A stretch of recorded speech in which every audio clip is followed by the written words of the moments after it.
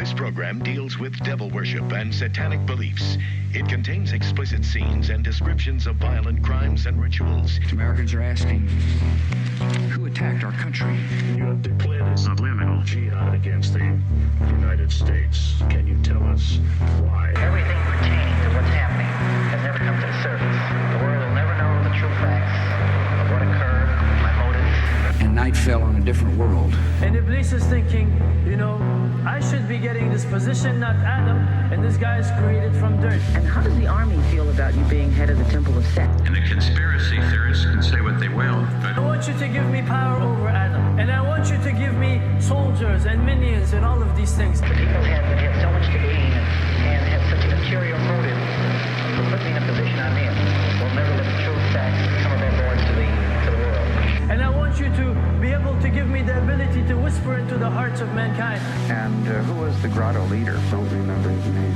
You don't remember the name of a person who involved you in murder? Now these people are in very high positions, Jack. Yes.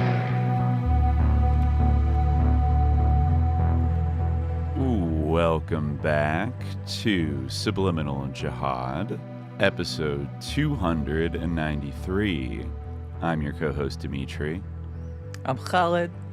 And today, hot on the heels of our last episode about an American coup in a foreign land, we decided to do a little bit of a double header, this time in a different region of the world, one that, actually hasn't had a lot of attention paid upon it in the last 5 years, but is no less a kind of vast, complex story of chicanery and foreign U.S. subversion. This episode will necessarily only really be the tip of the iceberg. I would like to do a more intensive kind of exploration of the politics in Pakistan, or sort of it might be interesting to do an episode on partition at some point, or around that time, some issue related to that. Something similar to what we've done with the history of Palestine, because it is there's so much there, and there's so much that kind of pertains to a lot of the topics that we talked about on the show. But yeah, it is I think that Pakistan as a country, part of what brought me to this topic, I feel is part of the reason why I wanted to do it for a long time. And I feel the sort of circumstances that just have kind of converged lately with we were going through the Epstein release recently, and we saw that email from Epstein sort of raging at the election of Imran Khan, calling him worse than any leader in the world, an absolute nightmare, psycho. What did you dangerous, or something like that. Yeah. He was not pleased. He was upset that he forced Jemima Goldschmidt to convert to Islam. That's right. That was, Jemima Goldsmith, one of his wives. Yeah. Sorry, I did the Jeremy Corbyn thing. It's right, Jemima Goldschmidt. Oh God, I'm sorry. She's only a quarter Jewish. I didn't mean. I literally just didn't. Right. The daughter of Sir James Goldsmith. That's a whole other thing. But yes, not to bury the lead. Today we're talking about the downfall, the overthrow, really, of former Pakistani Prime Minister Imran Khan, and who is now, at this point in early 2025, imprisoned on a variety of, there's that word again, corruption charges, for a variety, actually so many corruption charges that we'll have to kind of file through them. He did a heckin' corruption. There's nothing he can do to get out from under them, except maybe capitulate in some way, and offer them something, or tell his followers to stand down, or this is a time-honored tradition in Pakistan to accuse a former prime minister, or the current prime minister, of corruption, or even of murder. Bhutto famously executed. Yes. So there's this kind of thing happens fairly often, that you basically are kind of pushed out of office, and then immediately you end up in jail, or at best having to run away, or something of that nature, just because or your plane kind of blows up randomly, General Zia, or you get assassinated. That also Benazir happens, Bhutto was right? assassinated. Yeah. So it can be a dangerous career path, ascending to the highest levels of Pakistani politics, and yes, that is what Imran Khan did, and now he is. You could say he made some enemies along the way, and they are now honestly, like him. He in some ways is like what Trump like sort of pretends to be. Like, you've probably seen that thing of like Trump being like he gave up so much, he had a comfortable life, and like he chose to fight for you to be. But it's like if you think about it, like he could have been like an actor, he could have been like anything. Let's like, we also was a bury famous cricket star, and like he decided to be the prime minister and to go into politics, like knowing like the history, like it's kind of like a borderline death sentence, like kind of, especially like if you're not even from the Bhutto or Sharif families, like at all. Not to say he wasn't like a powerful guy, right? It kind of is like it didn't really. I didn't even think about that element of it until like just now talking about it, but it is kind of like, you can see why. Like again, we're going to get into the kind of the discourse around Imran Khan, because that's also like part of what the interest in it for me is sort of the dissonance between like the way that this like situation has been discussed like here in the United States, and also like sort of more broadly in the Anglophone left, including among the Pakistani left, which has like a lot of, there's a lot of complexities to it, which I think we'll talk about, but like in contrast to some like analogous situations, right? Like I think that there, like, as there should be, like there's like solidarity with solidarity on the idea that like Maduro should not have been, generally speaking, solidarity that he should not have been like abducted from his home, a bunch of security details just murdered, and like have he and his wife be taken and like put in prison in the US, but comparatively, and like there was sort of a concern about like the sort of imperialism towards Venezuela that's been a part of the sort of, it's been something that the left has been aware of for some time, and whereas like as we were talking about before, like when it comes to Pakistan, for various reasons, I feel like there's just kind of been like silence, and when this happened, not like again, it's complex. It's but, interesting how, like, depending on whatever kind of geopolitical factors are happening at the moment, how something could be a little bit like memory hold or off to the side is like not a big deal. I mean, it's hard to ignore the way in which especially Trump right now is menacing Venezuela with its oil embargo and moving all these military assets. Like, he's almost doing it where you have to say something about it because it's not designed to be ignored. But, just a few years ago, we were in the Biden era, and that was, a slightly earlier, same system at the end of the day, but like maybe a slightly different version of the operating system that was still the kind of the classic, like, U.S. aid forward, kind of like subtle subversion, and also like pretending that like we support democracy and we would never blah blah blah blah blah, and constructive partnerships with but we have real concerns about Imran Khan's like troubling blah blah blah. Trump's just like, fuck you, I'm gonna like take your shit, and so people kind of have to like interact with that discourse in the discourse in a different way.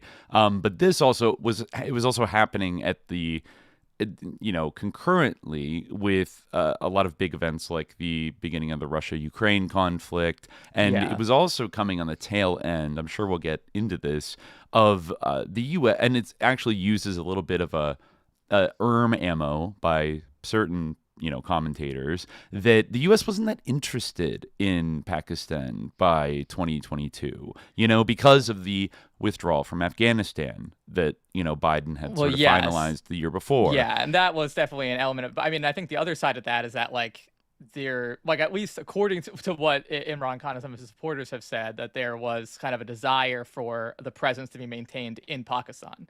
And like that's like a big like legacy of like the Obama and Biden administrations, like especially Obama. Like there was just like the drone war, and this was part of the reason why Imran Khan was able to gain such popularity. This is one of his big sort of planks, which again was kind of like away as like not being like the central contradiction or whatever by like a lot of leftists, but he was like a harsh opponent of, a strong opponent of the drone war. and yes, the, he was. the devastation that was wreaked upon Pakistan by that policy. So back when people in the Western left, the American left, there wasn't. I would say there could have been a lot more coverage of this as a sinister phenomenon in the early 2010s, especially in like Waziristan and Baluchistan, and other countries as well. But there was a period where people, even outlets that kind of play prominent roles in the Imran Khan downfall, like The Intercept, would funded by Pierre Omidyar, Edgener, attendee, anyways, like went into the fucked up aspects of like with the drone program and what we were doing, and what you would always hear is, even I think Imran Khan and his allies would kind of say this, is you're sort of like creating more militants by doing this, because you're killing so many civilians and you're radicalizing these people that live in rural regions, and it's like not about like being an Al-Qaeda or like whatever the fuck, but like you're murdering people's like villages by doing this type of limited CIA war with like no accountability. And the Pakistani military was very like intertwined in sort of the targeting and all that kind of stuff. It is interesting how I feel like as soon as ISIS came on the scene and then Trump came on the scene, there was a vibe shift in talking about drone warfare. And suddenly around like 2015, 2016, it kind of stopped being cool on the left to talk about how fucked up drone warfare was. You know what I mean? Yeah, it's interesting. I think that you have like a much better analysis of it. Some people, like I remember, like would say like, oh, well, now that Obama's not president, you're not talking about this anymore. I don't think that is like the real reason. I think it happened before Obama left, and I think what it had to do was the air war against ISIS in Syria and the teaming up, the putting together really of the so-called Syrian Democratic Forces, which were really the YPG, quote unquote, socialist Kurds, which were actually the PKK, not that I'm taking, the security state's word for it, but they are a U.S. designated terrorist organization. And the U.S. military and CIA were pretty much like choosing to look the other way at arming a group that they knew was basically like a quote unquote terrorist organization that had engaged in insurgencies in Turkey, etc.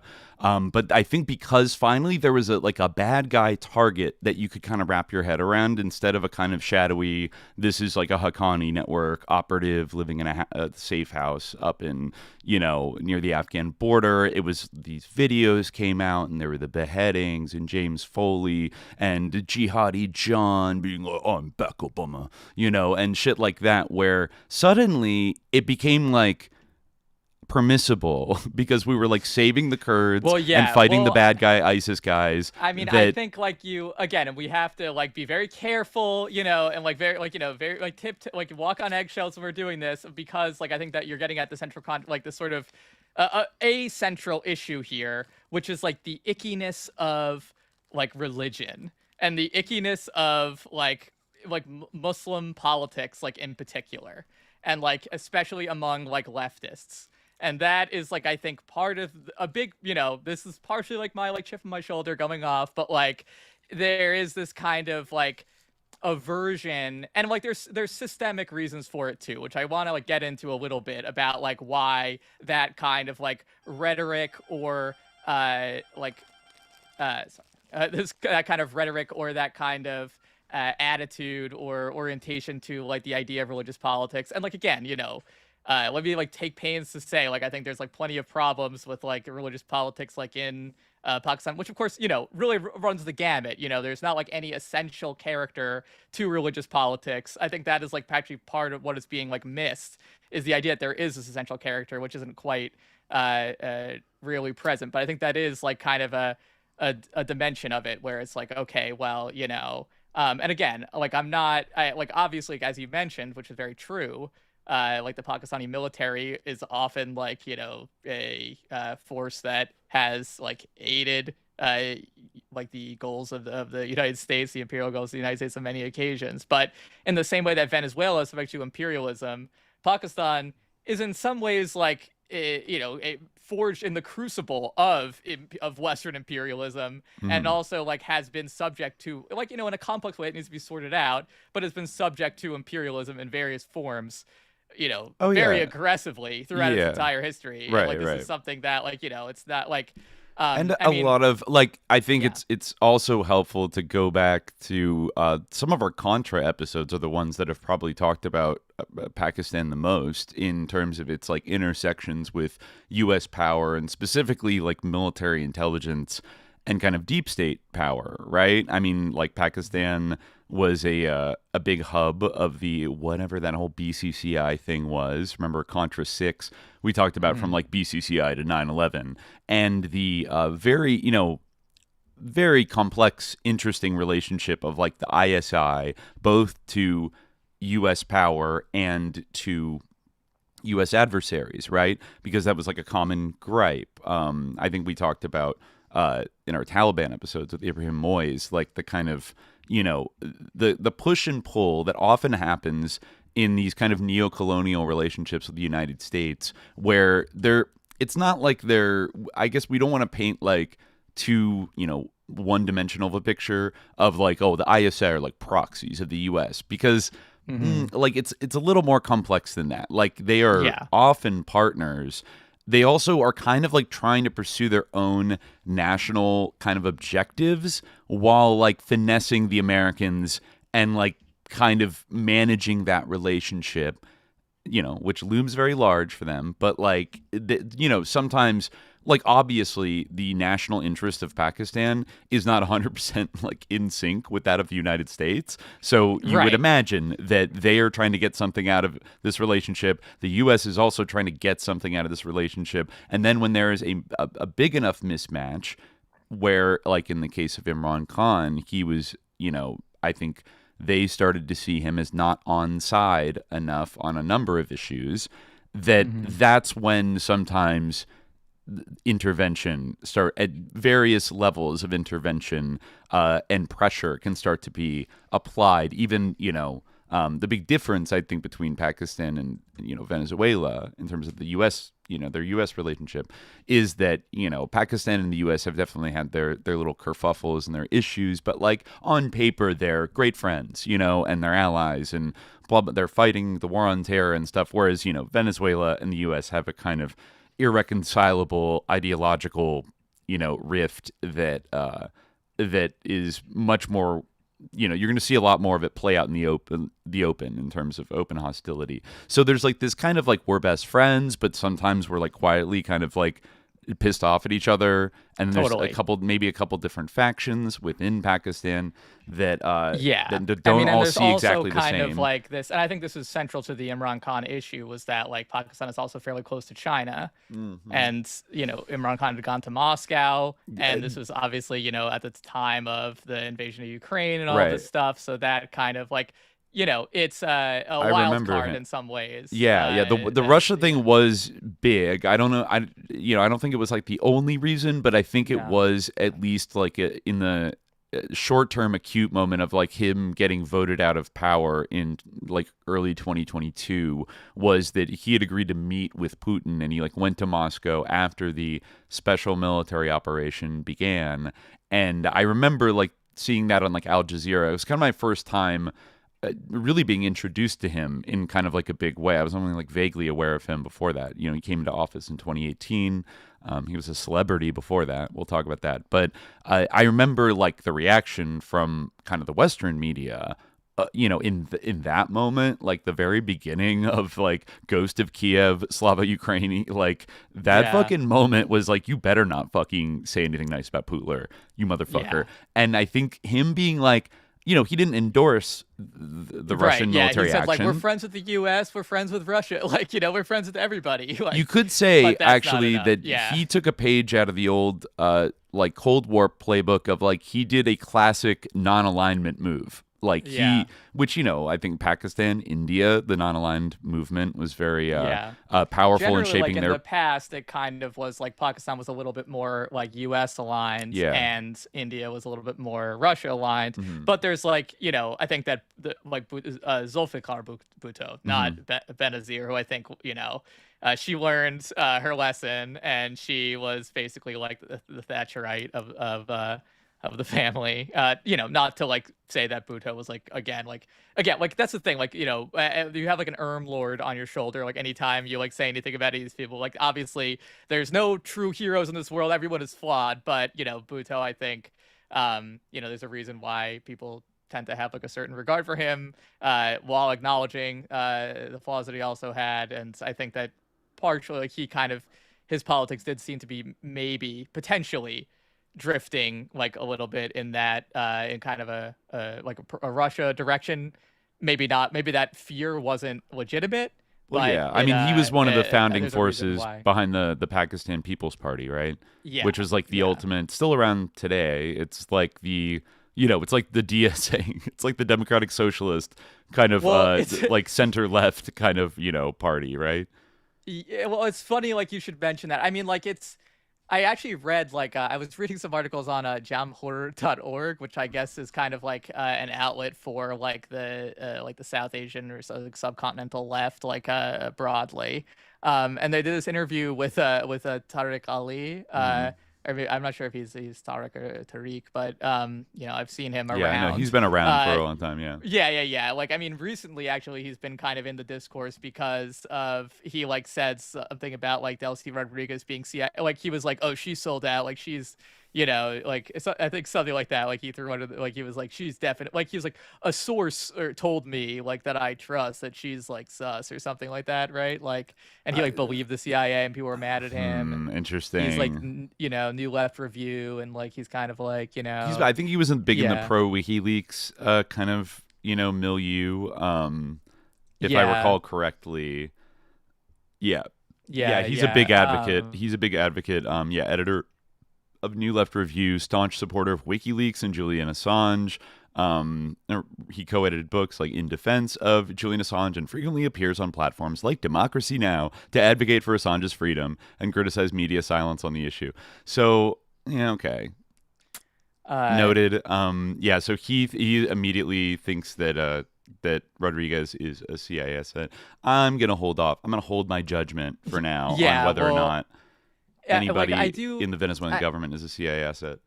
I did find his comments because, he knew Zulfikar Bhutto, and he, has an interesting story that I think is kind of, representative in some ways. I'll read this whole, thing. So someone asked him a question, Tayyab Jawani, and how were you and other student leaders looking at Bhutto's Pakistan People's Party? After all, it emerged as the political force which gained the most from the movement.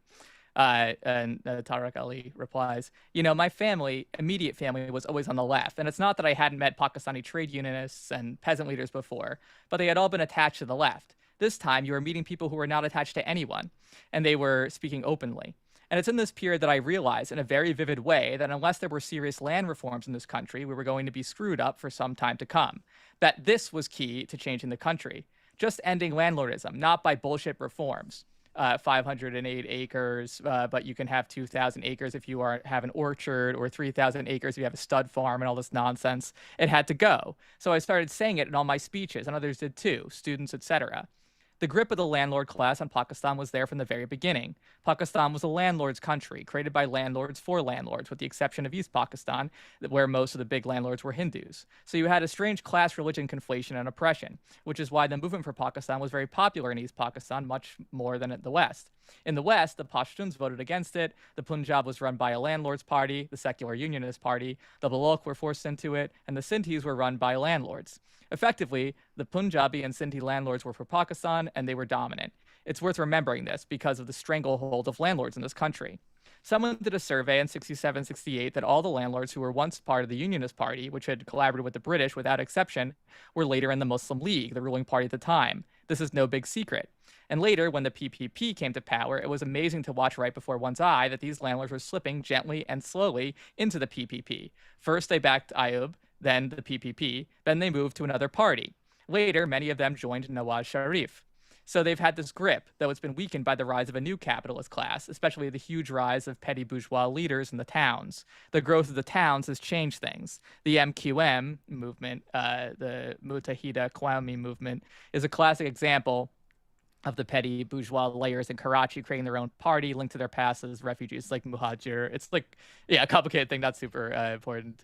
But anyway, I think a big mistake, he says, I think a big mistake was made by Bhutto, and I had many arguments with him before the PPP was set up. They came to see me, he and J.A. Rahim, Pakistan's then an ambassador to France. And this guy, J.A. Rahim, I think, he was like a pretty big like leftist, like Marxist, like a guy in his orientation. I don't know too much about him, but that's my general sense. So they came to him with the party manifesto. And he says, I was very young. This was in London in 1966. Bhutto had been sacked by Ayoub and Rahim had just resigned. Bhutto handed me the party manifesto and said, Parho, read. So I went into the next room to read it and thought, what am I going to say to these guys? Because it's it means well, but it's not going to liver. I was very nervous, especially about the references to Islam and all that. I just felt instinctively, given that the National Awami Party was secular and there were other smaller parties that had no recourse to religion, that this was a hostage to fortune. So I came back and declined the offer to join as a founding member of the party. I said, I can't join a party which proclaims that it's sort of also a religious party. And Bhutto says, you're mad. This is Pakistan, not Cuba. And I said, sir, I know the country, not as well as you, but I have some idea, and I think it's a big political error. And he says, how are we going to defeat these bloody Jamaat-e-Islami? He said, not by this route. And so he asked, you won't sign it? And he said, I'm embarrassed because there are many good things in it, but the key for me is land reforms. That would be my main reason for joining, to finish off the landlords as a class. So... and then he's asked, what do you think Bhutto expected from you? And he responds, I think at that point he was keen that I be part of the party. He wanted some leftists in it, like Miraj Muhammad Khan in Karachi, who's an old friend of mine from when I was still in Pakistan. But I think, it seems to me like he was put off by the fact they said, Islam is our religion, socialism is our politics, or whatever. Oh, yeah, that slogan, which is that's kind of a cool slogan. I don't know. It's like, I'm not super offended by it. I'm like, okay, do your thing. Well, I get it in a way because, you don't want to be dismissive of, the fact that, there's things like the blasphemy laws in Pakistan, which anyone is justified in having an aversion to and wanting to end and change, the way that Ahmadis are treated, the way that Hindus are treated, even, things like that, and women's rights, that's important too. These are the kind of these big issues that come up whenever this is in play. But I think that it's interesting that based on kind of a word he chose, or sort of a framing, he chose to disassociate himself because I think that by being involved, even though this obviously didn't actually come about, it Bhutto did criticize the landlords and did kind of promise that and did kind of suggest that he was going to do something about that, or in his rhetoric at first. Mm-hmm. But I feel obviously it's not this one guy's fault, but insofar as he's representative of kind of a larger sentiment, then I think it's kind of a shame that that kind of pushed them out of wanting to be associated, because then they could have fought for those ideas. And I think this is kind of, when they were having these talks, was this in the late 70s? Yeah, well, the late 60s. Okay, the late 60s. Early, okay. Yeah. And Jamaat-e-Islami, that party, is still around today, right? Yeah. They're a center, they're a conservative, kind of, I don't know if you'd call them Islamist, but they're that kind of, they operate within the election system, but they're they're right-leaning, and more. Mm-hmm. So I mean, you could see the argument of well, if instead of ceding the entire ground of sort of an Islamic constituency to them, we could throw in some language that is emphasizing we are also. This isn't not Islamic or anti-Islamic. Right. Well, during that time, that kind of was a big thing in Pakistani politics, was the question of Islamic socialism versus kind of it's kind of the Bhutto versus kind of became the Zia vision, which was more of the kind of Maududi idea of kind of this weird theocracy, but again that doesn't have clear enough actual like political principles. That's like the problem when like you're trying like to have this kind of like Salafi approach to like political Islam, is because it ends up like being so vague because it's based on like trying to extrapolate a modern political system from like 7th century or shortly thereafter texts. And then like you kind of just end up putting like this weird gloss over capitalism, or having like kind of like having sort of like reactionary social like dimensions to it, but I think like, I don't know, like we can talk about it a little bit later, but I do feel that like there, like one thing that Islam has going for it, and I think that like at its best, like, Marxism or socialism is aligned with this, is like the sort of conviction, and of course, obviously, like, Muslims disagree on like moral issues, but the basic idea that there are some things that are right and there are some things that are wrong. Yeah. And like I think like in the world right now, we see like a rise of people who like may claim to be like, on the side of God, or like might invoke God for what they're doing, but are just nakedly like evil and satanic, and are like creating a Dajjalic empire. Yes. And yes. Like the people who want to oppose that are like icked out by the idea of God. And so there's no one fighting for God. There's no really you need someone to fight for him. One of the earliest like problems, or like the tragic dialectics that I think we talked about from the very beginning of the show, was just about like the satanic panic in general, where there's this like negative polarization dynamic where people that get rightfully turned off to like the most psyoped and corrupted and satanic like parody of, say, Christianity in America. I'm thinking about, like neocon Christian Zionist, like televangelist, pro-war, like maniacs.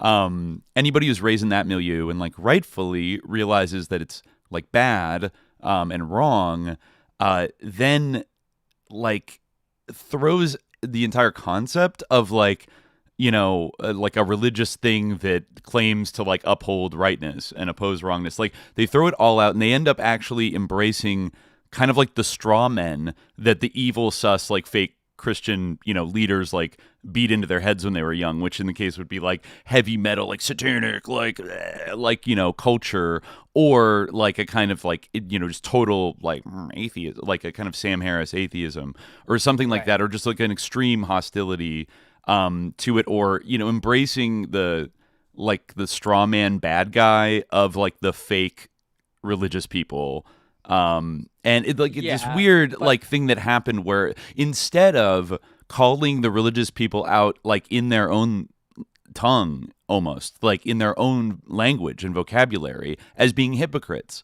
and being like, you're actually bad, like you're like serving the devil, like, right? Which I think can be a powerful like this Pete Buttigieg type of thing of like, like, well, are you gonna not wear matching silks, or like what? It's like matching, like, are you not gonna mixed fabrics, or like something, kind of like these kind of like gotchas with like the script. It's not like that. That's like not. Oh, I see. Yeah. It's like, are you going to ritually cleanse yourself for 14 days? I think you're working on the Sabbath, aren't like something like that. Like Yeah, I don't even mean like that. Really I mean like the fundamental. No, I know you don't mean this. I'm saying, it is fundamental. It's like a question of like, because once you say like that, because it does like kind of, and this is sort of a very banal like kind of like religious person argument. And I'm not saying this is like, this like epic gotcha, but I do think it is true that like at a certain point, like you cede like the idea that there is like an objective right and wrong, and it becomes something that people can decide based on how much power they're able to exercise in this world. Yeah. And like I think that like that idea, like letting go of that and like internalizing the idea, we're getting a little bit far afield, but this is kind of what kind of good theoretical groundwork here. Yeah. But like and I think that like that has like a psychological effect. Like in a way, like this is kind of like the power of God, like for those who like are, who like believe in God, like, and who like have a like, and relate to God in some way, is like that, the kind of feel like the certainty and like the knowledge that like there is like, like some things are right and some things are wrong. Mm-hmm. And like if you like kind of have internalized the idea that there aren't, then I think that there is kind of like I don't know, like it's kind of this washing away of like the ability, like I don't know, again, I'm not trying to really, make any of these grandiose claims, but I think that like that might be in some ways like part of the reason. And I think that if you actually kind of look at the world, you can in some way sort of see like this like trend, like this idea like kind of bearing itself out, that like it does kind of have an effect. Like if you think about the like the resistance to American imperialism, such as it is, insofar as like people on the left talk about this as a central contradiction, they kind of like don't like the character that it has, because it has like a Muslim religious character in many respects, right? You kind of see the same sort of tut-tutting even about Hamas in some cases. Yeah. And I think like that, like it does kind of sap you, because like if someone's like, well, I think, like you might think that the, people should like be provided for, and that like we should have a class of society, but like I think, that I should rule everything, and like who are you actually to say that I'm wrong? And you're like, well, actually, I guess like I don't know. Yeah, what do you have to appeal to? Like what bigger principle? And I have to just throw in there that I think this also applies to like currents of like things like Marxism and socialism, even though a lot of self-described Marxists maybe would kind of like not like that and be like, actually, it's just an immortal science that objectively like shows like the processes of capitalism, and like that's like no.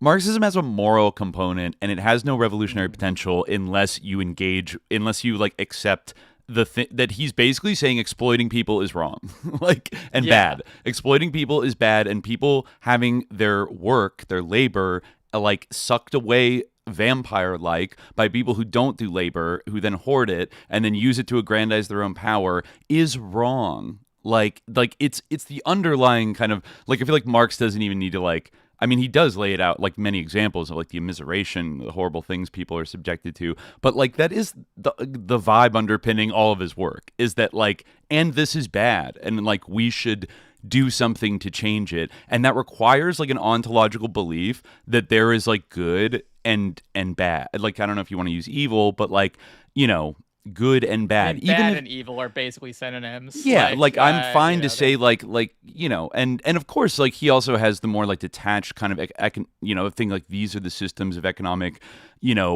production that sort of evolve, and like on the one hand we shouldn't like oversimplify it into like some bad guys got in power and put a bad system in place, and like we just like kill all of them, then everything will be fine. Like Marx, he doesn't do that easy, like give you the easy way out on that as well, and say like, well, this arises from kind of systems that people like buy into and then like mold themselves to and adopt almost like the logic and even like the moral logic of but it's nonetheless like that, and that's a huge potential like overlap with a lot of religious traditions and like Marxism, because religions have been saying for thousands of years that like extreme usury and hoarding your wealth and like obsessing over material conditions and earthly power are bad. They're just bad. And like you have to be vigilantly like resist the temptation to like throw yourself into that. And I think, you saw when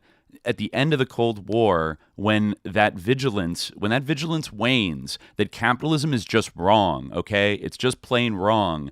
Then little new ideas get to, sneak in. And look what happened to the Soviet Union, a place where they were like building their own system and were committed to a more equitable distribution of like society's resources to lift like the maximum amount of people up. You start to get these like nomenclatura, intelligentsia, mid-level kind of party bureaucrat, KGB people that start to get individualistically minded, and they start to get greedy, and eventually they kind of like collaborate with the West to like sell out the entire system and destroy it for their own private gain. And that's like bad, and it's like I'm not going to be bullied into like saying that that's not a moral argument that I'm making, because what else do I have to stand on? Like, I don't know, I'm a human, and I think some things are bad. Like, society can generally agree sometimes almost everybody can agree that doing certain things is just bad. Yeah, and but it's not even about what society. That's not about what society agrees upon either. Well, sometimes they don't get it wrong. Sometimes they get it wrong. If you can convince society that it's okay to do, it doesn't matter.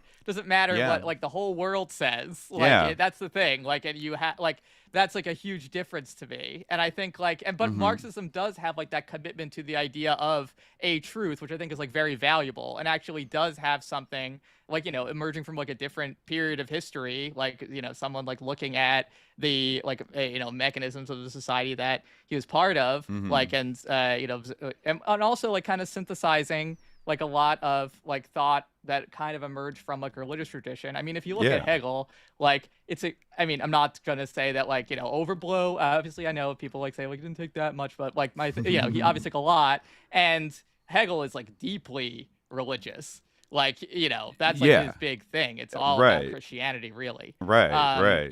And I think maybe that's something to open up down the line. But it's I think that there is still that commitment to an idea of this is this is the reality of what's going on. There's there can be illusions, there can be false consciousness, there can be an appearance, and this even applies to people who invoke, and I think this has been part of the discourse lately, communism or saying the workers, saying landlords, saying this, those are only words, right? That you have to look at what actually is being done on a material level, what actually is happening beyond what these people are actually doing while they're saying something else, right?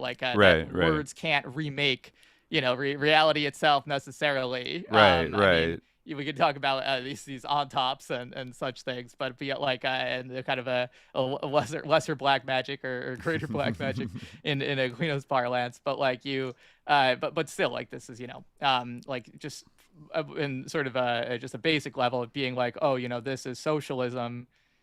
Unless you deliver on that idea, if you deliver on something that meaningful for people, then that's I think the idea that's not true. That's that there's you don't get this claim that vainly is an important thing. I think. And the way this relates to the case of Imran Khan is the way that it relates is that he's an interesting example of somebody that combined a kind of, I would say, a more he's not a Marxist or I don't think he would even call himself a socialist per se, but definitely more of a left populist, and took positions that were not always in alignment with the sort of Western imperial interest of the U.S. and NATO, but also was one that engaged with religion in his own way, in a very interesting way, especially when we get to his latest wife, right, who was in prison. Oh, yes, kind of alongside him. That's a very interesting dimension to all this, that his wife was Sufi. kind of his sheikha. Yeah. He was a murid of his own wife, Bushra Bibi. That's a very interesting thing, and she's never been photographed except she's a niqabi. Although she the was first niqabi first lady in Pakistani she also politics. Kind of has this sort of Augustine-esque or Ghazali-esque sort of turnaround story where she was originally her youth she was sort of wild, but then she had this sort of arranged marriage, but then that was unhappy, and then she found she started going to the shrine of a 12th century Sufi mystic. I forget his name. Yeah. It was Baba something, I believe. That doesn't narrow it down, but I'll look it up. I forget exactly what his name was too. Baba Farid. We probably we'll have to sort through the accusations, because the words have been thrown around in the Western press describing her as a guru, a faith healer, and even a practicer of black magic. But I don't. But we'll dig into that. I'm sure you are well equipped to dig into the nuances of. Well, that was actually Sufism. One of the corruption incidents that Imran Khan married her during her iddat. He married her while she was still in the waiting period after her divorce, the Islamically mandated waiting period, and that. What is it, a year?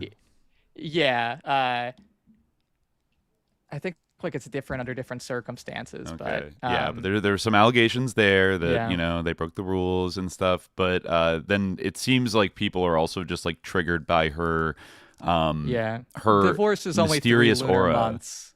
Yeah. Okay. Divorce is only for 3 lunar months, so maybe that's what it was. Yeah. But she would appear very seldomly in public, and when she would, she'd be wearing a niqab, which means, just her eyes are basically showing. And I think she's like in her 40s now. Imran Khan's in his early 70s.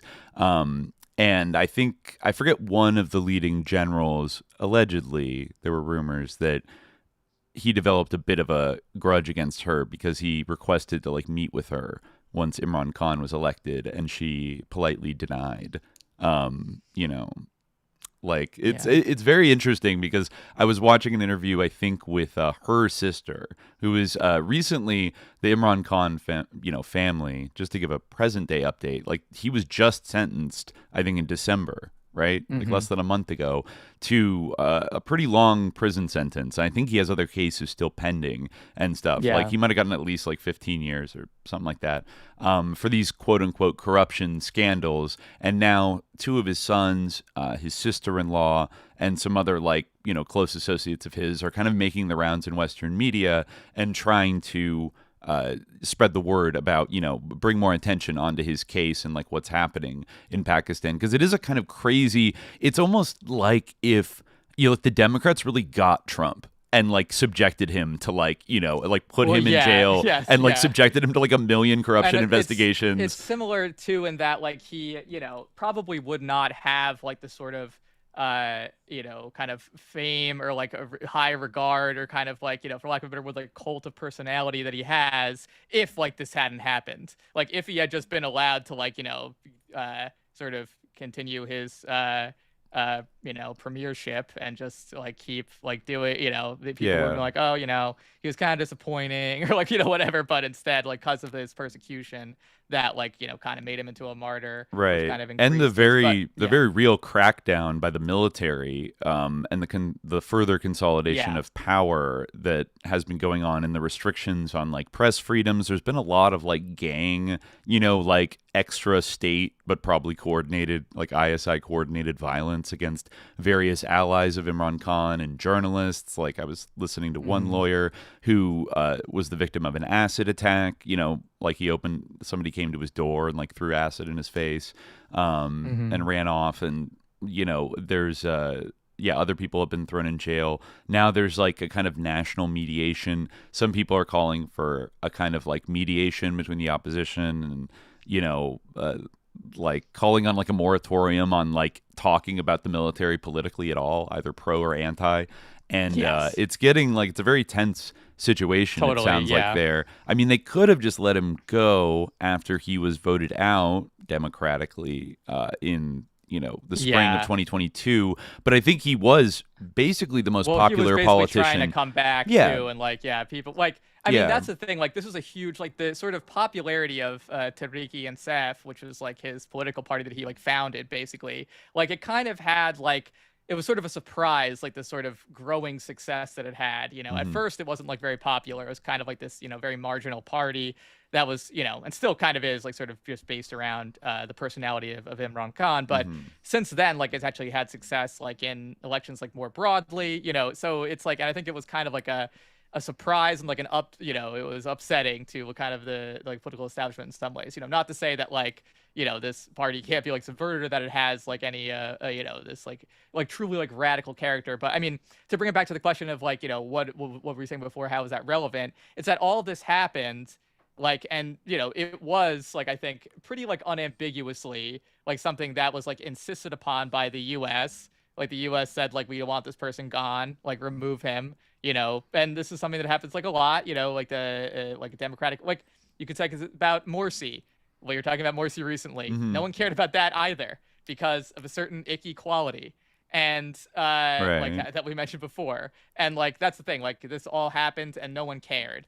And that I feel it's the it was kind of people a lot just were okay with it. Whereas if it were something else, maybe they wouldn't, maybe they would have cared a bit more. I mean, people in Pakistan obviously cared a lot, but the left didn't care, even though no.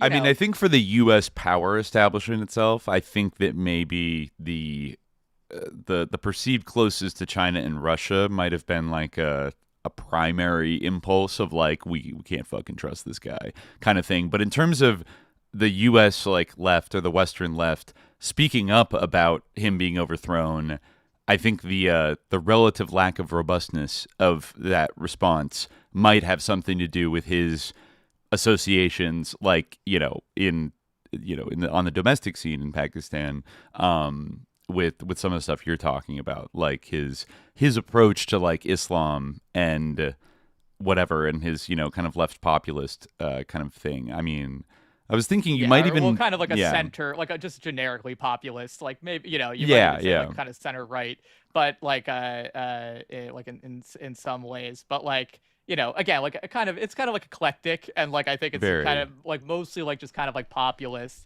in some ways, but like it sort of like the kind of that imperfection is like not something that usually sort of prevents kind of like solidarity in the broader like or in the Western left. Like the Western left is able to kind of like rally behind or stand with like problematic people or like imperfect or flawed figures who, like they don't agree on everything with, but like whereas it like when it comes to this, it's kind of like this sort of thing. Like I was reading this other article from the same website. Let me see if I can find the relevant part.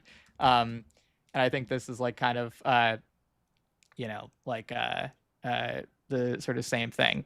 So this is like, I guess this is a site like run by like young like Pakistani leftists, and like they obviously like are all fluent in English, so it's like a certain like demographic, but one of them kind of describes this and says, like, when I was getting involved in the left around the turn of the millennium, to be progressive meant to be secular. It did not mean to have a position on class or other forms of social polarization. It meant to talk about equal rights for minorities and women, nothing beyond standard liberal positions. And I think we are still saddled with this when we are thinking through what an anti-imperialist position should be, because a lot of our immediate everyday political positions and even actual mobilizations involve people who are liberals.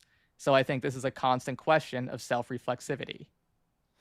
And that's interesting. Yeah. I mean, for somebody getting into leftism in 2000, that is the kind of dominant Chomskyan like Ford Foundation version of left liberalism, is like being secular and like being like kind of progressive on social issues, and being secular are like pretty much we don't really the class like not that and that important. that does like I'm not saying that like those issues like aren't valuable, or like that isn't something that we should advocate for like at all, or that like people should advocate for.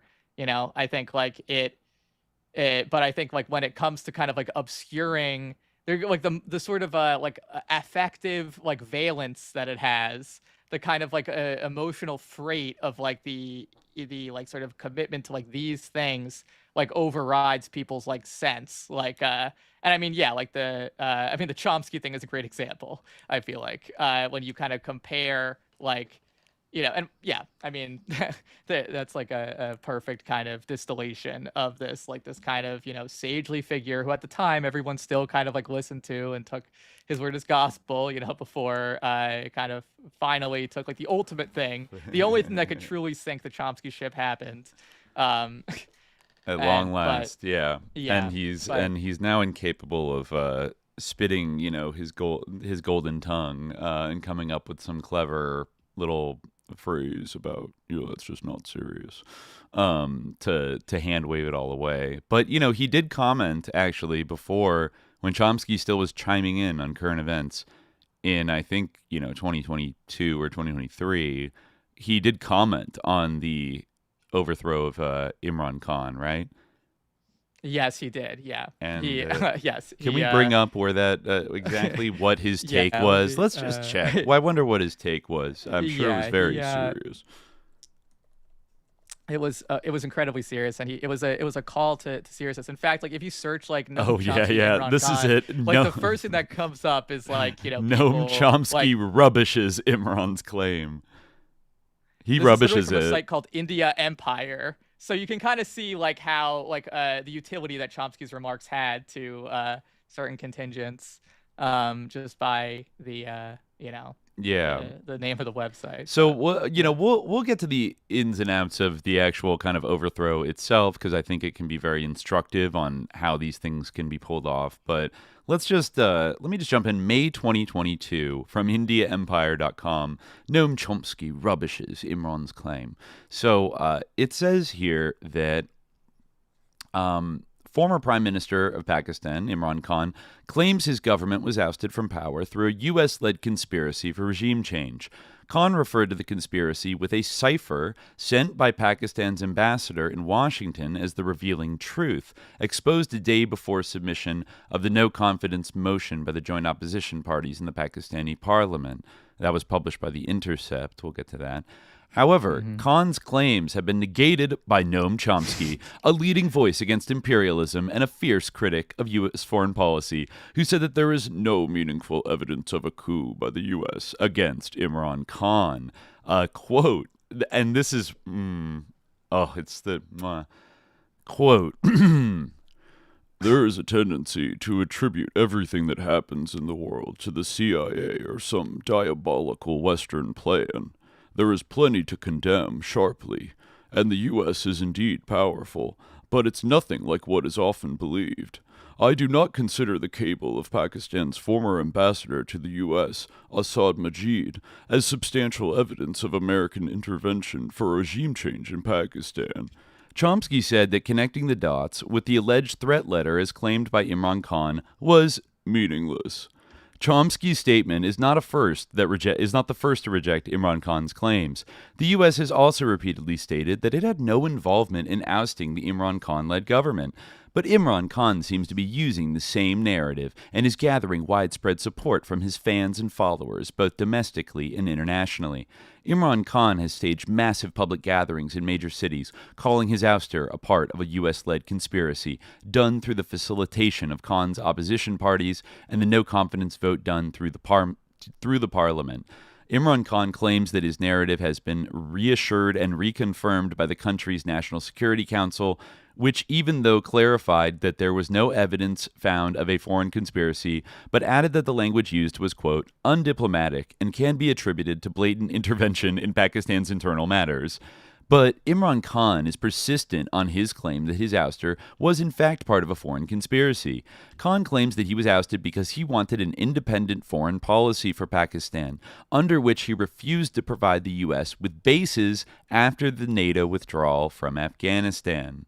Okay, that's what Khan says. But how about that right there? Leading critic of American imperialism, fierce critic of U.S. foreign policy, Professor Chomsky, coming out there. Yeah, there's a tendency to attribute everything that happens in the world to the CIA or some diabolical Western plan. There's plenty to condemn sharply, and the U.S. is powerful, but it's nothing like what is often believed. You know, like that, like a CIA like pedophile ringleader is like meeting with everybody in the ruling class, including you, Chomsky. Yeah, like they believe crazy shit, like QAnon shit, like that, right? You know, I mean. And I mean, like, the idea that, like, the United States isn't, because, like, again, we're not talking about, like, an assassination or any, like, something, like, where, you know, it was sort of a murky situation where, like, was he, like, killed by, like, you know, terrorists or something, or was it, like, a CIA? Like, it was, like, you know, basically what we're talking about is that there's a diplomatic cable saying, like, get rid of this guy and all will be forgiven, basically. That was the quote, right, from the U.S. Like, yeah, and the was idea all that, will like, be forgiven.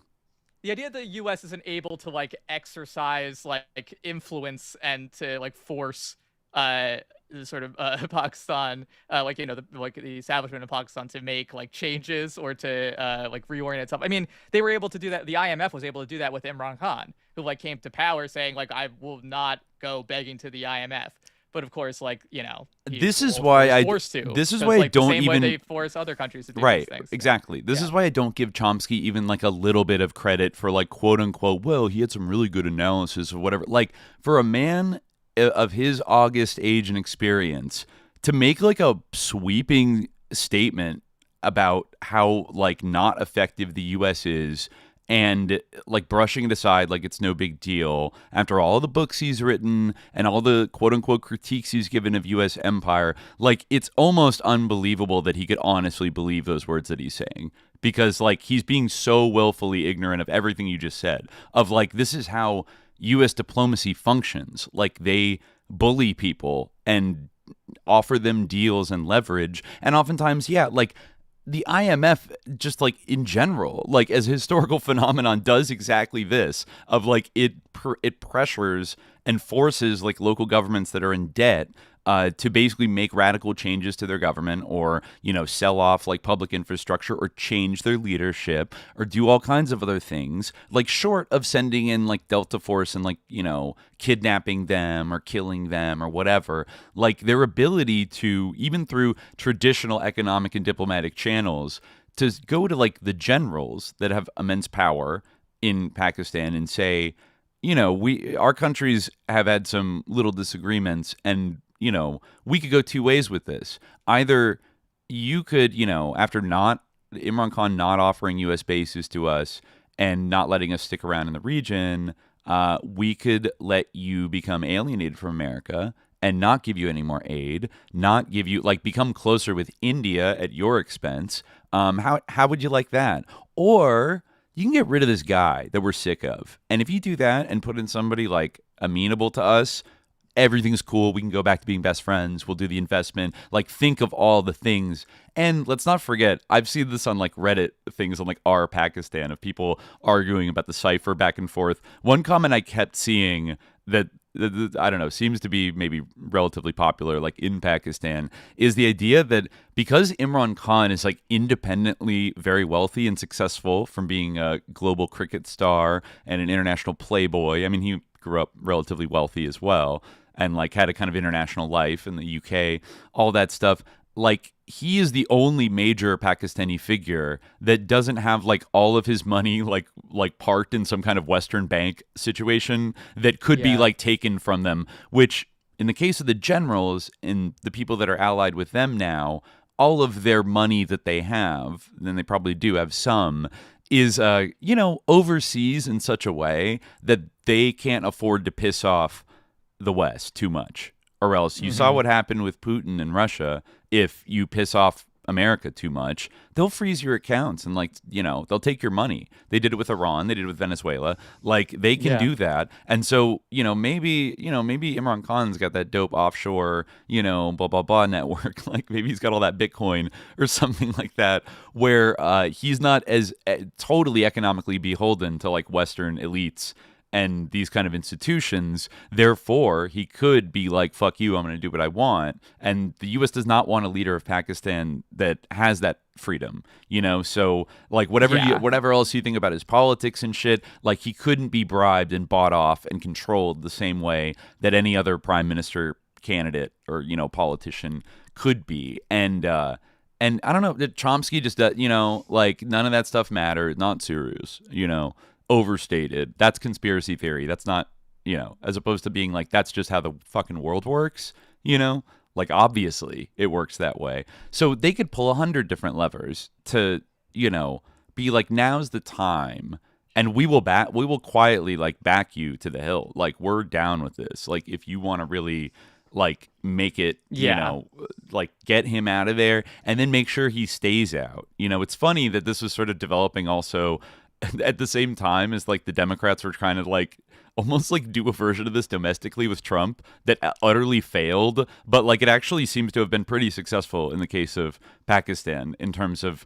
taking him off the streets and neutralizing him as a political force. Like, he's been in prison now. Yeah, and, I mean, that's the thing. Like, with like, it's in some ways like the opposite, because like the way that they like removed him was like kind of like blatantly like I mean, it's obviously like undemocratic and like has like ulterior motives and is like nakedly. I mean, I guess like Trump would say the same things about like the persecution of him.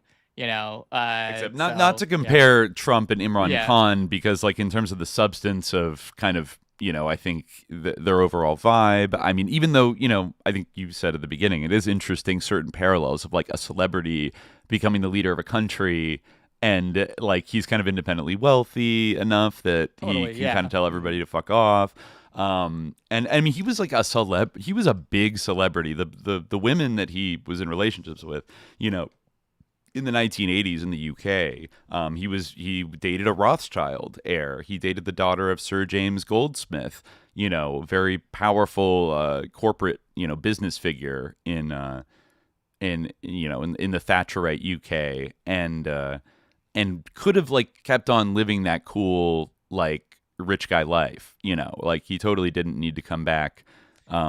Well, yeah, I mean, that's like they are like, I think they are similar in some ways, but like I think that what is different is like the sort of material circumstances. Like one is the prime minister of Pakistan and the other one is the president of the United States. Right. Like these are completely like different like conditions and circumstances and completely different like nations, completely different forces in the world. Yeah. Like I think that like, I don't know, I almost feel like there is like a tradition in like Pakistan, and this is not to like demean the tradition anywhere else, but there is a tradition in Pakistan of like, like Iqbal himself, like kind of is like a great sort of like not only anti-imperialist, but like left-wing like thinker in some ways, Can you tell us who Iqbal is?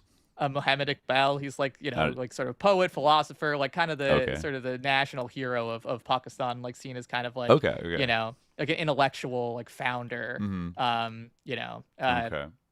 but yeah, so.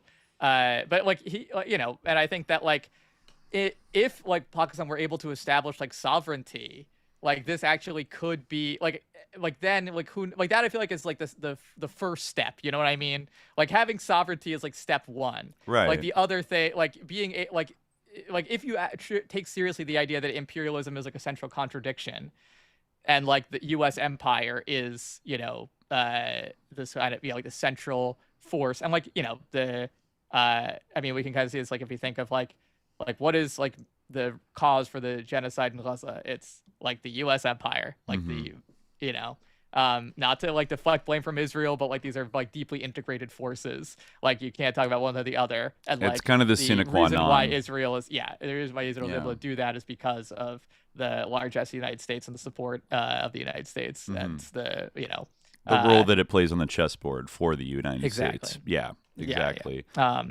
Yeah. And that's a rare example of a country that is always pretty much, not to say that the United States has never meddled in Israeli politics. I'm sure they have in some way, but like, they're a rare example of a country that is like so always on the U.S. side.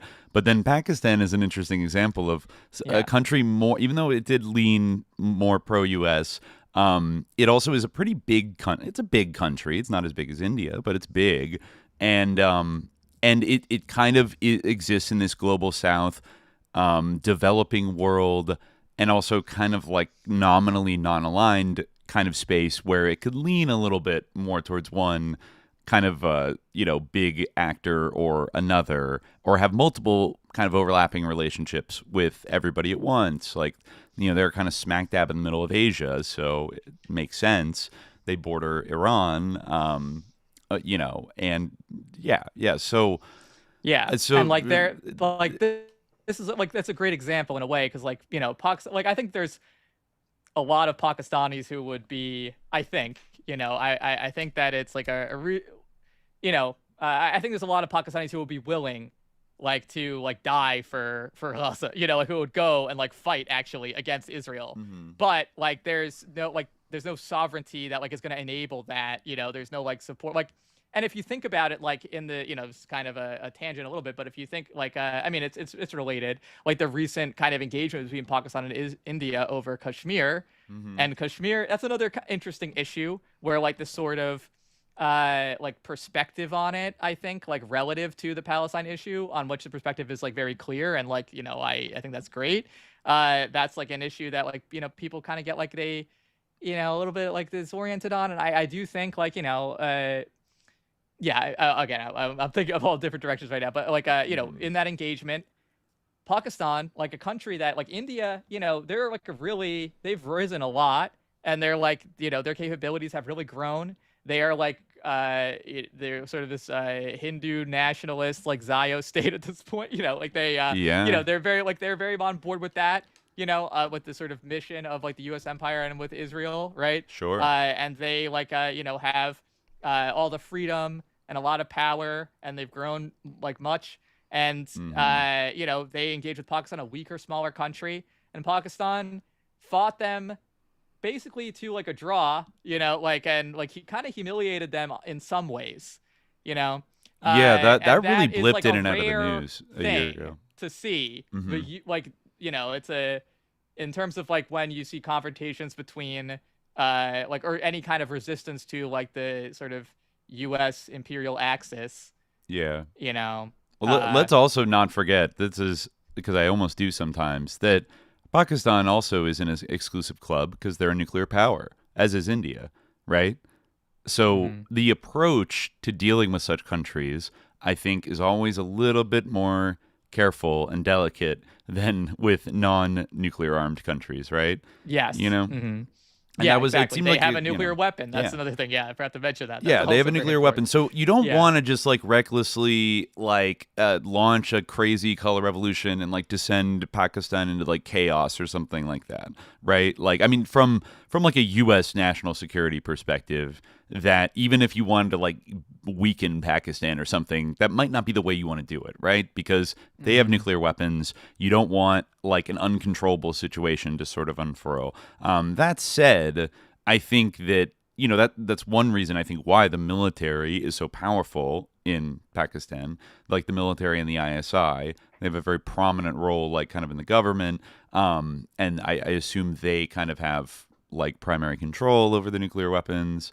I don't know if the prime minister gets the codes or something like that, but strong military equals like nukes are secure. That's probably what everybody generally kind of wants. And so you might see more of this like sneaky, subtle, subversion of a political leader to like force them out. Make sure that it's all done through kind of domestic proxies. Right. And not like the U.S. hand is not really like visible, but there are like quiet conversations going on and certain assurances are made and given. Right. And then something like this can happen. It can be deniable enough because, it just raises the stakes on everything, the nuclear, element of it. Yeah. And so to me, it's like, like I would expect them to do a kind of subtle diplomatic kind of run around to like get everybody in line to like take out Khan, and then make sure he gets bogged down with court cases and gets like his support base gets kind of neutralized a little bit. Yes, and I think like if we were seeing like it is possible like right now like Pakistan is under a lot of pressure to like send troops to like help disarm Hamas. I don't know if you like read, this is like kind of like was recently in the news, right? Like to be part of like Trump's like Hamas disarmament squad. With like a bunch of other like complicit ass countries, but I think like you might see like a different, again, like this is like the thing, like there is not like really an ability to exercise any kind of like sovereignty, and I think like I don't know, like not to say that like having like the support or like the concern of like people in the West like necessarily helps that much in other situations, like in Venezuela, for instance. Like obviously people are outraged about that, but it still happened. However, I think like it might be helpful, and like I think it's like to kind of like dismiss it, to kind of to sort of not care, I think is a little sus. Foreclose this whole it's a little bit sus, like well, I'm just looking at just looking at this article that you had found from 2022, from April 2022, right after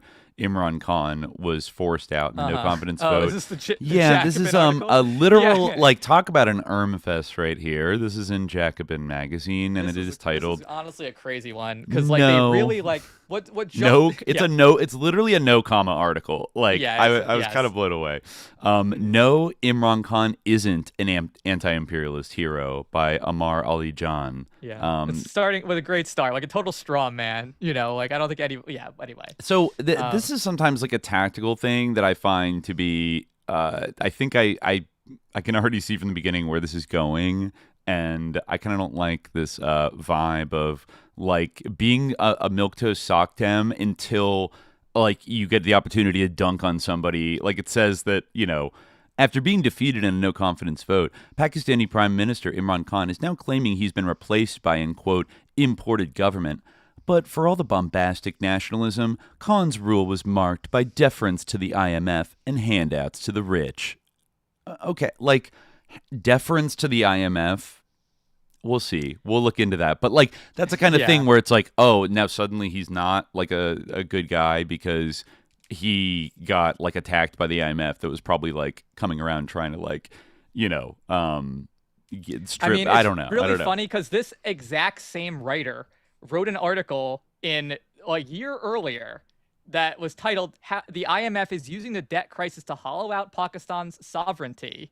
And like this is what they wrote. Imran Khan's Pakistan Tehreek-e-Insaf government came to power in August 2018, promising to break the begging bowl of the International Monetary Fund and reorient the economy towards meeting development needs of the public. However, a mounting balance of payments crisis inherited from the previous government, as well as economic mismanagement in the first few months of the new administration, forced the country back to the IMF in April 2019. And the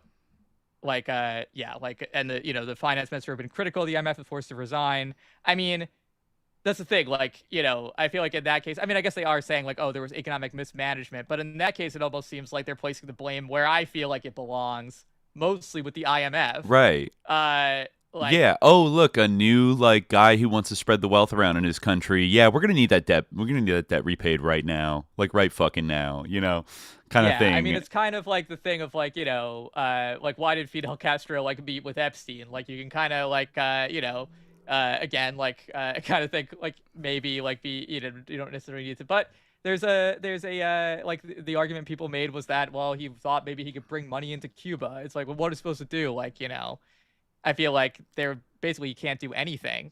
Your back's against the wall, which sucks. Right. But yeah. I mean, yeah, I'm actually this article might be instructive because it gives us some background, but let's take it with a grain of salt because the whole point of this is like a kind of pretzel twist of like you shouldn't care and like it doesn't matter if the CIA like overthrew him or the U.S. government engineered his downfall because he's not like really the best leftist ever. The way that it talks about it like really like minimizes like the brazenness of like their like demand that he be removed. Like it's just kind of like it implied that like I don't forget exactly what they said. Like it implied that like relations would not progress well under like a Khan government or something like that. It's like, well, it was basically like more of an explicit demand, but well, anyway, you can all I can say is pay attention to the similar language that is used when talking about the like corruption and mismanagement in Venezuela. They always leave it so vague as this like they bumbled it because they're dumb fucking like populists or something like that. Like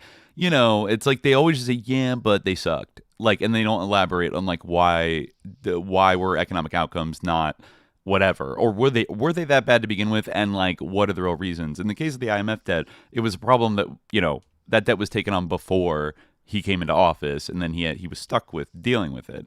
So anyways, but let's read a little bit from this article. On April 9th, tensions were running high in Pakistan's National Assembly as legislators gathered to vote on the future of Imran Khan's government. Khan's supporters made fiery speeches, accusing their opponents of being part of U.S.-sponsored regime change. The opposition benches retorted by highlighting the Khan government's authoritarianism and economic mismanagement, leading to heated exchanges between the two sides. The resolution was taken to vote just before midnight, with the majority of legislators voting to oust Khan as prime minister. The removal of Pakistan's former leader triggered social media responses among figures on the international left about the momentous changes taking place in the country.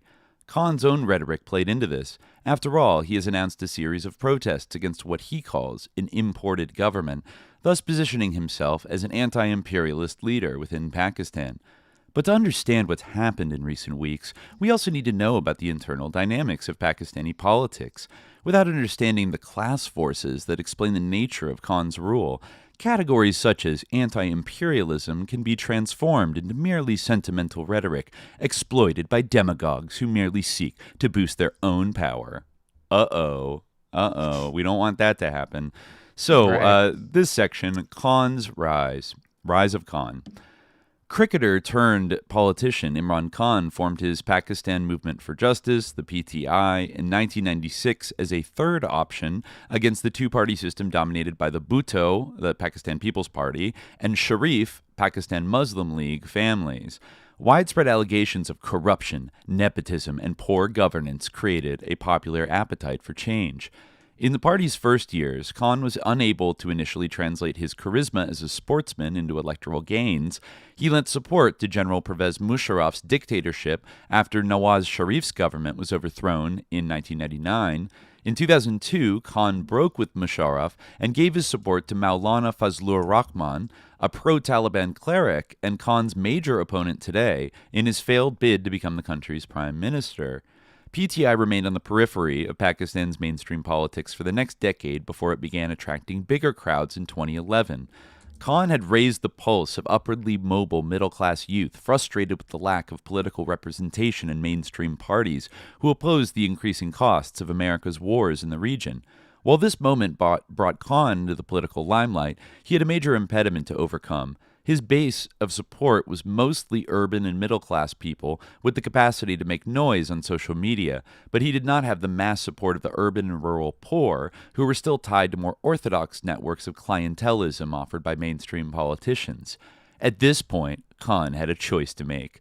Either he could organize the party across the country to build a grassroots organization that could challenge the vested interests in politics, or he could rely on, quote, electables, rich individuals who have historically monopolized political power in their constituencies, irrespective of party affiliation.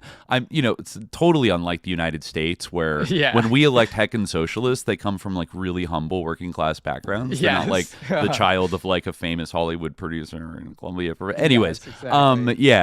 So I like, I'm a little maybe accidental self-crit here in Jacobin. Anyways, in an abrupt turnaround, Khan began welcoming powerful political actors from opposing parties, many of whom he had accused of corruption in the past. The organization that mediated the relationship between electables and the PTI was the country's powerful intelligence agency, the ISI. The security apparatus was unhappy with the civilian governments, partly due to the 18th Amendment to the Constitution, passed in 2010, which devolved more power to different provinces in the country. The intelligence agencies acted as the invisible bureaucracy to ensure that the PTI continued to attract significant political players from other parties, a phenomenon that led critics to claim that PTI had turned into a, quote, laundry machine to wash away the sins of corrupt politicians who were willing to switch sides. Other than ensuring support from traditional politicians, the security apparatus also created hostile conditions for Khan's political opponents in 2018, including media censorship and the infamous midnight raids to harass activists. In July 2018, PTI won the general elections and built a coalition with pro-military parties, giving Khan a thin parliamentary majority resting on the whims of opportunists, both within and outside his party. Then, quote, next section, hybrid regime. PTI came to be widely known as a hybrid regime, a civilian government that had the full backing of the Chief of Army Staff, General Qamar Bajwa, and the ISI Chief, General Faiz Hamid. Three elements form the core of Khan's governance model: neoliberalism, social conservatism, and authoritarianism. Maybe we'll fact check that in a second. Okay. In his populist rage, Khan had claimed that he would prefer committing, quote, suicide over going over to the IMF with the begging bowl. Within months of coming to power, however, his government began negotiating a deal with IMF representatives that eventually saw him replace his finance minister with Hafiz Sheikh, a former World Bank employee. As a result of an agreement signed with the IMF in 2019, the PTI government embarked upon a tough austerity program that saw budget cuts to education and development spending, high inflation rates touching 12%, and central bank autonomy, with Reza Bakir, a former employee of the IMF, as the bank's new governor. At the same time, in order to spur growth, his government announced amnesty schemes for the richest Pakistanis. They were encouraged to park their illegal wealth in speculative housing schemes, demonstrating the belief in trickle-down economics among his core economic team. During the economic crisis of 2018 to 2020, workers' real wages, which had witnessed a growth rate of 2 to 4% between 2008 and 2014, stagnated to below 1%, while mean incomes fell by 34% during the pandemic amidst record corporate profits. A cut in development spending has also had dire consequences for public health. A recent report by Professor Nushin Zaidi showed the presence of extremely hazardous concentrations of lead in drinking water in working-class areas of Lahore, with 78% of children tested found to be anemic. The social decomposition triggered a series of protests by different working-class groups, including trade unions and farmers' groups. The political authoritarianism of the hybrid regime was on full display when dealing with protesters. For example, teachers faced unprecedented humiliation when they were tear-gassed in Islamabad in December 2020 for demanding wage increases. Farmers protesting against soaring prices of agricultural inputs were also tear-gassed in Lahore in November 2020, leading to the death of a farmer.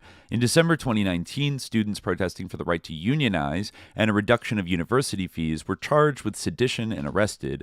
Members of the Pashtun Tahaffuz movement, a civil rights movement of people affected by the war on terror, were imprisoned, and the hideous policy of enforced disappearances continued to ravage the political life of peripheries such as Balochistan. Finally, Khan's social conservatism fueled misogyny and xenophobia across the country. During a number of high-profile rape cases, Khan stated how vulgarity was leading to higher cases of sexual violence, as only robots would not be turned on by provocative clothing, thus shifting the blame onto victims. Similarly, Khan referred to victims of the Hazara Shia minority who refused to bury victims of a terrorist attack unless the prime minister visited them, quote, blackmailers for insisting on meeting him. Previously, Khan used the blasphemy issue to attack his political opponents in parliament, showing his propensity to couch his conservatism in the language of religion and morality.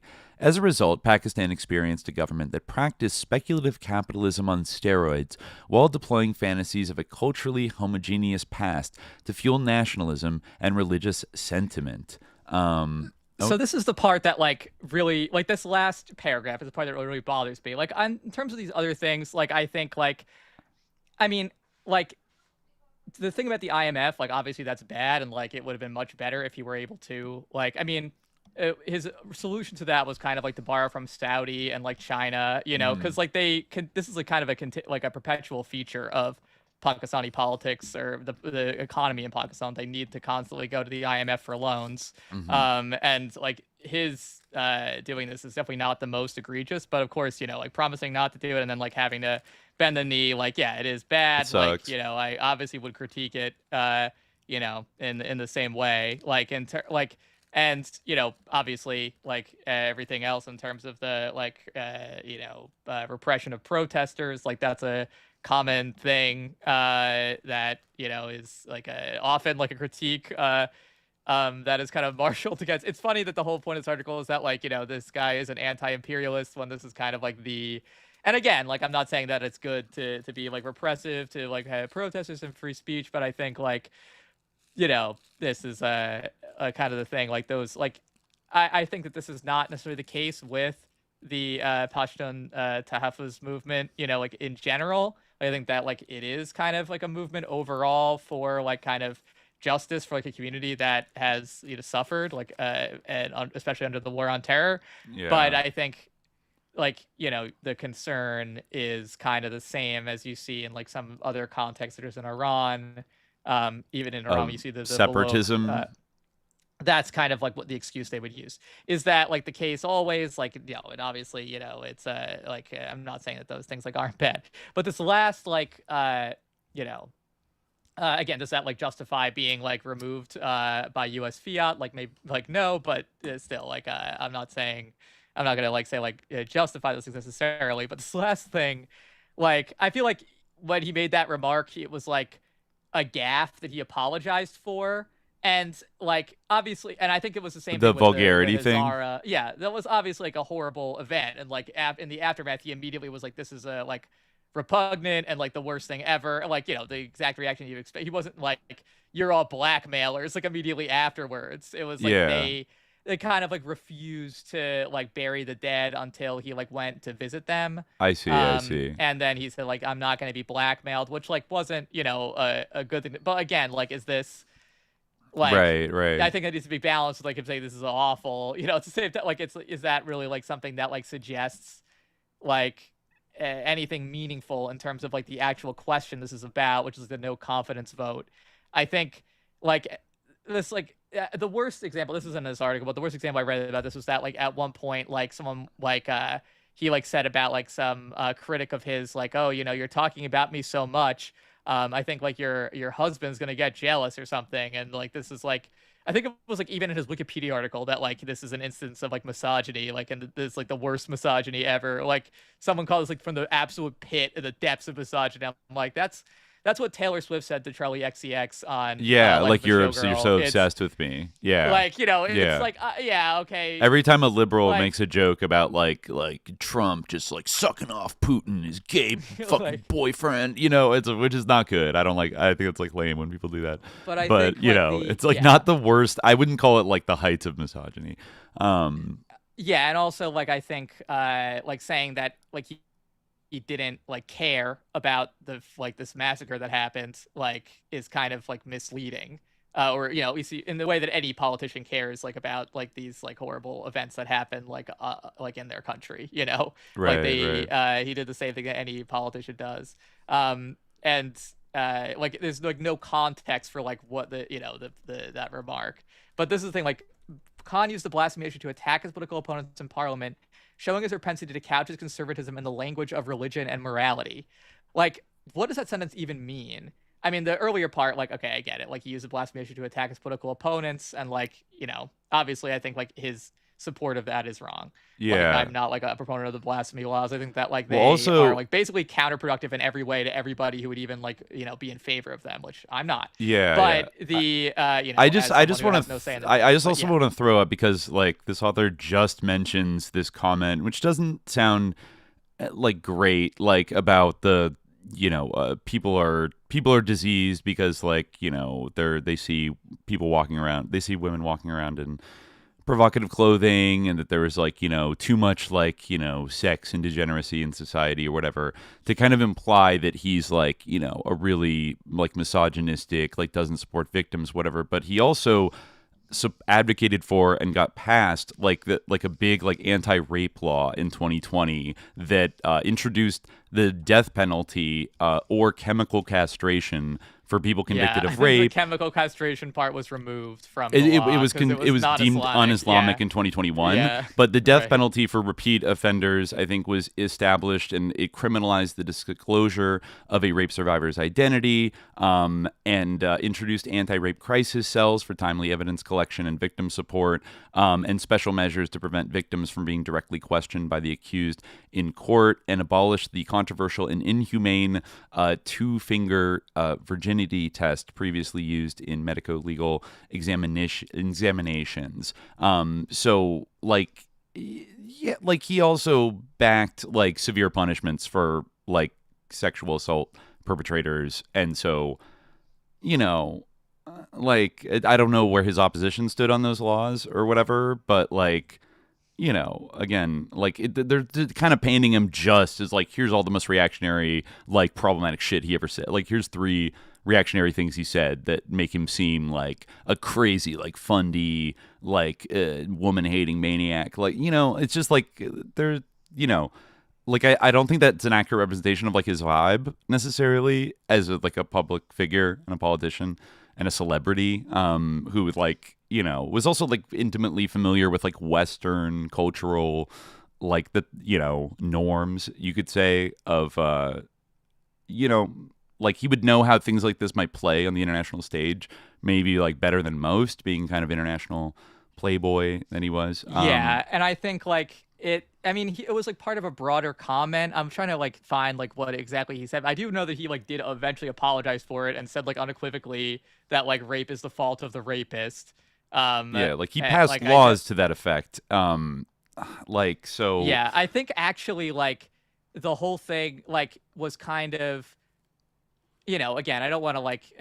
Obviously, this is like kind of like a boneheaded comment and like kind of like expression of a typical attitude in some ways. But I also think like he kind of like didn't say that it was just like how women dress. It was like about like a broader kind of like I think vulgarity of society in general. Yeah, pornography. I mean, the first part of his statement, like the craziest thing to say. No, people are gonna jump on it, but the porn defenders, the coomers are gonna jump all over us and fucking freak out and get so mad about it. But like, he's not 100% wrong that I don't think that shit reduces dynamics of like sexual violence in society, like the availability of like hardcore pornography on the internet that like any 10-year-old could like plug into.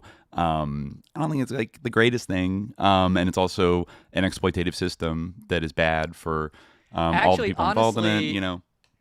Like, did he say women had to do their part? Like, I'm just reading like the NYT.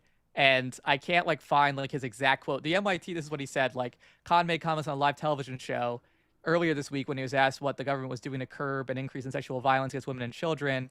He acknowledged the seriousness of the problem and pointed to the country's strict laws against rape. He said, "What is the concept of purda?" He said, using a term that refers to the practice of seclusion, veiling, but and concealing your dress for women. But like also, I think like it had like he says it's to stop temptation. Not every man has willpower. If you keep on increasing vulgarity, it will have consequences. I don't necessarily think that in it by itself, to me, does not necessarily just mean like that it's like women are at fault for how they dress. But anyway, like I think that it.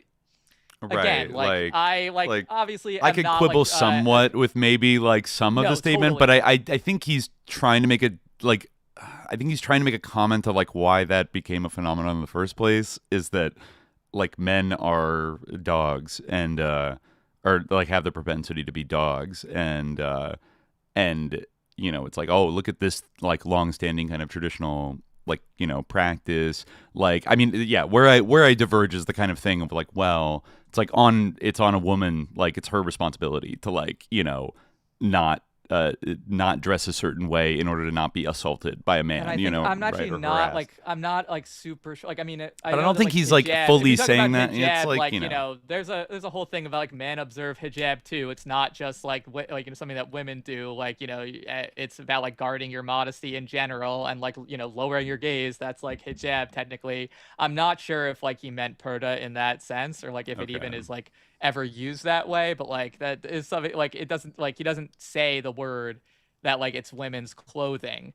To me, it almost seems like it's being read in that way, which I think is a little bit like, again, you had to kind of like thread the needle here because what does purda what does purda translate like, to? Definitely, there's a strain of misogyny in like among men in general, and like I'm not saying like I'm Muslim myself, but like Muslims definitely like get up to some misogyny in the world. However, that needs to be like counterbalanced with awareness of like how like what we were talking about before, the kind of complex around Muslims in like like especially like the Western press, where there's always this like thing that's kind of looming, that's like waiting, like lying in wait to like interpret your comments as something about how you want to put every woman in a burqa and how you're a misogynist and like you're evil jihadist. It's like, especially since like, and it's like is like I mean, like think about who is this guy? Like he's not like, I mean, I know like he had like a spiritual transformation with Butch Bibi and everything, but like still he kind of is a celebrity, a cricket player. He's had multiple marriage liaisons, including with Jemima Goldsmith, like and things like ruling that. class English women and like heiresses and stuff. Like kind of like it could be its own thing, but like he's an international celebrity, and like a man of the world and all this stuff. So like.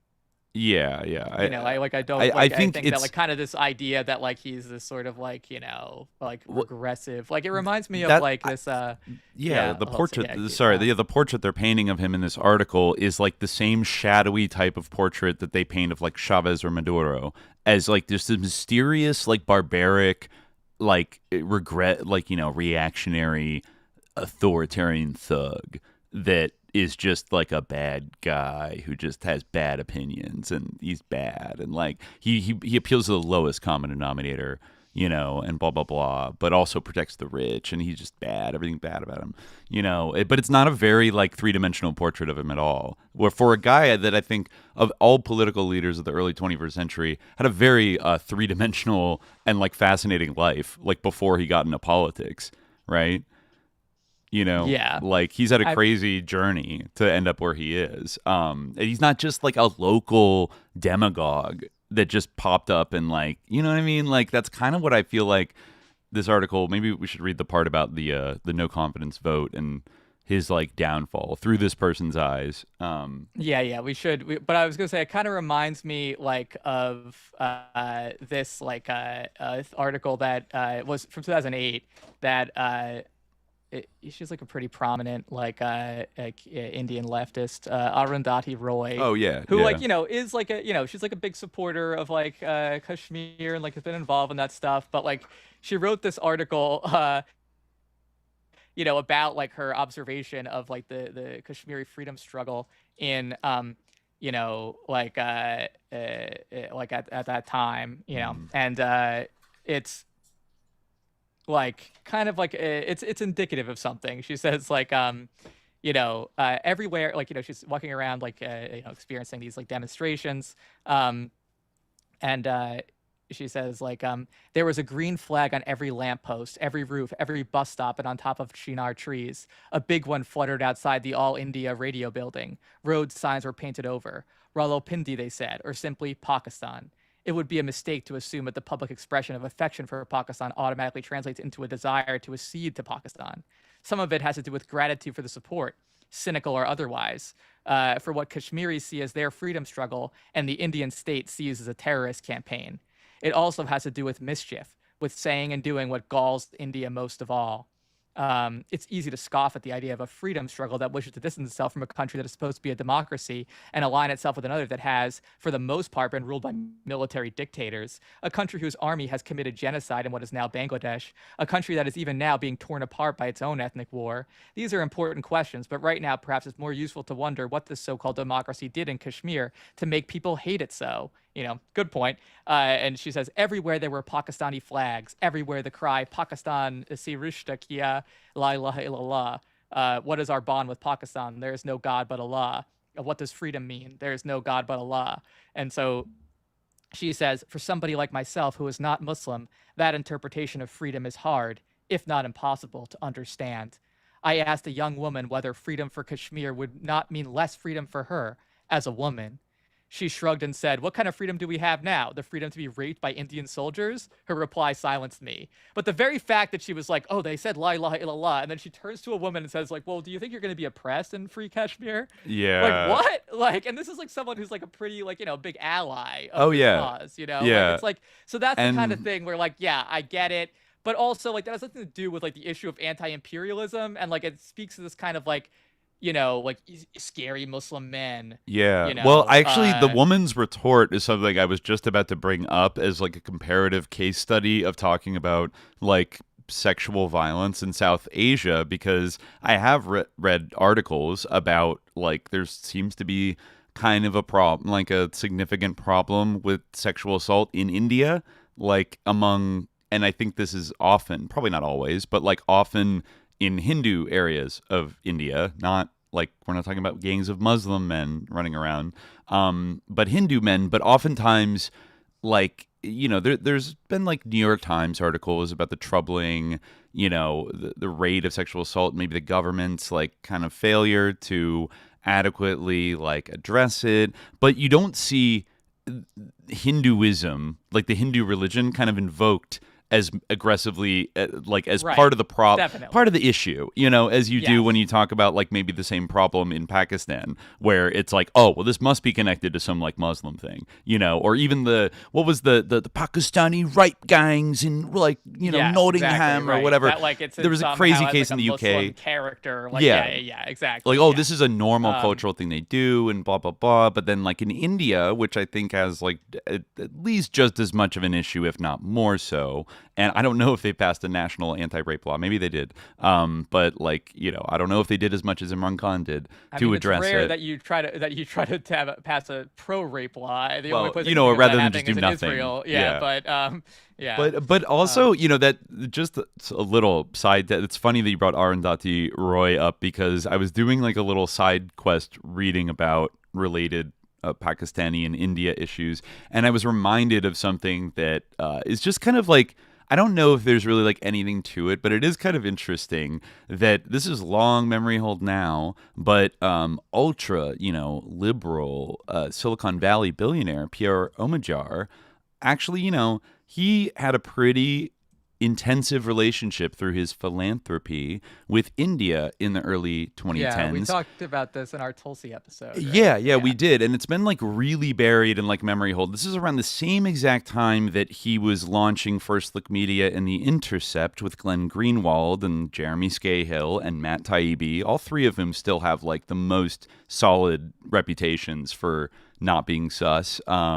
Just kidding. I feel like it's more like 1 out of 3 at best. But back then, they had the Snowden archive, and Pierre Omidyar was really marketing himself as like the sort of center-left Silicon Valley billionaire that was gonna supercharge the sort of already extant, not just, but like Soros, like NGO industrial complex kind of thing, in partnership oftentimes with U.S. aid, like in Ukraine, leading up to Euromaidan. The Omidyar network was doing things in partnership with USAID there that I'm sure were totally above board. Kind of that's also when like Zuckerberg was kind of getting into philanthropy and usual older suspects like maybe the Ford Foundation, Rockefeller Foundation, these types of people as well were kind of pushing what we would consider this sort of like neoliberal like NGO left, like kind of in various parts of or maybe kind of libertarian left kind of policies in various countries and promoting civil society and blah blah blah.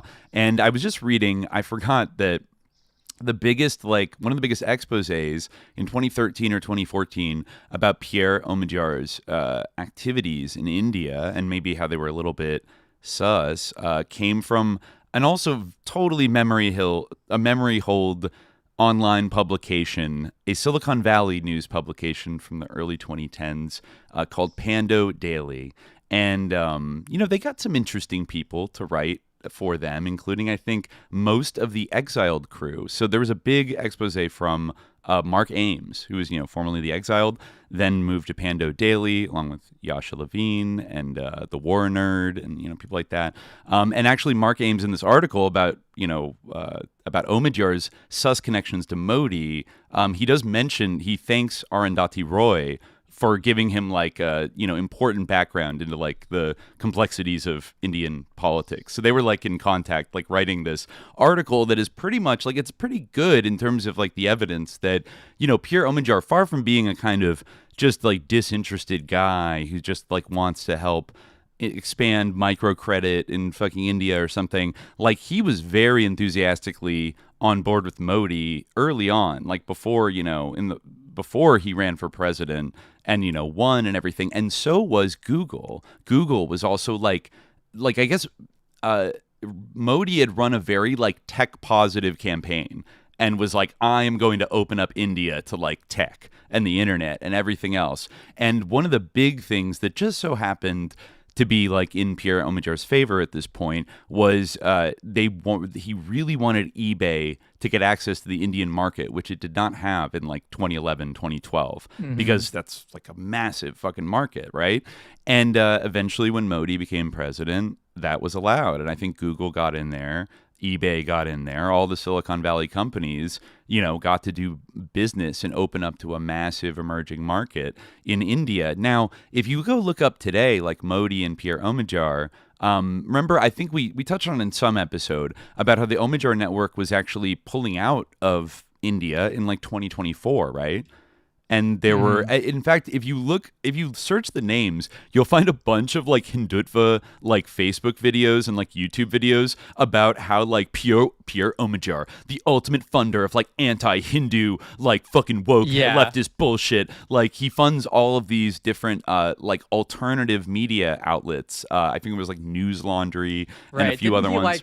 Make like Modi's like deputy or like chief like press guy, like basically the head of like one of the Omidyar network people ended up as like a member of Modi's government and like a very key like technology advisor and stuff. So they had a very tight line into like the BJP leadership. And, up through the entire tenure of Imran Khan next door in Pakistan, the Omidyar Foundation was like doing all this stuff. And I think it's interesting that like they were so instrumental in helping Modi get into power and then staked out this kind of like oppositional center left like thing with a lot of the other stuff they were funding that, gets seen by the most hardcore Hindutva people as like disgusting, like left woke, like SJW subversive activity from somebody who hates India and, all this stuff. And then when he left, he kind of said that, well, we've kind of accomplished our objectives here. And also there are some like regulatory headwinds and other things like that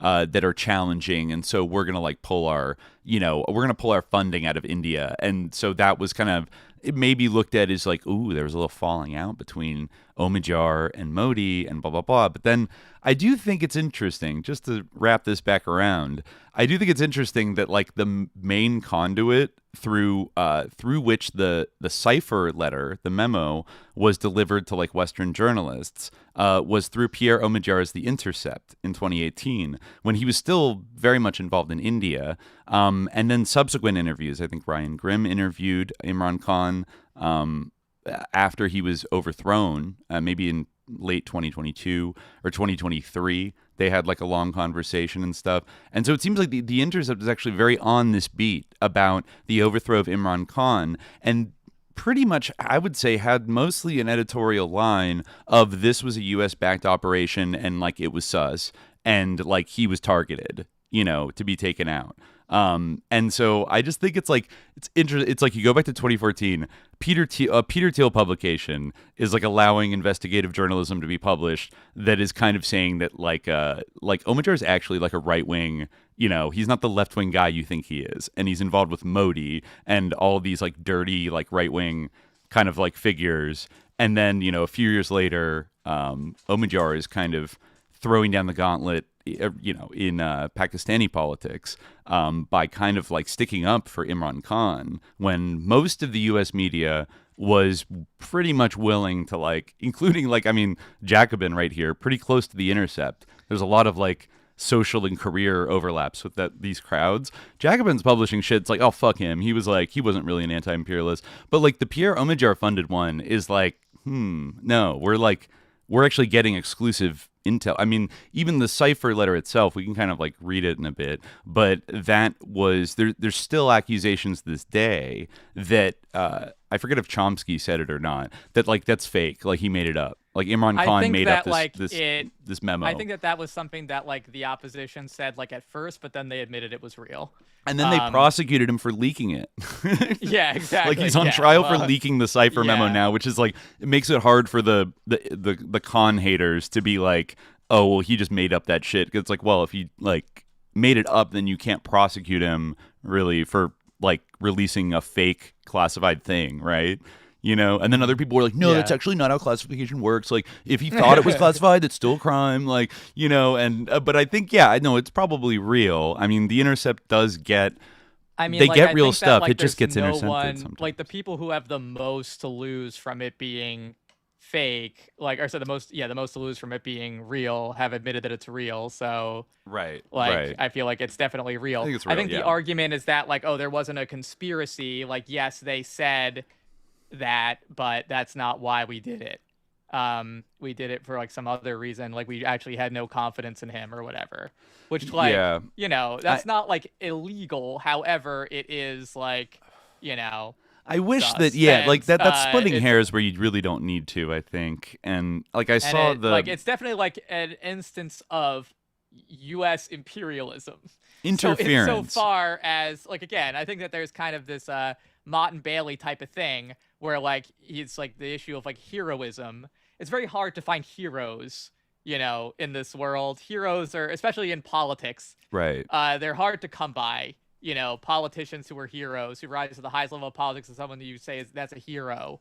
You know, but to say that, like, you know, like someone is in some way, perhaps more, like, you know, more anti-imperialist than the alternative, you know, or that this was an instance of imperialism and therefore, like, by extension, like, you know, we should be against it if we are anti-imperialist. Right. Well, they're saying, whoa, like, not so fast. This was, like, this actually doesn't count. The issue that's being, like, obfuscated here, I feel like, you know, with all the, like, the sort of things about, like, you know, like, he said this, like, uncouth remark, you know, they're really they're scrambling for excuses as to why it was really okay to, like, for people to overthrow, you know, this guy because he sucked so much.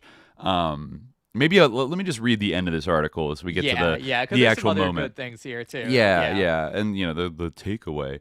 But anyways, they go on to write, in current crisis, despite his governance failures, Khan remained confident of completing his tenure given the backing of the military. However, this alliance became strained in October 2021 as Khan tried to retain General Faiz as ISI chief while refusing to sign General Bajwa's extension as army chief against the wishes of the military high command. The hybrid regime became untenable as the majority of generals were upset that a civilian leader was trying to interfere in military matters. Reports began circulating that Bajwa and other senior military officials signaled to the opposition that they were ready to withdraw support from the government. The opposition, with a long history of close ties to the military, was ready to move in.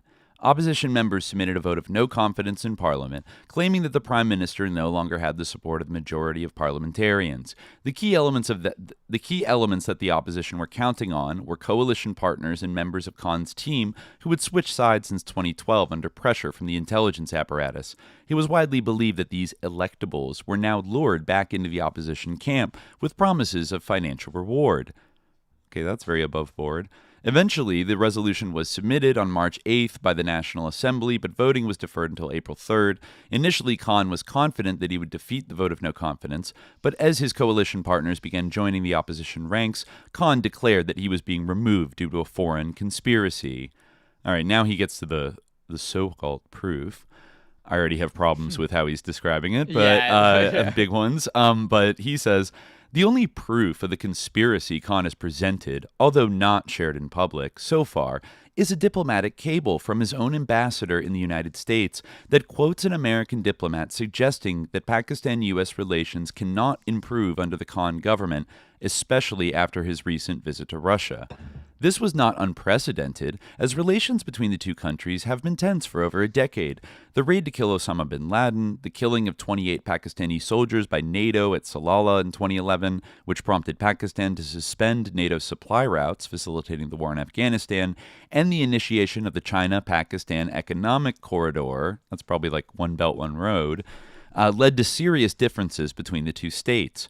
Yet, this did not change Pakistan's basic economic and geostrategic dependence on U.S. imperialism, with the IMF taking a leading role in economic restructuring both prior to and during Khan's tenure. On April 3rd, 2022, Khan had his Trumpian moment as he triggered a constitutional crisis by ordering the Deputy Speaker of the National Assembly to reject voting on the no-confidence motion, dissolve the assemblies, and called for new elections. The blatantly unconstitutional move was reversed by the Supreme Court with a unanimous verdict, and a vote was fixed for Saturday, April 9th. Khan's supporters made a clumsy attempt to delay the vote further, with reports circulating that he planned to dismiss General Bajwa and replace him with General Faiz, his primary ally within the armed forces. The move failed, the vote against Khan passed, and he was forced to leave office.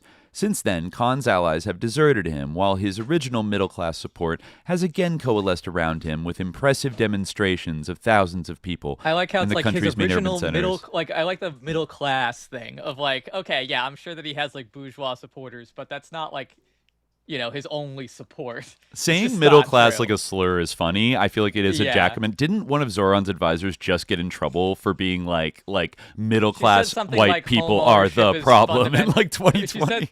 She said like home ownership is white supremacy or something, which like I think she specifically singled out middle class white homeowners are like the problem. That's great political I honestly messaging. Didn't like read too deeply into it. What it seemed like to me was kind of like she was into sort of like kind of like theory, like social history and stuff like probably. that, and like it doesn't like transfer well into like soundbite style politics, but no.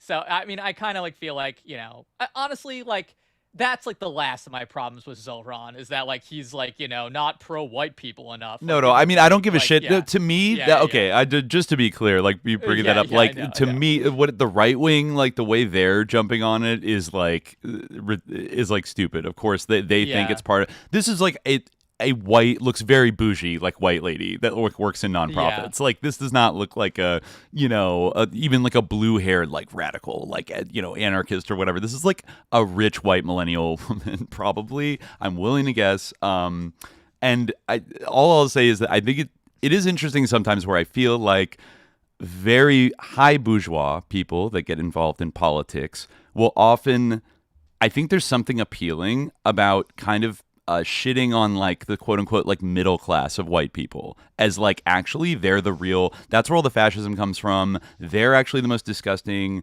like white people. Like you can kind of like beat up on them because it obscures the white people above the middle class. I mean, that's you know what I mean? Interesting point. Like when someone actually, I mean, I don't know anything about that woman or her background, but I mean, that's a funny point that like, some of these people aren't even like, they're not from the middle class, but like because they're richer than that. Class. Yeah, but like they don't have to work for a living, and they kind of they hate like white normies that like have jobs like for a living, and like are like I mean the new money kind of thing, the middle class whatever, like the way they show off their wealth and like it's like disgusting to them, like they all drive old Subarus and like like they hide their wealth, like there's all kinds of things like that going on. This is like kind of a particular phenomenon of like the Jacobin left, yes, where like they imagine that like the working class must share exactly my politics, and like if they don't, then they're not like really the working class, or they've been like seduced by like fascism, just as Gramsci wrote about or something. You know? Like and.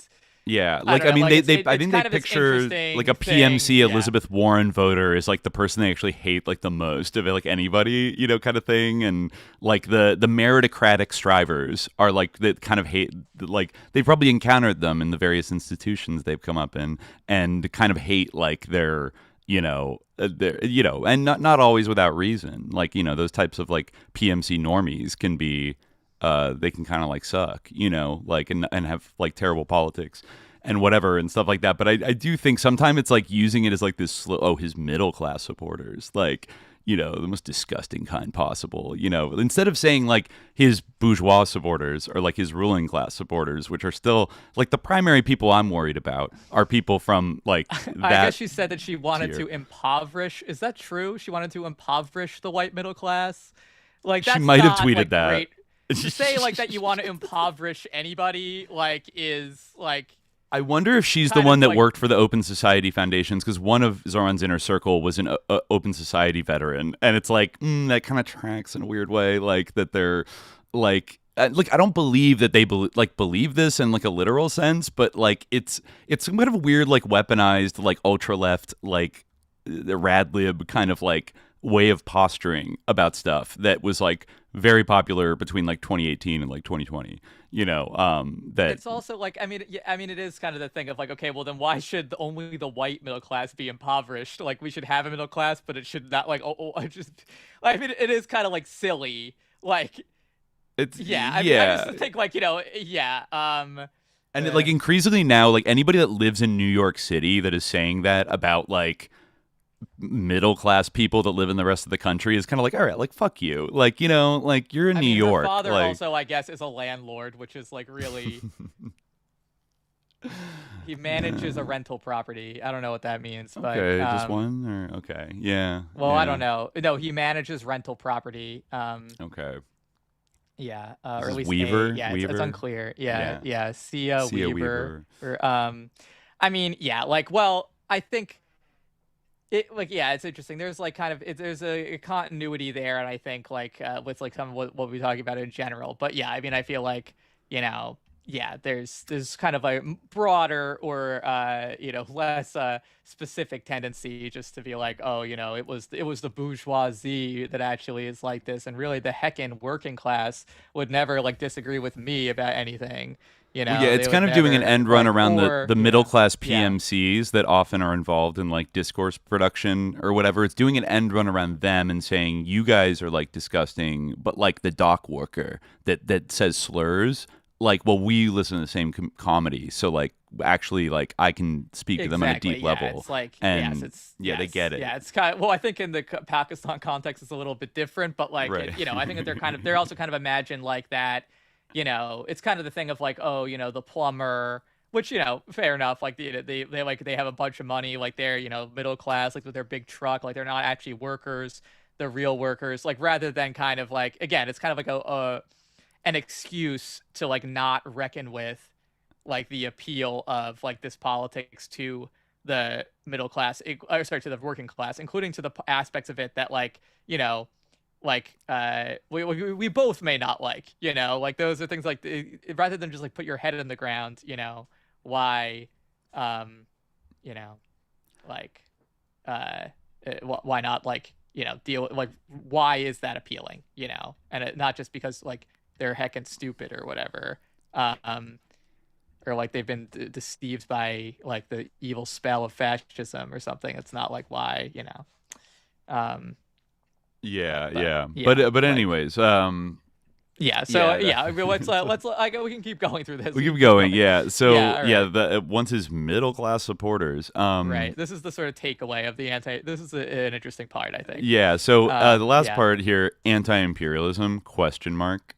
The current protests led by Khan are devoid of any new ideas, instead relying on the usual authoritarian rhetoric of accusing political opponents of being traitors who must be completely removed from the body politic. Much like many countries in the global south, Pakistan has been a victim of imperialist aggression and U.S.-backed military regimes. Anti-imperialism must remain at the core of progressive politics to reimagine a strong global left.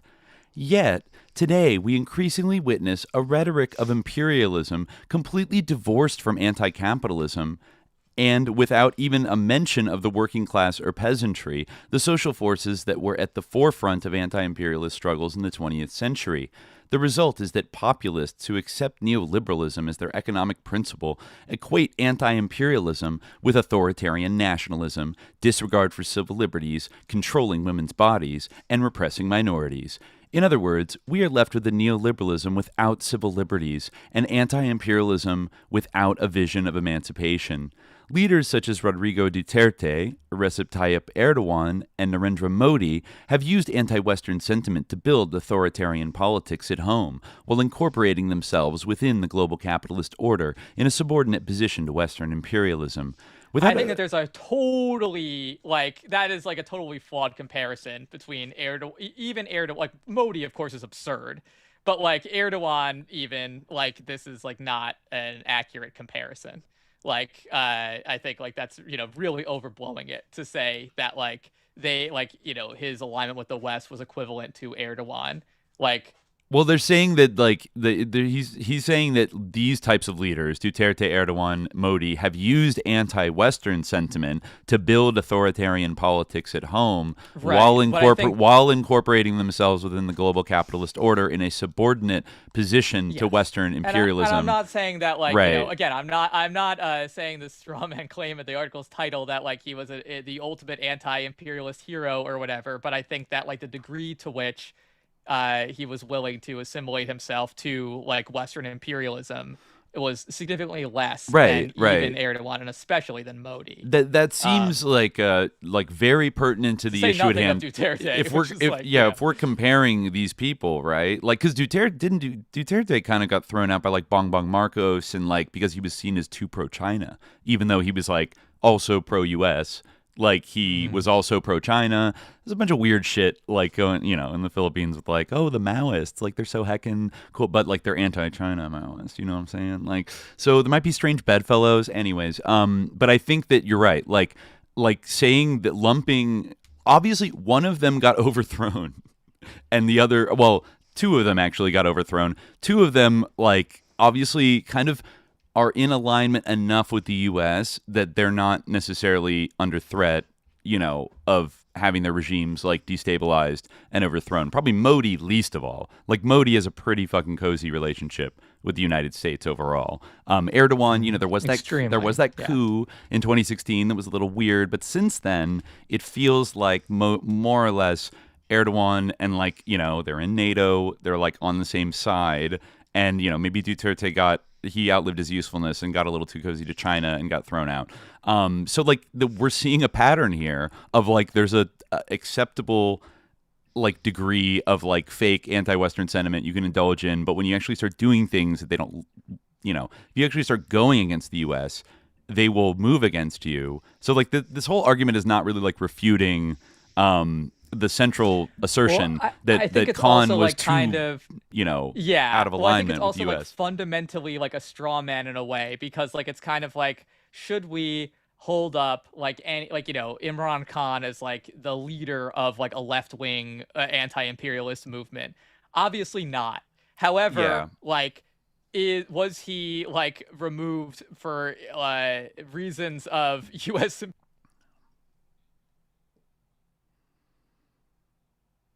Mm-hmm.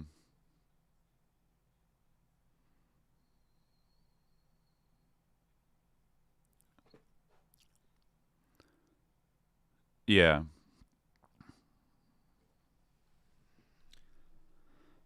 Yeah. Yeah.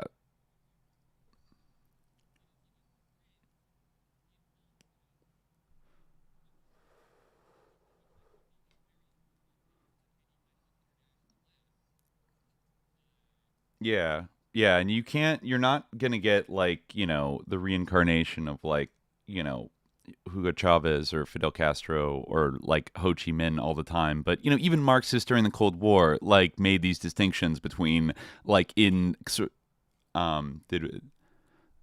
we frozen? Let me see. Oh, yeah, we're frozen. Hold on. Let me refresh real quick.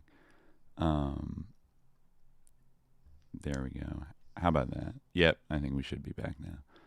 So, right. I was okay. So to restate. The central question really should be, like, if you're an anti-imperialist, like, should this removal of Imran Khan, that was certainly, like, seemed to have some U.S. involvement, and there was a strong U.S. desire for it to happen, like, should we oppose it? And you said, you would come on the side of, yes, we should oppose it, and I agree. Because this is, like, a country that could be important, like, for international left, or, like, international resistance to U.S. imperialism, even though this obviously is not, like, the perfect figure to galvanize it around. It is, like, there are trends within it that are, one could say, positive. Yes. And so rather than being like, oh, epic, like, now we have, like, freaking worse, like, Shabaz Sharif, like, and a stronger hand of the military, and yes. And I was going to make the point that even during the Cold War, when the Soviet Union was around, like, people made this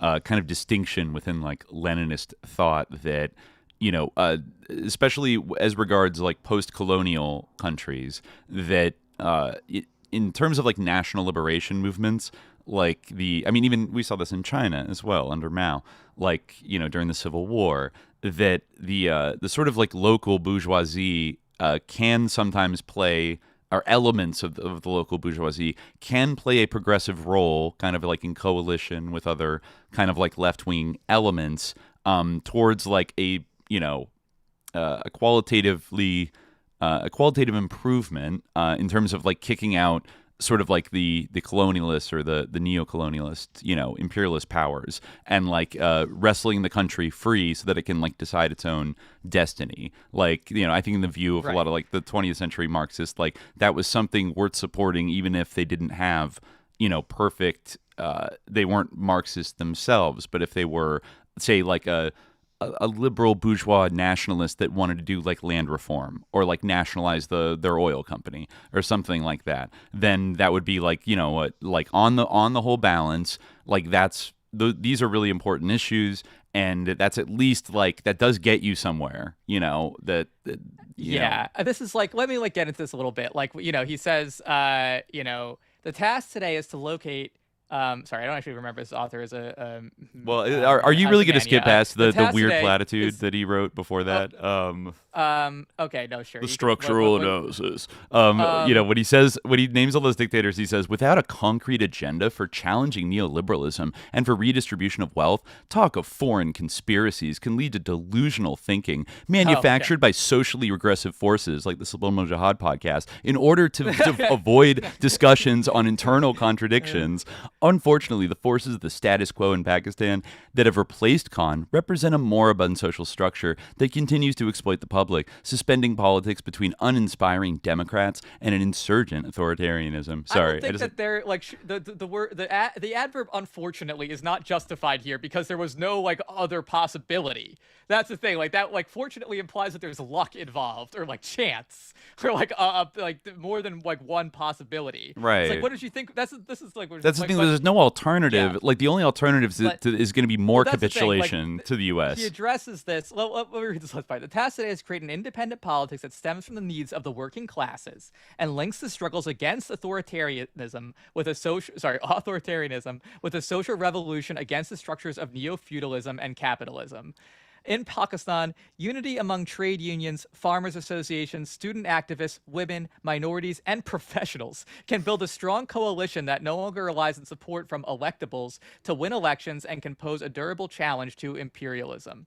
So, like, this is interesting because I want to talk about this a little bit. This is more of a complex point, but I think that like when you're linking the struggles against authoritarianism with a social revolution against capitalism, it's a very complex thing. In theory, that sounds nice, but in practice, how about Venezuela? Struggles against authoritarianism are often like Ford Foundation funded. Yes, like, yes. You know, or they're trying to overthrow governments that like have state control over their economy or something in the name of these social issues. That it's funny how close this sounds to like the Omidyar Open Society kind of playbook for impact. I was reading something about that yesterday about this sort of, you know, this network of like NGOs like specifically identify, you know, and of course the right wing like freaks out about this, but I see it a little more cynically of like, you know, certain trade unions maybe, or like, you know, labor groups, student activists, like kind of, you know, like women's groups, minority kind of identity politics groups, and like sympathetic millennials, usually urban professional millennials, are like the sort of Obama era coalition that's going to drive real substantive blah blah blah. Like in the Omidyar networks, like, you know, parlance, like renew capitalism and give it new life. Like actually the Omidyar people were talking negatively about neoliberalism back in like 2012 and 2013, but they were also they were making the argument literally that neoliberalism was not like synonymous with capitalism, or it didn't have to be. Maybe there was a new, more compassionate capitalism that the Omidyar network and its friends could foster around the world. And I feel like that's what this guy's appealing to in this article as like, oh, that's the solution. But even though that wasn't even on the table when he got overthrown, that wasn't going to be a thing. This is like, he's just wish casting. This is another thing, like, and I think what you're saying is true, and I want to like read something in a second that like deals with that I think is good. But you know, this is like kind of the end of the article. So he says, a prerequisite for this politics is to shun the temptation for cultural nationalism and shortcuts that via the military that allow demagogues to masquerade as anti-imperialists. All right, fine. Such a shallow anti-imperialism may appeal to some in the global north interested in simple geostrategic binaries, but the cost of such figures' rule will be borne by the most vulnerable sections of society domestically. Well, the thing is, imperialism and anti-imperialism is like a binary framework. So, like, if you're talking about something beyond that, then I guess that then is no longer binary. But insofar as you are talking about anti-imperialism, it literally has anti in it.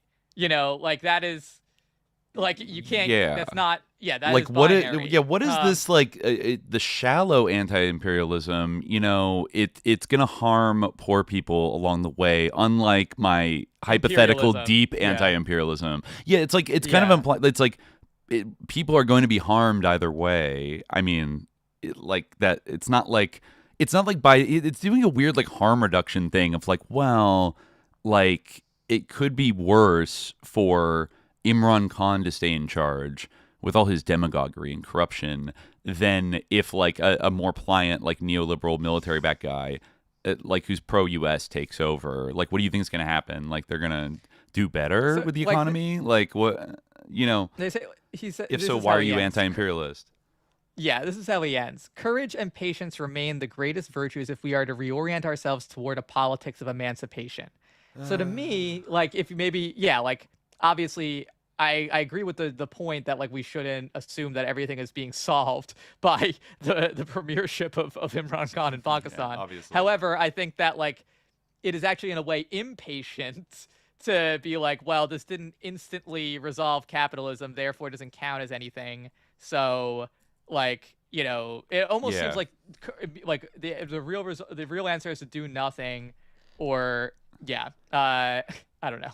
Yeah. It's like patience means like kind of just like not caring. Keep taking the foundation money from the Jewish Zionist Fund and just like sit back and publish glossy magazines and do nothing. This is part of the reason why I want to do like a longer episode about some of these topics, because like I found this interesting book by Sadia Tor, the State of Islam, it's called, Culture and Cold War Politics in Pakistan. And I only got a chance to look at it because I only found it like, towards the last couple hours before we started recording. But there's some interesting stuff in here, and I did read this thing from the epilogue, which kind of talks about this, and I think it's like pretty salient. It's not talking about the contemporary moment necessarily. I think it might even been written before a lot of this happened, but she writes, major shifts occurred in the field of progressive politics in Pakistan in the 1990s. These were not unique to Pakistan, and were the result of the emerging consolidation of a global neoliberal project ushered in by the breakup of the Soviet Union. This project had, like all global projects worth their salt, economic, political, intellectual, ideological, and cultural dimensions whose ultimate aim was the reorganization of the world in the interest of capital. The role of the Bretton Woods institutions and later the Washington Consensus in realizing this agenda is well known. With the fall of the Soviet Union, history itself was declared to have ended, and all alternatives to capitalism were smugly dismissed. Within academia, a liberal attack on Marxism, both as an analytical frame and as an emancipatory project, was launched with much fanfare. And crucially, for our story here, the World Bank began to promote non-governmental organizations as the antidote to the unwieldy and implicitly totalitarian welfare state. An abstract discourse of, quote, universal human rights replaced real political engagement and mobilization. In Pakistan, as elsewhere, the organizational and ideological decimation of the left meant that liberal politics, this is kind of, hearkening to what we were talking about before, this was observed, by those sort of younger people working in left politics in Pakistan now. So the decimation of the left meant that liberal politics and values came to stand in for progressivism tout court. The NGO, the NGOization of this liberal politics, with its focus on the priorities of international donors, preoccupation with the funding cycle, and bureaucratization, effectively divorced it from the real issues facing the majority of Pakistanis and rendered it a politically and culturally ineffective force within the national mainstream. For all intents and purposes, then, Pakistani liberals made themselves irrelevant to national politics and were unable to provide a counter to the rightward shifts that were rapidly changing the political, social, economic, and cultural landscapes of the country. The disconnect with people's issues was reflected in the fact that NGO liberals did not agitate against structural adjustment policies and programs in Pakistan, which consistently targeted the poorest and most vulnerable, nor did they see it fit to take on neoliberal globalization until international donors began to fund anti-globalization work. This was in stark contrast to the critiques of globalization which were emanating from the global south and the mobilizations against it that were building across the world. NGO quote-unquote activists also did not see it fit to connect with the people's struggles which had begun to emerge, which is the AMP, until these struggles became well-known nationally and internationally, and especially until donors began to take notice of them. Not only did NGOs in Pakistan not resist neoliberal globalization, they often enabled it by taking on the state's social welfare responsibilities. In the case of a well-known education NGO, is illustrative. It actively bid to take over the running of government schools under the rubric of a public-private partnership. Crucially, the state handed over the responsibility of running these public schools, but did not relinquish control over the curriculum. As one of Pakistan's most respected feminist educationists pointed out, this not only enabled the state's retreat from its social welfare responsibilities, a major focus of structural adjustment policies, but also ensured a more efficient delivery of the state's retrogressive ideological agenda as coded into the national curriculum. Another, even more stark example was that of the overwhelming support given by NGOs to Musharraf's plan to devolve power to the local level in 2000 to 2001. The devolution plan sounded progressive, but in fact was essentially in the same vein as Ayoub's basic democracies and Zia's local bodies elections, designed to undermine national politics rather than devolve power to the people, and to consolidate central control over local governments rather than empower the latter. Not surprisingly, there was plenty of World Bank and other donor money for NGOs to participate in institutionalizing this plan.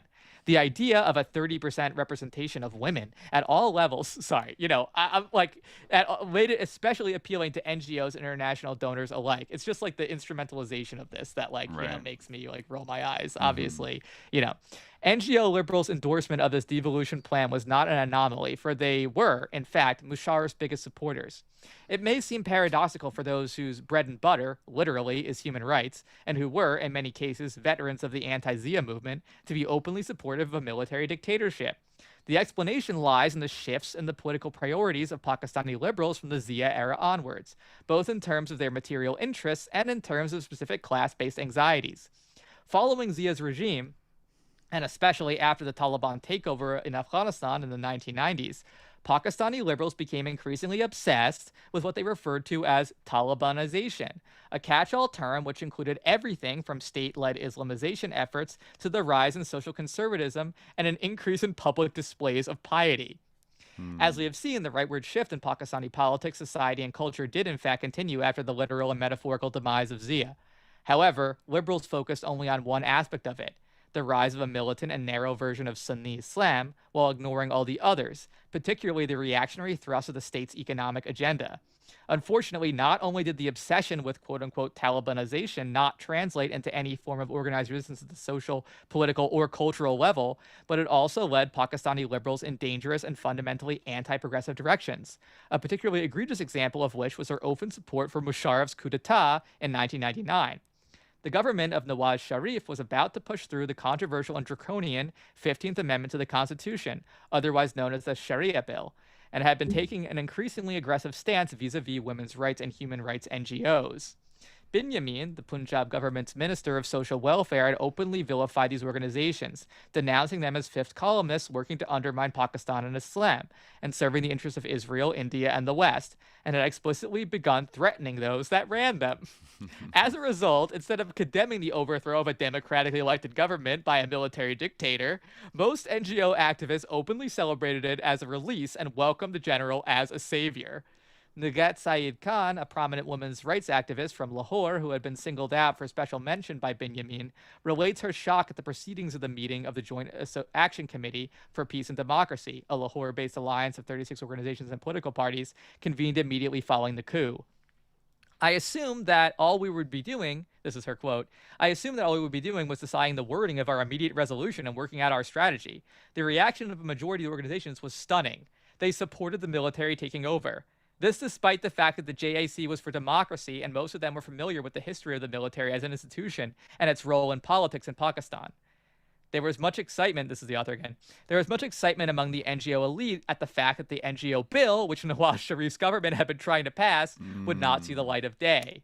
But this reaction indicated that they were, quote, more interested in saving their NGOs than saving the nation, did not seem to register or matter, especially after Musharraf welcomed many of them into his government. I lost my page a little bit here. Welcomed many of them into his government with open arms. In fact, so many NGO representatives joined the government in one capacity or another as ministers, advisors, members of task forces, and consultants that it became popularly referred to as the NGO government. This is the last part I'll read. The welcoming of the military as a savior by women's rights and human rights stalwarts reflected a mixture of historical amnesia, political confusion, and crass opportunism. Those who supported this coup justified the decision based on the general's liberal lifestyle, an argument that makes sense only if progressive politics in Pakistan can somehow be reduced to a rejection of Islamization and political analysis to issues of an individual's lifestyle rather than an understanding of institutions. The widespread belief that the army was a progressive force that would save the country from Talibanization also reflected an ignorance of the military's role in creating and sustaining the very forces of the religious right, which it was expected to protect the people from. There you go. Wow. Well, yeah. I've actually found a little more information on our author here, that is a little bit funny, because actually he's talking about Amar Ali Khan. Yes, I am, because guess what? Kind of back to what we were saying earlier about how, sometimes when people gripe about the middle class, just check if they're from a higher class than the middle class, because it might color your interpretation of that. He's actually kind of like a big deal in the international dissident sort of community. He's the founder of a party called the Hakuki COUP Party. I guess the HKP, and a member of Progressive International. He was educated at he got a master's from University of Chicago and a doctorate from Cambridge in 2018, and was like a professor in Pakistan, but actually had to flee Pakistan, and I think was charged with sedition.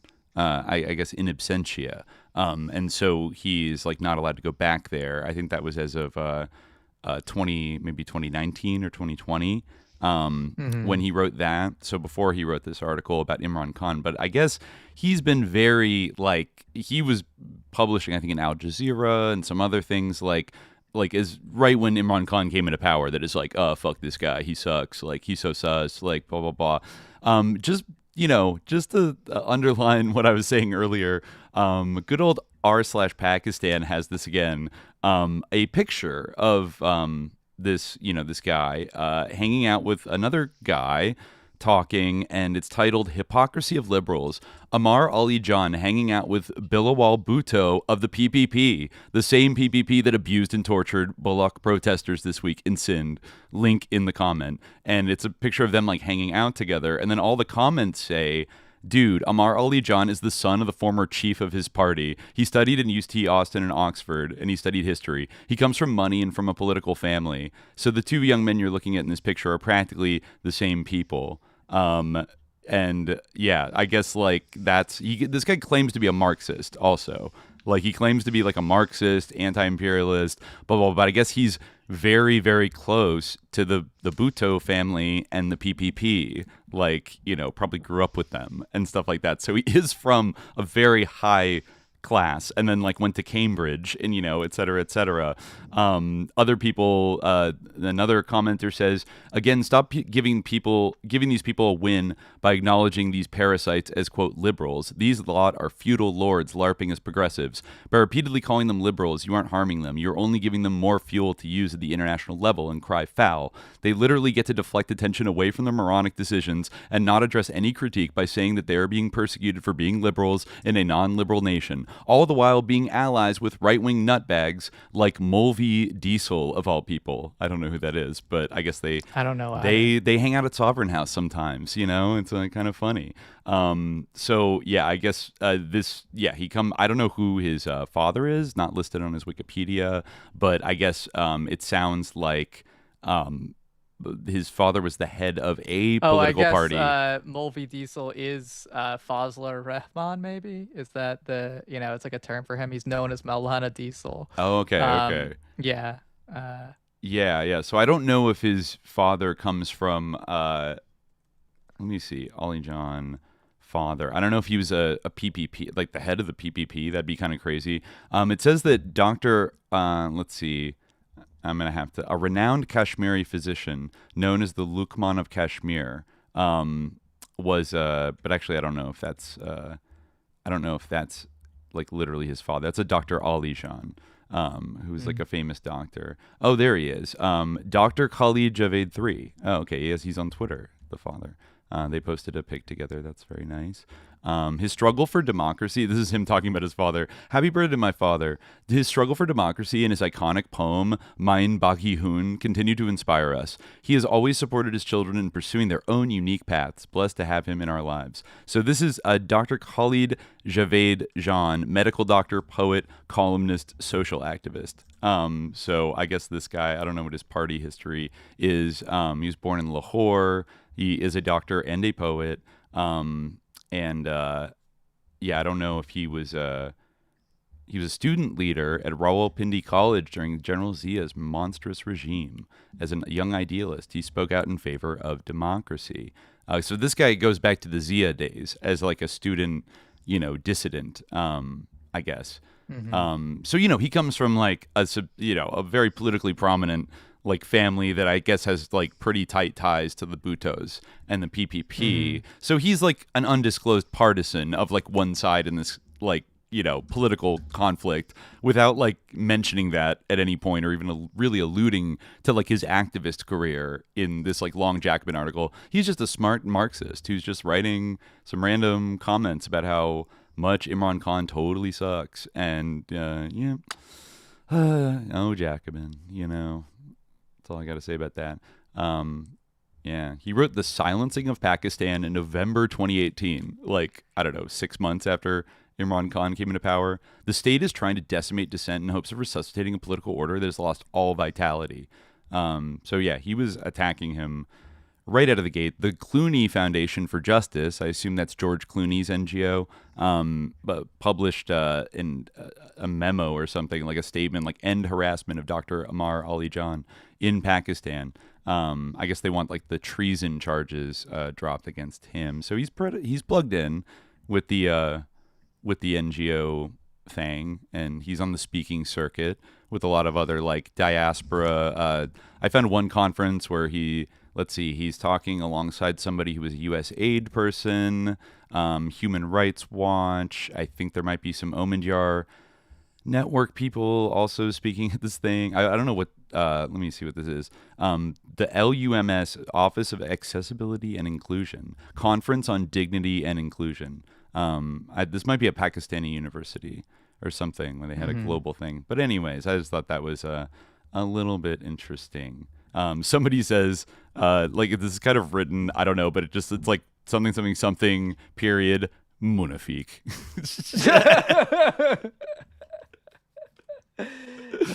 That's his words, not mine, but judge for yourself. Yeah, I mean, well, you know what, I will say like something like positive about him, which is that apparently he was like embroiled in like an internecine like left-wing controversy where during like the recent like conflict between India and Pakistan in Kashmir, apparently there was like a tendency on like the left that was like kind of opposed to the was opposed to supporting, like they said you shouldn't support Pakistan, you shouldn't like oppose India's aggression, I guess.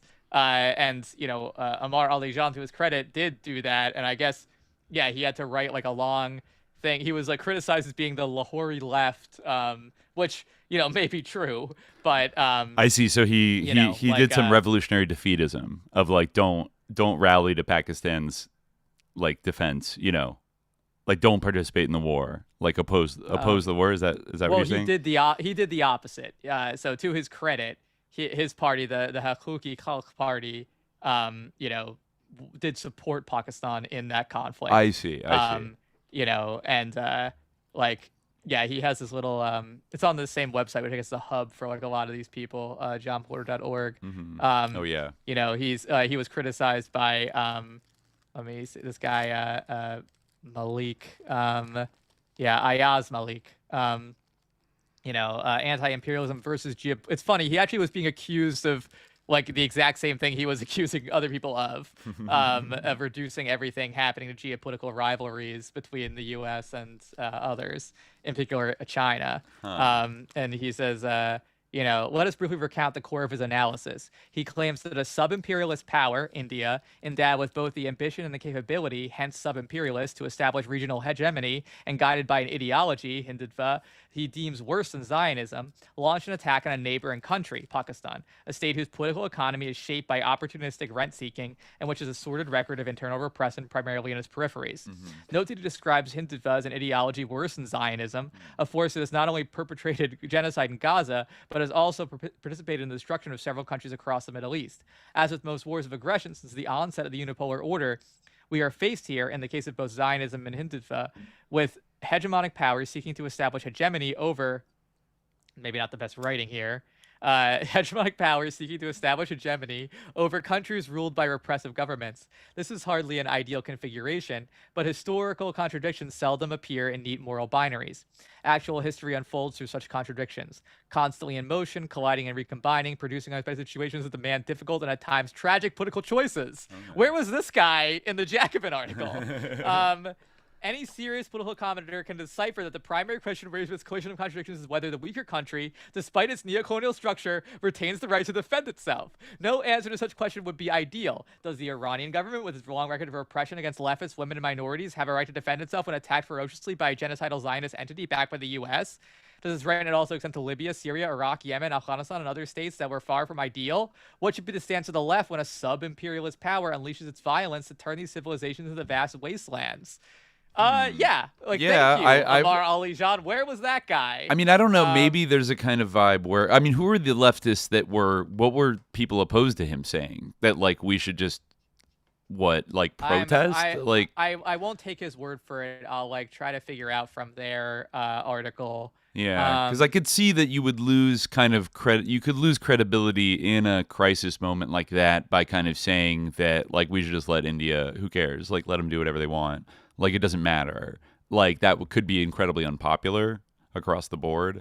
And so there might be a lot of pressure to come up with, and you could, because I think there is an argument to be made that if attacked by India, all those things kind of are true. And it does kind of have a chauvinist, expansionist ideology guiding it. And it's close to the U.S.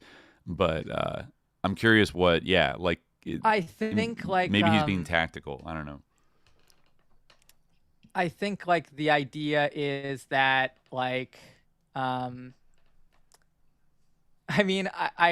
think that I kind of just skimming over this. I kind of am sticking to my support of Ali John's side in this debate because it does kind of seem like this guy is just saying hates Pakistan so much and it's militaristic and nationalistic, and then you're going to help them, and says pantomimes of, this is what the other guy says, Ayaz Malik, pantomimes of concreteness may offer a pantomime of power to an emaciated left and to those sitting in Lahore.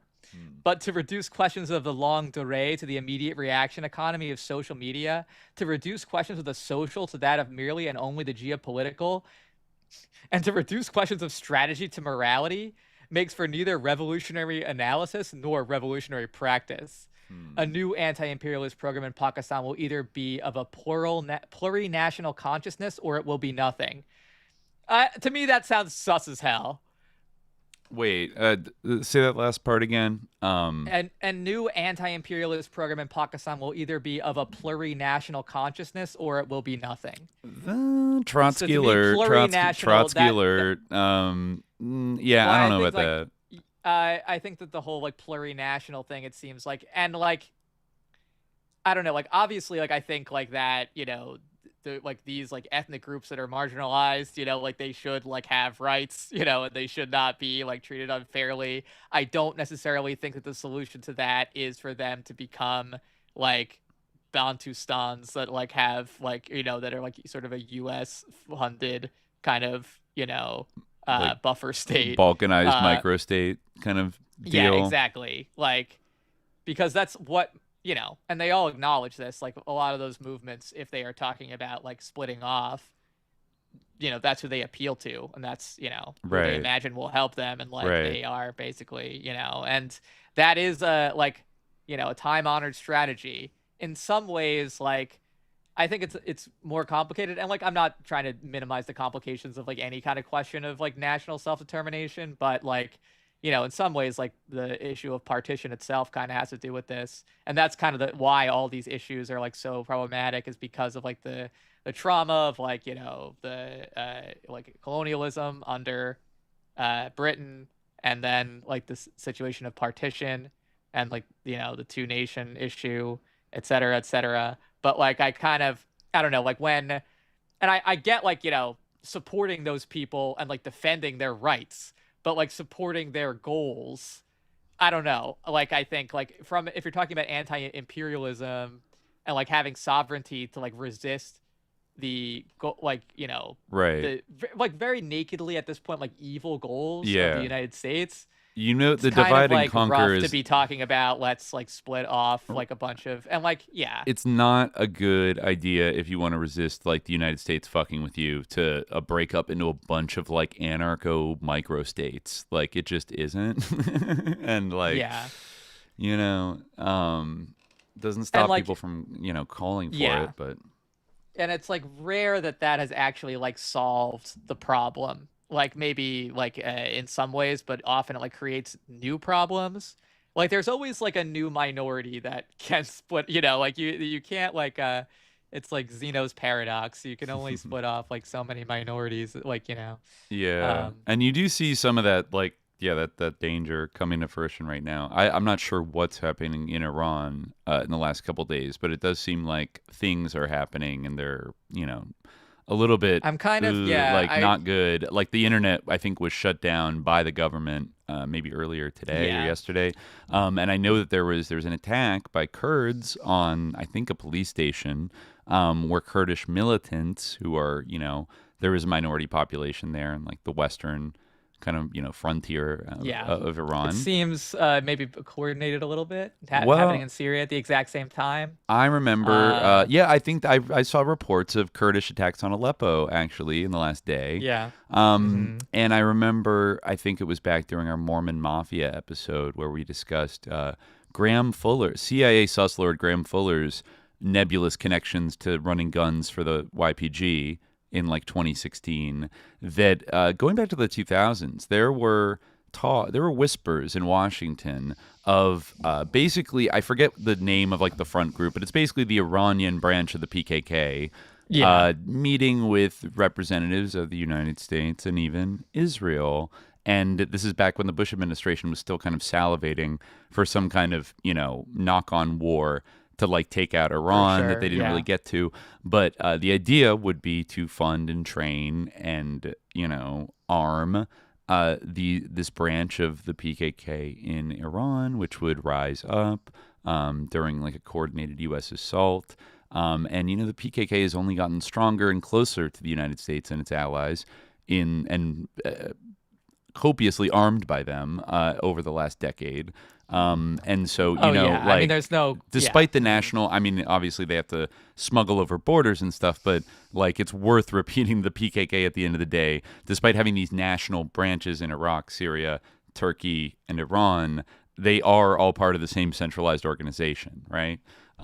So keep an eye on that because that's, that wouldn't be also the MEK as well has rebranded. I was talking to my friend not too long ago, who grew up in Iran, and he like actually felt like, I kind of have been like sort of dismissive of this possibility, but he actually felt like that it was like somewhat plausible that like we could end up with like Pahlavi, like, the Shah's son, like, running Iran, which I was like, oh wow. You know what was weird? I stopped at an old Oakland karaoke bar called the Alley last weekend, and there was like a white like Gen X guy, like an older white guy there, and when he got up, he's like, "This next song is dedicated to the Iranian people who are finally going to be free after 40 years. I met some Iranians over there by the bar, and like, this is for you guys." And I was like, what the fuck is going on? Like, in the Bay Area, goddamn. In California. And then he said that at the end, he toasted the Crown Prince at the end of it. He's like, this is for the Crown Prince. Like, he's going to get his country back. I guess he's been going on Fox News a lot lately and like on Hannity and stuff. Yeah. So he's... he is being, I think he's trying to angle for a meeting with Trump right now, but Trump's kind of keeping him at arm's length for now. I have a feeling that like he might get the Machado treatment, because like, I feel like it's going to basically end up again, actually what I wanted to say originally was that like, I think like, I almost feel like the original like Masa Amini thing like seemed bigger, and like 2019 was like, So I think like people are like a little bit overexcited thinking that like the regime is going to fall. Like, sorry, I'm using their terminology. The government is going to fall. Wasn't that later? Wasn't that like 2022? The Masa Amini, the woman like No. I mean before that in 2019, right. Those protests, like I think were, also very big. So this so far doesn't seem like, something that's going to collapse the government. Maybe I'm wrong. But I just wonder if it's a prelude to another attack by the U.S. or Israel. I mean, that's possible. Like, if we see something like that, then obviously that changes the calculus. But like so far, it seems like a bunch of like wishful thinking almost. Like, so my reading has been like, I don't know, like I don't know why you're saying that. Like, but I guess maybe they're seeing it as like a continuation of like earlier things. But I think like, we'll see. Like, I mean, they have definitely suppressed like a bigger protest than this, but right. I just wonder if given everything happening in the world right now, if like this is part of a because people have been sensing that maybe the 12-day war wasn't the end of it, and maybe Israel and or the U.S. are coming back for round 2 now that they've sort of neutralized Venezuela momentarily, and Syria is kind of locked down, whatever. This might be their time to make a move. I don't know. I mean, I could see that happening. We'll see. Like, that's another thing where it's like, are they going to be able to stop it? I mean, I don't think that their Venezuela strategy will quite work in Iran, but we'll see how things evolve. But I mean, Iran is one of those other cases where like, it like, I mean, it really was like this sort of just the idea of like, opposing the West and like it's, or opposing the US and its cruelty and opposing Israel that like led to like, and they're like, again, I am not trying to, as I've said in the show before, like the mistakes certainly were made by Khomeini. And, like he definitely was not, in terms of like being like this kind of icon, he definitely had the charisma for it. But, he definitely, I think, made some mistakes. I think, like in the Iran-Iraq war, I think he made errors. Like there have been mistakes, but like I think that they like put them in a stranglehold, like, the moment the revolution happened, like, so. It's like, did they have a chance, Which always gets erased in the sort of corruption and mismanagement kind of discourse about authoritarianism and corruption started happening. It's like, well, when you're under like a blockade and like total economic sanctions and like the most powerful military in the world wants to like destroy you. Totally. Like it changes everything. Like it really changes everything about how you operate. So I'm willing to give them more grace than, just some little old liberal democracy sitting there minding its own business, having corruption problems. And in terms of the broader issue, like it sucks because like it becomes, I think in Pakistan it's different because there's sort of a sorry, I was just reading the comment in the chat. I got distracted, but I think like I think it's like the comparison isn't like perfect, but it does kind of relate to the broader issue because there was sort of a very interesting promise. I think that like it.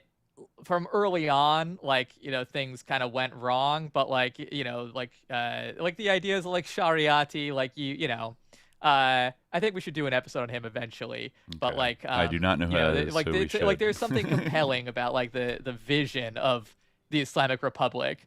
But again, like, I'm not saying that like the reality lined up with like the appeal of the vision in all respects. Still, I think like, they, like, if like they were not reacted to with such like aggression and like such fear and such like desperation to crush them, it would have been different for sure. But in the case of they do, I believe, represent a thorn in the side of the imperial project, the American imperial project, and that's why they've been targeted the way they have. So I'm inclined to support. And I mean, I think that critically support Ali John them. is right in what he says. Oh, totally. I mean, and pulling all these little things out when maybe even if like I think that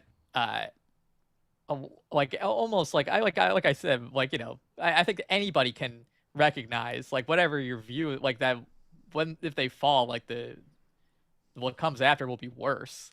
Every no matter time, what your opinion of every them single is, time it gets worse. It'll be worse. Yeah, Libya. Look at Libya. Look at Syria. Look at Like, and I think that like they would be willing to actually like, and they've shown like a willingness to actually kind of like, but they don't have like the opportunity to do it. I mean, look at like, what like the economic situation is like, really dire, and that's really what's driving all of this. It's very interesting actually, and there's this sort of parallel here with kind of like the sort of discourse around this. Like I was seeing, like it's all about like the women, like, but like the hijab thing, like first of all, it was barely ever enforced in like urban areas to begin with, and like now it's like really just they've completely just given up on enforcing it for the most part. So like, and I think that the Masa Amini thing, obviously, like horrible, but like that had a lot to do with kind of like these ethnic tensions, which like we've talked about before. Like you can like during the latter days of the Ottoman Empire, and especially like in the early days of the Turkish Republic,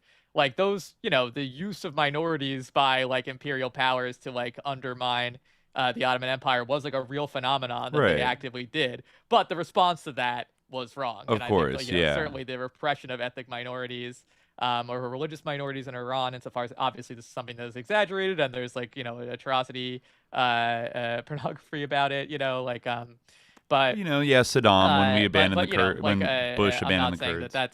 That's good. But I think that like it speaks to how like the distorted the discourse around this is, where like really the economic thing, as we see in 2019, the 2019 situation, that is truly central. And that's what gets people out in the streets for the most part. But it's made into this thing about like women or whatever. Meanwhile, right. ICE wearing masks just shot like a 35-year-old mother in the face. So. Yep, for no reason. A domestic terrorist, they said. An Iraq war veteran, I heard that guy was. Or maybe a mercenary, a Blackwater guy. But, yeah. Meanwhile, that happens, and, I don't know. It's, but maybe... Yeah. No, I mean, what is the model's question is good. The sus-division in Islam over the last century or two. We haven't really fully talked about it. I do think that, like, Islam is more sectarian now. Like, the Ummah is more sectarian now than it ever has been. The Sunni-Shia thing is, like, more salient. And, like, I mean, if you want to, like, a simple answer... Look at the country you mentioned in your next post, the Kingdom of Saudi Arabia. But in terms of like the promulgation of that, I'd say that like there's one a big standout culprit. But I mean, I think that you're right. Like in terms of that's another interesting thing is like the like sort of something between Pakistan and Iran could have been, but I don't think that was the only thing that got in the way, and it wasn't totally. Not present, like it did kind of exist a little bit in various ways, but it has kind of been stifled. Anyway, sorry, were you saying, Dimitri? Yeah. Oh, I was gonna say maybe because we have a little bit of time left. Maybe we want to get to the infamous cipher itself.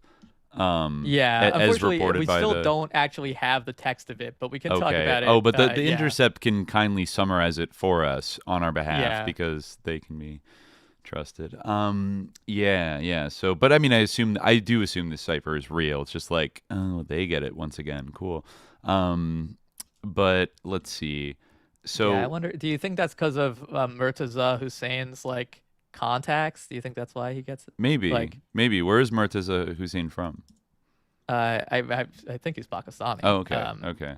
Yeah, because I think it was like Ryan Grimm and him that were doing most of the reporting on it. Up, but I assume he has Pakistani background. Okay. Yeah. That could be. Honestly, it could be. And I don't know. I mean, he might have like been working that beat for a long time and like cultivated connections. But yeah. Yeah. I think he got like a byline in a lot of these stories. He did. Yeah. This is Ryan Grimm and Murtaza Hussein. Yeah, I'm not sure if a classified Pakistani government document was obtained by the Intercept. So basically, probably somebody connected to Imran Khan leaked this to the Intercept to publish, right? That's how it ended up getting exposed. And now I think he's being prosecuted for doing that, which kind of attests to it being real.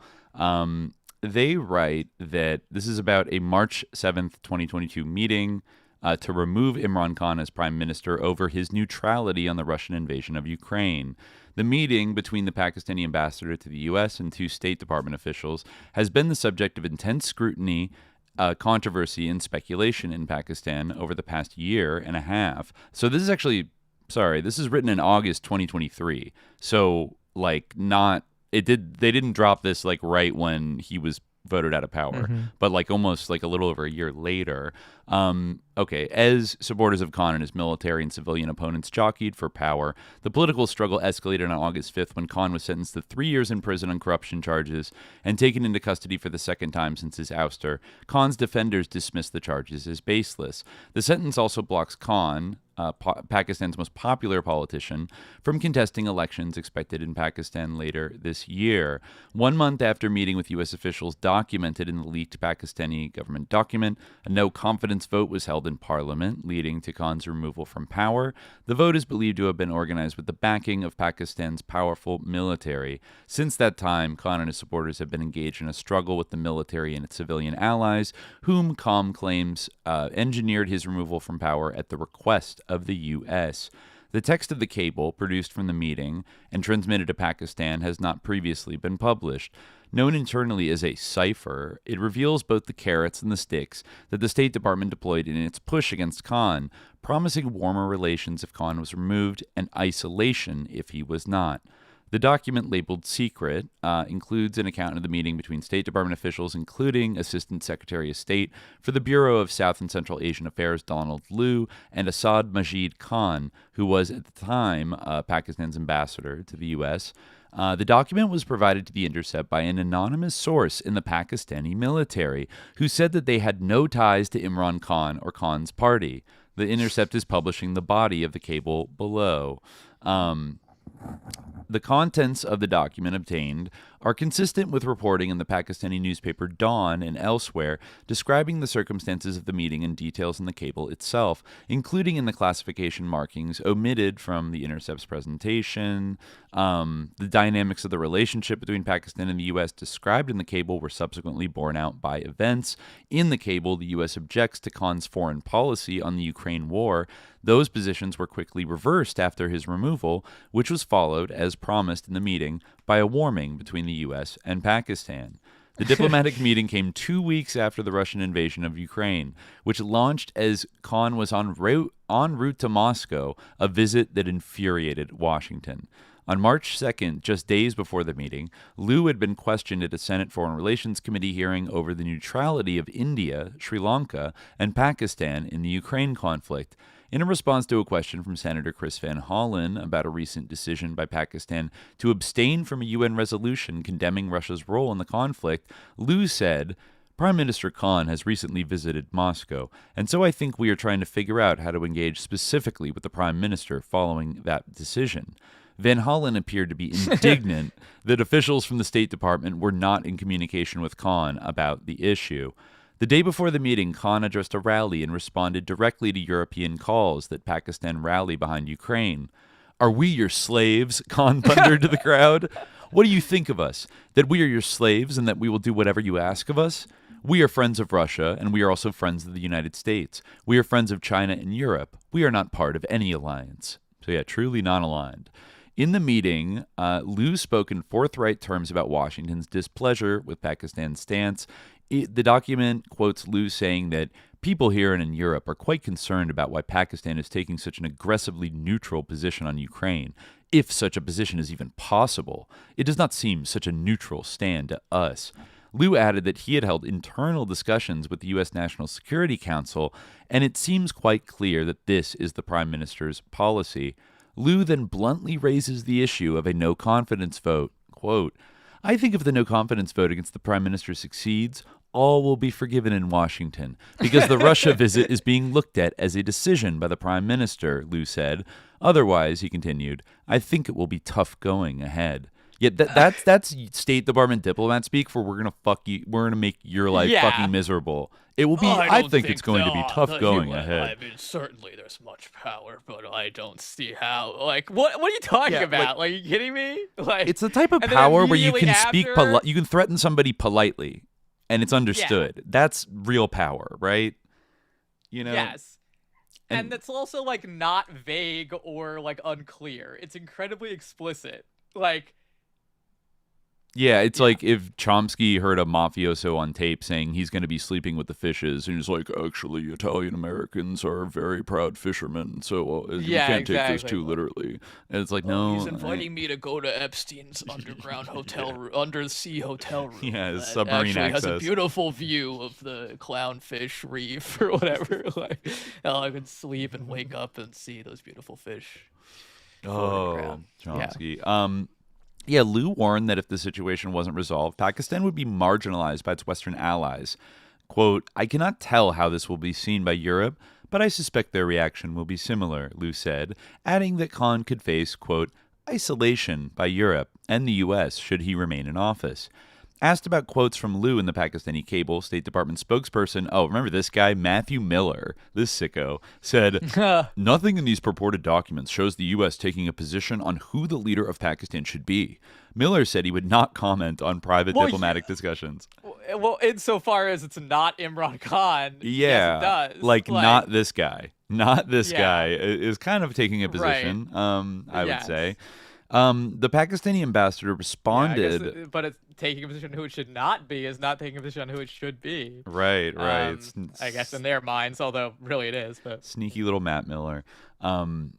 So yeah, the Pakistani ambassador responded to this by expressing frustration with the lack of engagement from U.S. leadership. Quote, this reluctance had created a perception in Pakistan that we were being ignored or even taken for granted. There was also a feeling that while the U.S. expected Pakistan's support on all issues that were important to the U.S., it did not reciprocate. That's probably true, I bet. The discussion concluded, according to the document, with the Pakistani ambassador expressing his hope that the issue of the Russia-Ukraine war would not impact our bilateral ties. Liu told him that the damage was real, but not fatal, and with Khan gone, the relationship could go back to normal. Quote, I would argue that it has already created a dent in the relationship from our perspective, Liu said, again raising the political situation in Pakistan. Let us wait for a few days to see whether the political situation changes, which would mean that we would not have a big disagreement about this issue, and the dent would go away very quickly. Otherwise, we will have to confront this issue head-on and decide how to manage it. Uh-oh. The day after the meeting, on March 8th, Khan's opponents in Parliament moved forward with a key procedural step toward the no-confidence vote. I guess Arif Rafiq said Khan's fate wasn't sealed at the time that this meeting took place, but it was tenuous. What you have here is the Biden administration sending a message to the people that they saw as Pakistan's real rulers, signaling to them that things will be better if he is removed from power. The Intercept made extensive efforts to authenticate the document. Given the security climate in Pakistan, independent confirmation was not possible. Pakistani embassy did not reply, make a comment. Miller, the State Department spokesman, said, we had expressed concern about the visit of then PM Khan to Moscow on the day of Russia's invasion of Ukraine and have communicated that opposition both publicly and privately. He added that allegations that the U.S. interfered in internal decisions about the leadership of Pakistan are false. They have always been false, and they continue to be. The America strongly denied basically when Khan came out in April 2022 and said there was a cable proving his claim of U.S. interference, State Department spokesperson Jelena Porter was asked about its veracity. She said, let me just say very bluntly, there's absolutely no truth to these allegations. Okay. In early June 2023, Khan sat for an interview with The Intercept and again repeated the allegation, and State Department denied it again and again and again over the months.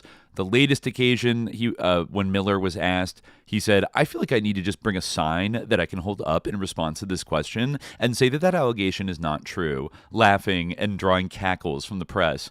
I don't know how many times I can say it. The U.S. does not have a position on one candidate or another, or party versus another in Pakistan, or any other country. Okay, bro. Okay, bro. Yeah, no, yeah, okay. Yeah. They do have the full transcription down here. Okay, they do. Yeah, they didn't show the original document to protect the leaker, I guess. Mm-hmm. So In recent months, the military-led government in Pakistan cracked down not just on dissidents, but also on suspected leakers inside its own institutions, passing a law last week that authorizes warrantless searches and lengthy jail terms for whistleblowers. Shaken by the public display of support for Khan, expressed in a series of mass protests and riots in May, that was the May 9th protests, which were very big, the military has also enshrined authoritarian powers for itself that drastically reduce civil liberties, criminalize criticism of the military, expand the institution's already expansive role in the country's economy, and give military leaders a permanent veto over political and civil affairs. These sweeping attacks on democracy passed largely unremarked upon by U.S. officials. In late July, head of U.S. CENTCOM, General Michael Kurilla, visited Pakistan, then issued a statement saying his visit had been focused on strengthening military-to-military relations, while making no mention of the political situation in the country. This summer, Representative Greg Casar of Texas attempted to add a measure to the National Defense Authorization Act directing the State Department to examine democratic backsliding in Pakistan, but it was denied a vote on the House floor. Yeah, so, that, okay, sounds pretty believable to me, and especially now that they've just heaped more and more charges on him and kept him in prison and his wife, and have implemented these kind of like Patriot Act measures to punish anybody who whistleblows who might be sympathetic to Khan, and kind of like heavily harass and disrupt his political movement. And meanwhile, like the generals have special power. There's a lot of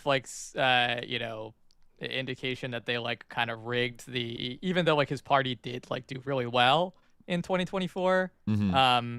It like seems like they did what The Intercept calls blatant rigging. Okay. Okay. Yeah. I guess now this person is not the the nominal head of the country, but they're often referred to as the de facto most powerful person, Asim Munir, right? The general, the chief of the defense forces, chief of the army staff, simultaneously, which I guess is a unorthodox appointment to hold both those titles at once. He was the director general of the ISI in the 2010s, and is often seen as like one of the major antagonists of Khan and like his movement, and is kind of like almost like it sounds like kind of performing a Sisi-esque role right now in Pakistan, holding it together. And then who is the technical prime minister right now? The Lord Shehbaz Sharif. Yes, his another nemesis. The Sharif family, right, is very powerful, right? Yeah. There's still like the big like families in Pakistani politics, the Sharifs and the Bhuttos. Right. Wow. Yeah, they spent years of self-exile in Saudi Arabia, I guess, after Musharraf overthrew them. But it is funny that his brother, Nawaz Sharif, was disqualified from holding office in the wake of the Panama Papers case. Interesting. So now, like, Khan's enemies are in charge of the country, and the relations thus far, throughout the end of the Biden term at least, were getting warm again and, positive. I guess with Trump, like, where do they stand, the people running Pakistan right now with Trump? Because Trump's very close to Modi. They just had a little war, right, as Trump took office again, right? Yeah, I mean, I think that like something like they kind of have agreed to like help like with the peace process in Gaza, I know. But like the whole like Hamas disarmament thing, I think, is like really unpopular. So I think that's kind of like, it's unclear if they're gonna go along with that. But yeah, I'm not sure if like there has been I'm seeing like wow, this is only 13 hours ago. Pakistan begged, Trump didn't mediate. Operation Sindoor, truth finally revealed. Newly released documents and FARA findings show Pakistan solicited the ceasefire during India's Operation Sindoor, spending nearly 45 crore on lobbying the U.S. Contrary to Trump's claims, Washington did not mediate. The Ministry of External Affairs, it confirms India's military action alone compelled Pakistan to halt hostilities. Well, I don't know if this is true, but because it's like from News X Live. But yeah, this is like the only thing that I've seen recently is that I guess he did meet with Shehbaz Sharif. Okay. I'm just seeing a bunch of stupid pictures on whitehouse.gov, nothing about the content of the meeting. Yeah. Yeah. So it was on December 20th, just less than a month ago, that Imran Khan and his wife, Bushra Bibi, were sentenced to 17 years in prison after finding them guilty of, this is actually crazy, this is the corruption they got them on. They found them guilty of retaining and selling state gifts. The couple pleaded not guilty. They were accused of selling the gifts, including jewelry from Saudi Arabia's government, at prices far below their market value while he was in office. Prosecutors said Khan and his wife declared the value of the gifts at a little over $10,000, far below their actual market value of $285,000, allowing them to purchase the items at a reduced price. Khan's lawyers said he would appeal the ruling on behalf of the former premier.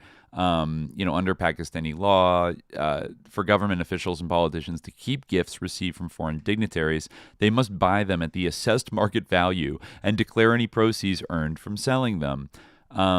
Khan's spokesperson, Zulfikar Bukhari, said Saturday's sentencing ignored basic principles of justice. In a statement, he said that the criminal liability was imposed without proof of intent, gain, or loss, relying instead on a retrospective reinterpretation of rules. Bukhari said the court ruling raised serious questions about the fairness and impartiality of the process, turning justice into a tool for selective prosecution. Khan's opposition, PTI party, denounced the ruling in a statement, calling it a black chapter in history, and said Khan was present in the court when the judge announced the verdict. On its official X account, the party wrote, Khan's family was not allowed access to the court. A closed-door trial is neither free nor fair. It is, in fact, a military trial. Omar Ayub, a PTI senior leader, said on X that there was no rule of law in Pakistan. Meanwhile, Information Minister Ataullah Tarar said Khan and his wife were convicted and sentenced after the court examined solid evidence. He said the couple indulged in corruption and the court delivered a fair decision. So they really got them. Shehbaz Sharif is the current PM. Khan has repeatedly alleged that his removal was the result of a U.S.-backed conspiracy carried out with the support of Pakistan's powerful military, claims denied by Washington, the military, and his opponents. He has been serving multiple prison terms since 2023 on corruption convictions and other charges that the former cricket star and his supporters have alleged are aimed at blocking his political career. So, yeah, they got him, you underreported the value of jewelry you got from the Saudis. No, corruption. No, even if he did, we don't even know if he really did that. But that's the spiciest shit. I mean, there are other things that are kind of a little more, big. There's the, I think still ongoing Al Qatar trust case, right? I'm not sure. Is that still ongoing? Yeah. Well, let me see. Yeah. I think it says in January 2025, his spokesperson, Bukhari, claimed he was pressured to testify against Khan in the Al Qatar Trust case. In an interview with The Independent, Bukhari alleged threats to his family, loss of property, and financial pressure, alongside offers of leniency, which he refused. He described the case, centered on the repatriation of £190 million from the UK, as politically motivated and lacking evidence of personal gain. Imran Khan, speaking from prison, confirmed Bukhari's claims. So, yeah, I guess, okay, they were convicted a year ago, January 17th, 2025. Imran Khan and Bushra Bibi were convicted. Khan was sentenced to 14 years and Bibi 7 years in prison. And this is all about, some kind of repatriated money from a settlement from the National Crime Agency scam, which is an earlier case that involved some kind of, ripping off of maybe the Pakistani government. And then that was settled for £190 million that was supposed to be sent to the government of Pakistan. But the case alleges instead the money was deposited into a Supreme Court account designated for fines imposed on Bahria Town, Malik Riaz's real estate company, as part of a separate land acquisition case. That's one of the very powerful real estate impresario in Pakistan, Malik Riaz, who is a big supporter of Imran Khan. I guess that's what they're alleging, that they siphoned off some of the money to pay off, some kind of fine, or something. This is what he had to say about it. No case can be as ridiculous and stupid as is the Al Qadir Trust case, because the money that was brought back to Pakistan is not only in the national treasury, but the government is also earning billions of rupees profit on it. This money was sent directly to the Supreme Court as a result of the agreement between Malik Riaz and the British National Crime Agency. Neither this money was declared property of the state of Pakistan in any court, nor was it declared a crime proceeding in any court. According to the official data from the end of 2019 to May 2023, the government of Pakistan has earned a profit of 13,094 crore rupees on this money returned to the country, while the data of the profit earned from May 2023 onwards to date is yet to be released. Like Shaukat Khanum and the Mall, Al Qadir Trust is not owned by me nor my family, nor have I personally benefited from it. The complete management and administration of Al Qadir University, or Al Qadir, established on a desolate and desert land to provide free education to poor children on Islamic sciences and modern subjects, is under the responsibility of the trust, which is not owned by me or any of my family members. The motivations behind this absurd case are entirely political in nature. Zardari and Nawaz Sharif are not building trusts for public welfare, rather establishing their own empires, while the military-occupied NAB waives proven cases against them and their children. I have never seen a more shameless person than a chief election commissioner who conducted the most rigged election in history, on which institutions like FAFEN and PILDOT gave their detailed observations and called these elections rigged. It was the responsibility of the Chief Justice and the Chief Election Commissioner to investigate the confessions made by Rawalpindi Commissioner and caretaker Prime Minister Anwarul Haq Kakar. They that guy, Anwarul Haq Kakar, basically admitted to rigging the election, or said that he had, but I guess it wasn't investigated according to Imran Khan. But they themselves were part of the whole rigging. As a result, instead of the investigation, the commissioner who gave the confessional statement disappeared. What, did he actually disappear? I didn't hear that. Yes. Remember, this country is my country, and I will never leave it. Moreover, any deal is also out of the question. Pakistan is being run in a dictatorial manner. Our total revenue is 13.9 trillion rupees, while we have to pay 9.8 trillion rupees annually as interest. My country can never progress with such a punitive use of coercive measures. I don't know. There's something to all that. I don't know. Yeah, I mean, Malik Riaz might be, might be involved in some sus stuff. I guess this is, money that, was it taken from him and then it was given back to the government of Pakistan and meant to be spent by, put in the public treasury, but then I don't know. It's but it was about building a university. It's Malik Riaz had donated land to the sort of NGO run by Imran Khan and his wife to build a new university, right? Al Qadir University. Yeah. So, in the form of land for the construction, blah, blah, blah. And allegedly providing legal protection for the money of the property tycoon. So, there are tycoons in Pakistan. It does have a capitalist economy, and there are these people around. Yes. And who knows? Yeah, maybe a little bit, but quite selective. I'm sure if you looked for something similar or even worse than this, definitely. On the Sharif side, you probably would find something. Or the Bhuttos,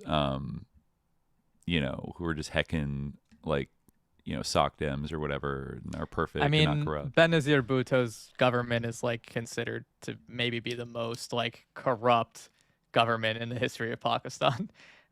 Which she was assassinated, right?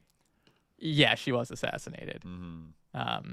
I don't think that had to do with corruption per se, but I feel quote unquote Al Qaeda assassinated her, but I'm sure I feel somebody maybe working for, I wonder if it was an ISI or a military driven thing. I mean, yeah, it may have been. She was like pretty like U.S. aligned. She even wrote this book called like Daughter of the East, where like she made up a bunch of lies about how she was like made to wear a burqa when she was a girl, which like totally is not true, like at all. Like or yeah, like she like made her mother sound like this big like you know, Muslim conservative, which like totally wasn't. It was like this obvious like kind of like, you know, like playing to those kind of, you know, tropes that people in the U.S. and the U.K. love, and in Europe. Yeah, and but yeah, I mean, well, it's possible. Yeah, like you know, it like the Al Qaeda Trust. There might be some financial crime here. But compared to, you know, I haven't seen anything, though I bet if we look through like the Panama Papers or things like that, you might be able to find some evidence. But there certainly were allegations on the Pakistan subreddit that, you know, the leading military generals and the ISI people and the Sharif family have their fingers in many pots around and have a lot of money, and a lot of it stashed overseas, and have probably intergenerationally grifted off of, like, you know, the public coffers, right? And you know, that's a whole can of worms that, you know, is not going to get looked into. Instead, it's just going to be Imran Khan. I don't know why you would have to pressure someone to testify if it were true, and like there was like, you know, all these incentives, like to, you know, why would you? Yeah, because it wouldn't be true. Yeah, and you know, as we mentioned earlier, I think Imran Khan was sort of independently wealthy from his cricket career, and, you know, living life. I mean, I don't know if it was necessarily like for personal gain per se. Right. Like, yeah, exactly. Like, it's all like odd, like to say that like he, and like it's odd that, I mean, again, like, you know, there's something to be said for the fact that he is like staying in jail in like Pakistan and like doesn't necessarily have to. What do you mean doesn't necessarily have to? Like he possibly like just could have left, you know, like he stuck around. Like Sharif did, yeah, like he could have gone to the UK, right? Easily. He could have like dropped out of politics and gone like off to do something else, you know. He was, and you know, going back to his childhood, he's like a younger boomer, I guess, but yeah, he was known as a playboy who hung out at Tramp and St. James, and one or two of his girlfriends were called mysterious blondes in British tabloids. He was considered one of the most eligible bachelors in the UK in the 80s and 90s. He dated Emma Sargent, the daughter of British investor Sir Patrick Sargent, who introduced him to socialites, which I guess was like his first like true love. And then I guess he dated Susanna Constantine, who's like a TV journalist, and then a bunch of people, including Hannah Rothschild of those Rothschilds, right? And then I think ended up marrying. Well, no, he got in a relationship with Anna Louisa White, daughter of British industrialist Gordon White, in 1986. But then they broke up. May or may not have fathered a daughter. Then he dated a German MTV host, Christiane Backer, in the early 90s, and he introduced her to Islam during their nearly 3-year relationship. And then he got engaged to Jemima Goldsmith, the daughter of Sir James Goldsmith, in 1995. And Jemima converted to Islam through her own convictions after studying. Much to the consternation of Jeffrey Epstein, who was furious. Oh, that's right. He was so pissed about that. Yeah, that was like the main. Like he mentioned that in particular as like the thing that truly drove him crazy. I honestly, now that I'm thinking about it, like I do wonder if their paths crossed in the earlier days of the 80s and the 90s, because it does seem like Epstein had like some knowledge of Imran Khan and like thought he was like, what actually did he like, what did he say word for word? I know we read it on one of our episodes, but he called him a threat to peace, a much greater threat to peace than other world leaders, including Vladimir Putin. A much greater threat to peace. Islamist. Oh yeah, there is a photo of Khan with Ghislaine Maxwell in the 1990s. So they definitely, you know, I guess he was at a London Society event with Ghislaine Maxwell. I actually haven't seen that photo, but I'm sure it's like out there. But he certainly seems to not like him. Yeah, Jeffrey Epstein calls former Pakistan PM Imran Khan, quote, really bad news in leaked emails. Yeah. Why did he mention, he called him, quote, a threat. The party was celebrating the collapse of communism in 1990. Oh, my. A full year before Maxwell relocated to New York and became associated with Epstein. So actually it was before Maxwell knew Epstein, but... Allegedly. Allegedly, yeah. Yeah, because wait a minute, they were at the before she moved to America, though. But they were at like some kind of like communism collapse celebration party. Oh my god! In 1990. All right, clip of ex-Pakistani PM kissing jailed socialite Ghislaine Maxwell. Well, okay, this is a fact check website. Yeah, that was like a doctored thing. Yeah. But, that was. They love it. But yeah, no, but we should read like this like. Oh, here it is. The latter part of this cable, because like there is some interesting stuff here. Like, so this is like basically the diplomat, like the Pakistani diplomat, talking about like his exchange with Don Liu, and like basically what you read before is like the thrust of what Don Liu has to say, like at first, like the no confidence vote at the Department of Succeeds, all be forgiven. I cannot tell how this will be seen in Europe, but I suspect their reaction will be very similar. Honestly, I think isolation of the prime minister will become very strong from Europe and the United States. Just really stressing like that this is bad. So the guy kind of pushed the diplomat kind of pushes back on Don Liu. He says like, well, the prime minister's visit was purely in the bilateral context and should not be seen either as a condemnation or endorsement of Russia's actions against Ukraine. I said that our position is dictated by our desire to keep the channels of communication with all sides open. Our subsequent statements of the UN and by our spokesperson spelled that out clearly while reaffirming our commitment to the principle of the UN Charter. But I guess, he wasn't swayed by that. He said, he says, I also told Don that Pakistan was worried of how the Ukraine crisis would play out in the context of Afghanistan. We had paid a very high price due to the long-term impact of this conflict. Our priority was to have peace and stability in Afghanistan, for which it was imperative to have cooperation and coordination with all major powers, including Russia. From this perspective as well, keeping the channels of communication open was essential. This factor was also dictating our position on the Ukraine crisis. On my reference to the upcoming extended Troika meeting in Beijing, Don replied that there were still ongoing discussions. Ongoing discussions in Washington on whether the U.S. should attend the extended Troika meeting or the upcoming Antalya meeting on Afghanistan with Russian representatives in attendance, as the U.S. focus right now is to discuss only Ukraine with Russia. I replied that this was exactly what we were afraid of.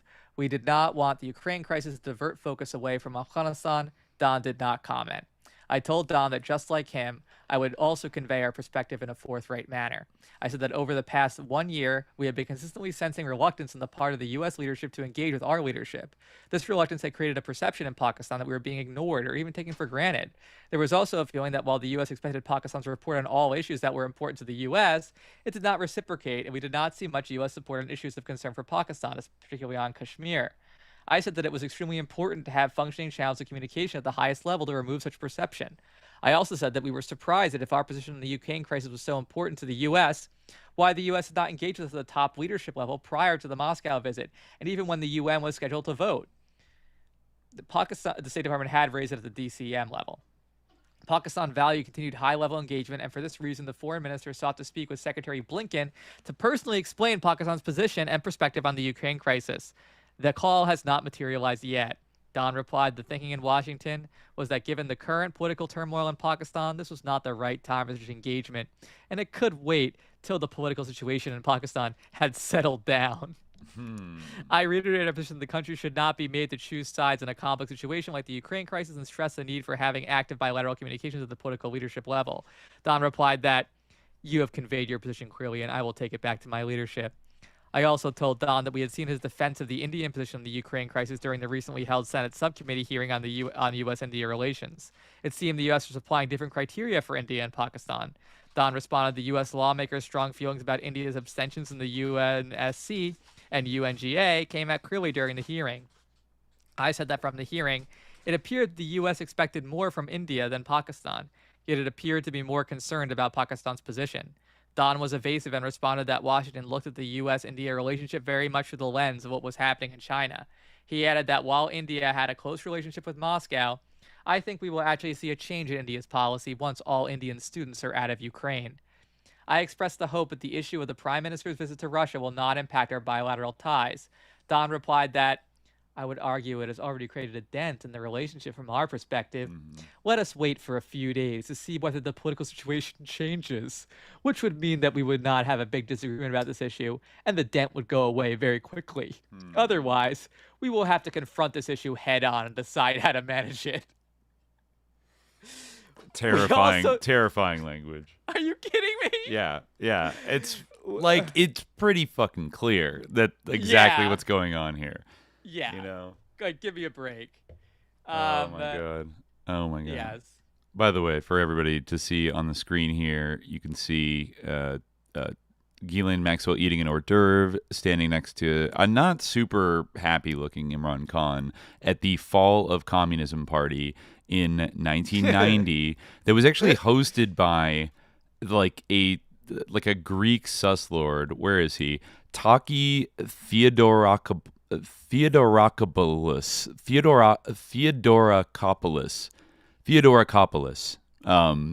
probably a Greek. I've heard of this before. Takis magazine. I always get it mixed with like the sort of like potato chips that they sell at like liquor stores. But like, I guess this is like kind of like sometimes a little Nazi-ish kind of, you know, right on the borderline, kind of a Richard Spencer vibe magazine. And he co-founded the American Conservative. He actually went to the Lawrenceville School, I think for a long time, the most expensive English-style boarding school in the United States, and went to the University of Virginia. And I guess he was just so excited about the fall of communism a year after the fall of the Berlin Wall that he had to throw a big party. Actually, the Proud Boys were launched with an article in Talkies magazine by Gavin McInnes in 2016, and he is the publisher of the British magazine right now. Founded it with Pat Buchanan. Pretty much hates radical feminism and also extreme masculinity. He criticizes Israel and says he's pro-Palestinian. Boris Johnson, blah, blah, blah. He praised the Wehrmacht for their bravery on D-Day. Okay. Anyways, that's the guy that was hosting this Fall of Communism party. Right. Yeah. So we're going to praise them for. Yeah, lest we forget. Exactly. So that's where these picks come from. Where yes, there they bravery are. Bravery is such a weird thing. I feel like it's always weird whenever anyone praises anybody for bravery or like calls someone out for like their cowardice. Because it like doesn't really have anything to do with like too much. It's kind of like, neither here nor there. Yeah, it's like, yes, I guess like you can be brave and like be like a loathsome person, or you can be like a, you know, I guess cowardice is kind of a vice, but like bravery is not necessarily a virtue. Yeah. I guess it's interesting. This article says disgraced American financier and sex offender Jeffrey Epstein's connection to Imran Khan was not criminal, but social and ideological. He knew the goldsmith world, watched Imran's rise, and turned him into a private obsession. Oh, interesting. So actually, maybe let's take a look at this for a second, because this person dove into it. They said that the Imran-Epstein nexus is not a figment of conspiracy Twitter, nor is it dissolvable with a lazy shrug of pure coincidence. It lives in that uncomfortable space where power always does its worst work, in overlapping social circles, family networks, and private judgments that never expected to see daylight. Jeffrey Epstein knew the goldsmith world. He moved easily around the same Anglo-elite circles that once treated Imran Khan and Jemima Goldsmith as their beautiful, exotic centerpiece.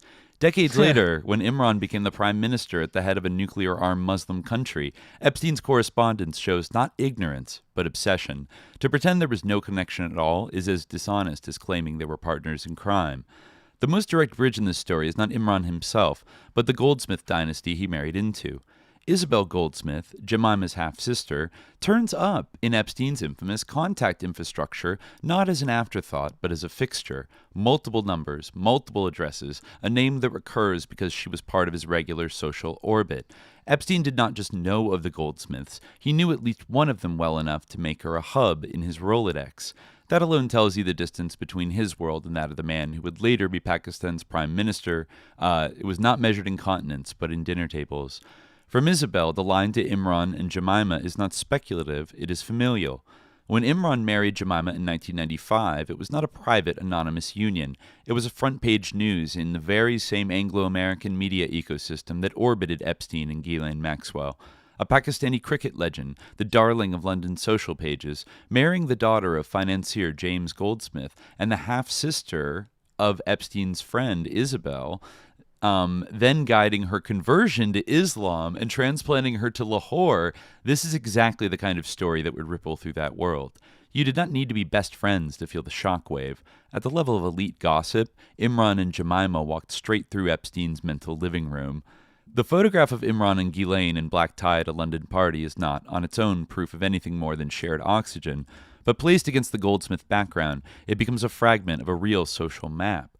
Maxwell was Epstein's closest associate and gatekeeper, the person who curated his access to the very set that Imran and Jemima briefly ruled. When she appears beside Imran at a Savoy event, it confirms that these were not parallel universes. They were the same rooms, the same circles, the same after-dinner conversations where a charismatic Pakistani sportsman and a pair of Anglo-Jewish heiresses could become objects of fascination, resentment, or both. Fast forward to 2018, and the nexus hardens from social geometry into explicit text. In emails now attributed to Epstein, written around the time of Pakistan's general election, he does not ask, "Who is this Imran Khan?" He launches into him. He reportedly calls Imran a, quote, devout Islamist, labels him really bad news, and ranks him as a greater threat to peace than Erdogan, Khomeini, Xi, or Putin. That is not the language of a man encountering a stranger on a map. It is the language of someone who has been carrying a grudge, watching a familiar figure move from the gossip pages to the nuclear launch codes. Layered within that hostility is a more intimate sting. The references to... I'm getting a certain vibe from the style of this article. I was just thinking it, AI. Yeah. It does feel like AI. The byline is from the Thursday Times monitoring desk, and this is like a mostly Urdu, it seems like, periodical. I mean, yeah, we're kind of operating at layers here. I wonder if it's like an Urdu magazine that is like trying to train. And like also I don't like know. As you've been reading it, I like read the No, whole you're thing, doing. and, There's a lot of he isn't this. It became this. Like, it's doing a lot of that. And also like the ultimate conclusion is almost like nothing. Like it's just kind of like asked to like comment on like a connection that isn't like to write something about it, like a connection that isn't like super there. I mean, I guess like kind of the idea that like they socially knew each other is obviously true, but I assume that information is is accurate. That the half sister of Jemima Goldsmith was maybe a circled name in Jeffrey Epstein's Black Book, or had multiple kind of like Tom Pritzker had like multiple phone numbers, addresses. Yeah, maybe. I'll look it up because I can't be sure. Yeah, I guess I'd have to go back and look at the actual thread where he's talking shit about Imran Khan, but it says that there were references to Imran's marriage to, quote, Jewish socialite Jemima Goldsmith and to women Epstein describes as, quote, friends of mine. Yeah. Mm-hmm. Yeah, actually, no, this is probably written by ChatGPT now that I really look at it. It has to be. The vibe of it is that basically, like, Epstein is pissed off because a Muslim from the post-colony married into a European Jewish banking dynasty carries off the glamorous daughter, presides over her conversion, and then years later ascends to high office on an overtly Islamic, anti-establishment platform. This is so AI. In that scenario, Imran is not just a geopolitical data point, he is an affront.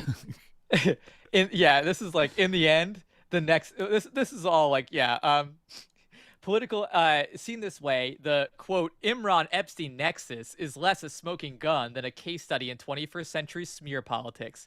A disgraced financier embedded in Western elite networks carries the long memory of a glamorous couple from his social universe. When that man becomes a byword for predatory decadence, okay, relax, Chachi. Any trace of his gaze on them becomes toxic in the public imagination. Political actors then seize it, bolt on fabrications, and turn a web of proximity and resentment into either an indictment or a badge of honor. What gets lost is the more interesting truth. Long before Pakistanis argued about Imran Khan in Lahore or Islamabad, he was already a story in rooms he never controlled. In the end, the nexus is real, but it is a nexus of attention, class, and narrative control. I feel like there's too many like clear ideas in this for it to be fully ChatGPT, but maybe somebody who's like an Urdu speaker, like human might have gone over it, but like it does have that kind of vibe of like, I think this guy put in like, talk about the Imran Khan Epstein nexus and like write an article about it. And it was like, well, this guy hated him, so there isn't really a nexus. But in a way, like, you know, force it to like come up with some kind of way that there's a nexus. It gave them a thesis like, they to did say kind of have this sort of like social world that was sort of connected. Yeah. You know, yeah. Like like this is not like a clear idea. Like this is totally forced. That knowledge is now like, you know, in the end, the nexus is real, but it's a nexus of attention, class, and narrative control. Epstein's world, I love the 3-point list too. Yeah. Epstein's world knew who Imran and Jemima were. It talked about them. It judged them. It later cast Imran as a symbol of everything it feared, an Islamist, nuclear-armed democracy led by a man who had once moved so comfortably through its own parties.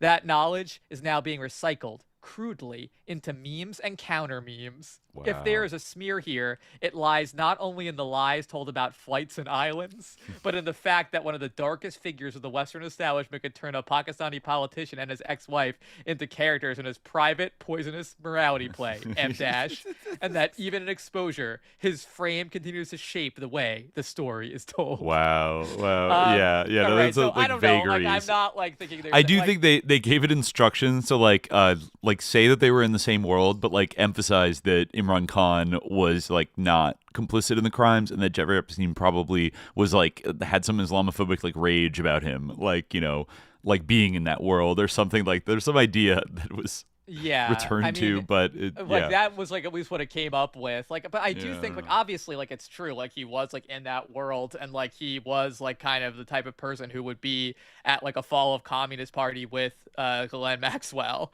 you know, like fall of a Soviet Union party with Ghislaine Maxwell. Like that is like not, you know, something to like not, you know, appreciate.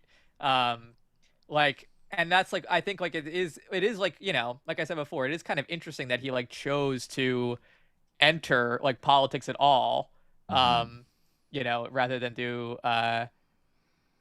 something else. Like, well, you know, and I mean, I could see it considering Jeffrey Epstein's modus operandi with young women like orbiting through high socialite circles, and his plans, his great weird plans for them, like Imran Khan marrying the daughter of like Sir James Goldsmith and like taking her to Pakistan and having her like convert to Islam is like in a way the exact opposite of what Jeffrey Epstein wants young women to be engaging in. Oh yeah, you know what I mean? Totally. Like, yes, there's something there about like in a very direct way. Like that's like, oh, she became like religiously observant. Did have and like a sort of like Jewish supremacist streak. He did, and like the idea of like, I mean, he said like that, like law, medicine, Jews only, like Steve Bannon, you know, stuff like that. So yeah, you know, definitely. And like obviously, like he and Glenn, like their, you know, their politics on the Israel issue are clear.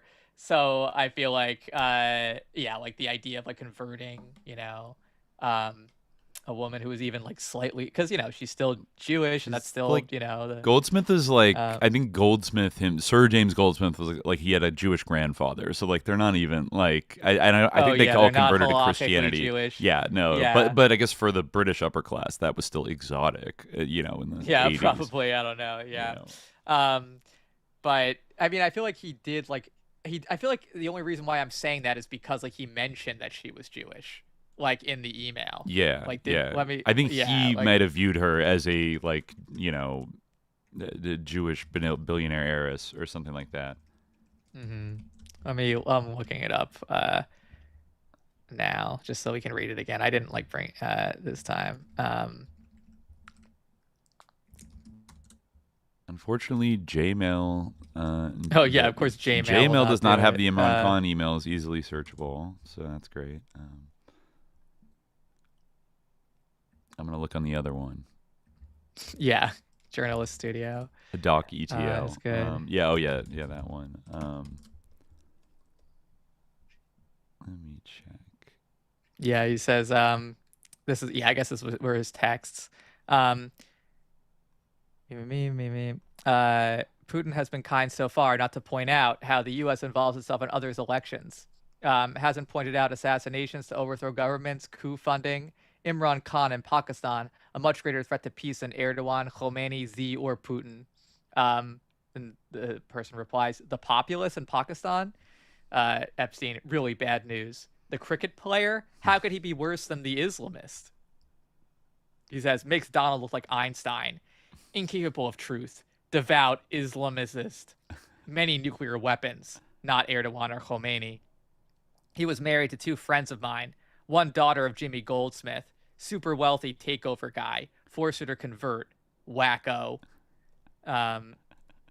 Yeah, there you go. There's a lot of lore with Sir James Goldsmith too. I forget, looking him up, back when we were starting SJ, and there was something about him that I forget if Adam Curtis did a whole documentary thinking, the Mayfair set was about him, but he was a big mover and shaker, very powerful family. And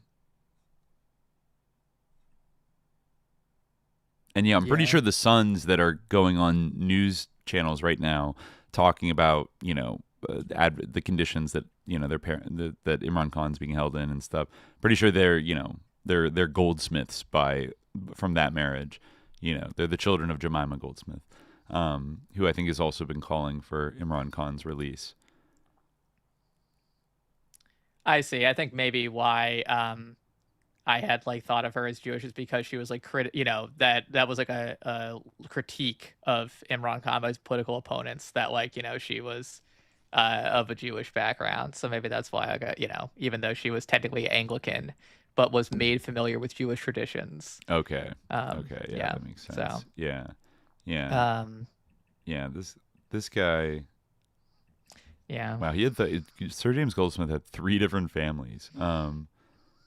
He was a real... She was charged with illegally exporting antique tiles. Oh, yeah. She said the charge was a fabrication to harass and damage her husband, but, the Ministry of Culture and Archaeology verified the tiles were not antiques, and the court dropped the charges, allowing her to return to Lahore. Yeah. Yeah, there's some article in here that mentions Imran Khan, but I think it's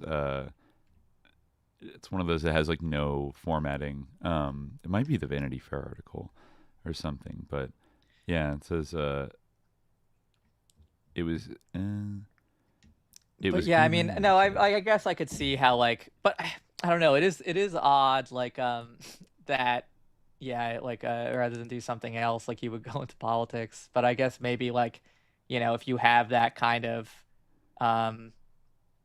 lust for attention and also for power, I mean, I can't really quite understand the mentality of people who go into politics in general, so who knows, right? I think he'd been such an iconic figure. He's charismatic and handsome. He is a very handsome guy, and hung out among that powerful set, for so long, and I mean, could have kept just living in it, but he did have the opportunity to go back and, I mean, it was a long time. It was from the early 2000s that he got involved in politics. So, it was a long-term dedication. And then, I mean... Yeah, and he didn't really succeed at first very much. He didn't have instant success. Right, and I do wonder, though, just maybe the last thing that we meant to bring up was his, 3rd wife, Bushra Bibi, who's in jail with him. Does seem like maybe... And apparently has been according to him, been tortured, was almost poisoned, I think, right?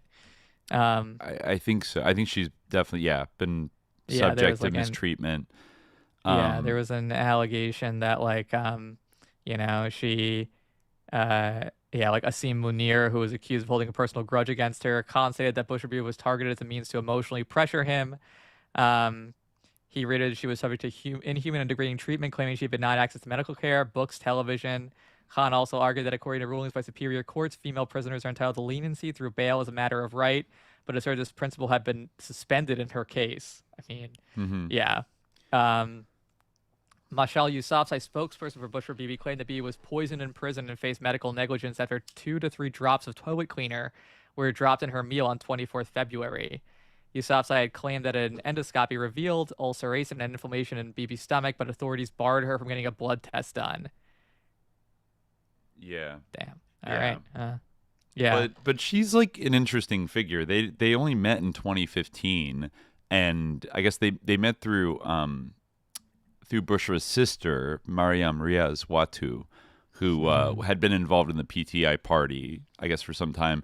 I think I saw an interview that she did just recently, like talking about their situation and everything. And I guess previously she had worked in the UAE as an advisor for higher education affairs in the Ministry of Education, and led a World Bank funded initiative in Pakistan called the Higher Education Development Project.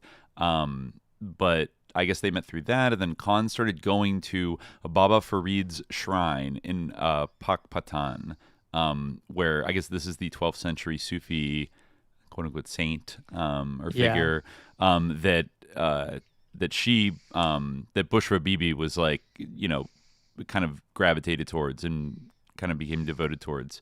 And I mean, so they started like talking. He would consult Bushra Bibi on spiritual matters whenever he found himself in a difficult situation. And he became, I don't know, like, it's been alleged that she gives advice like about like political maneuvers and electoral things like that, which I imagine that she does. Like, that's kind of interesting, but I like imagine that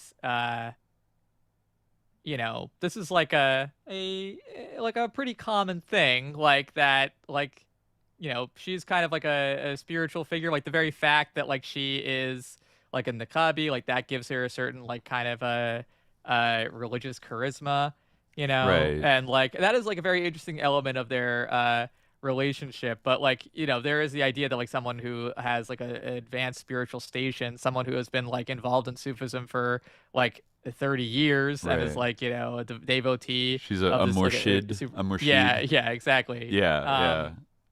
That like, you know, she actually has like powers, you know, like a special, like, you know, special power, like spiritual dispensation. Exactly.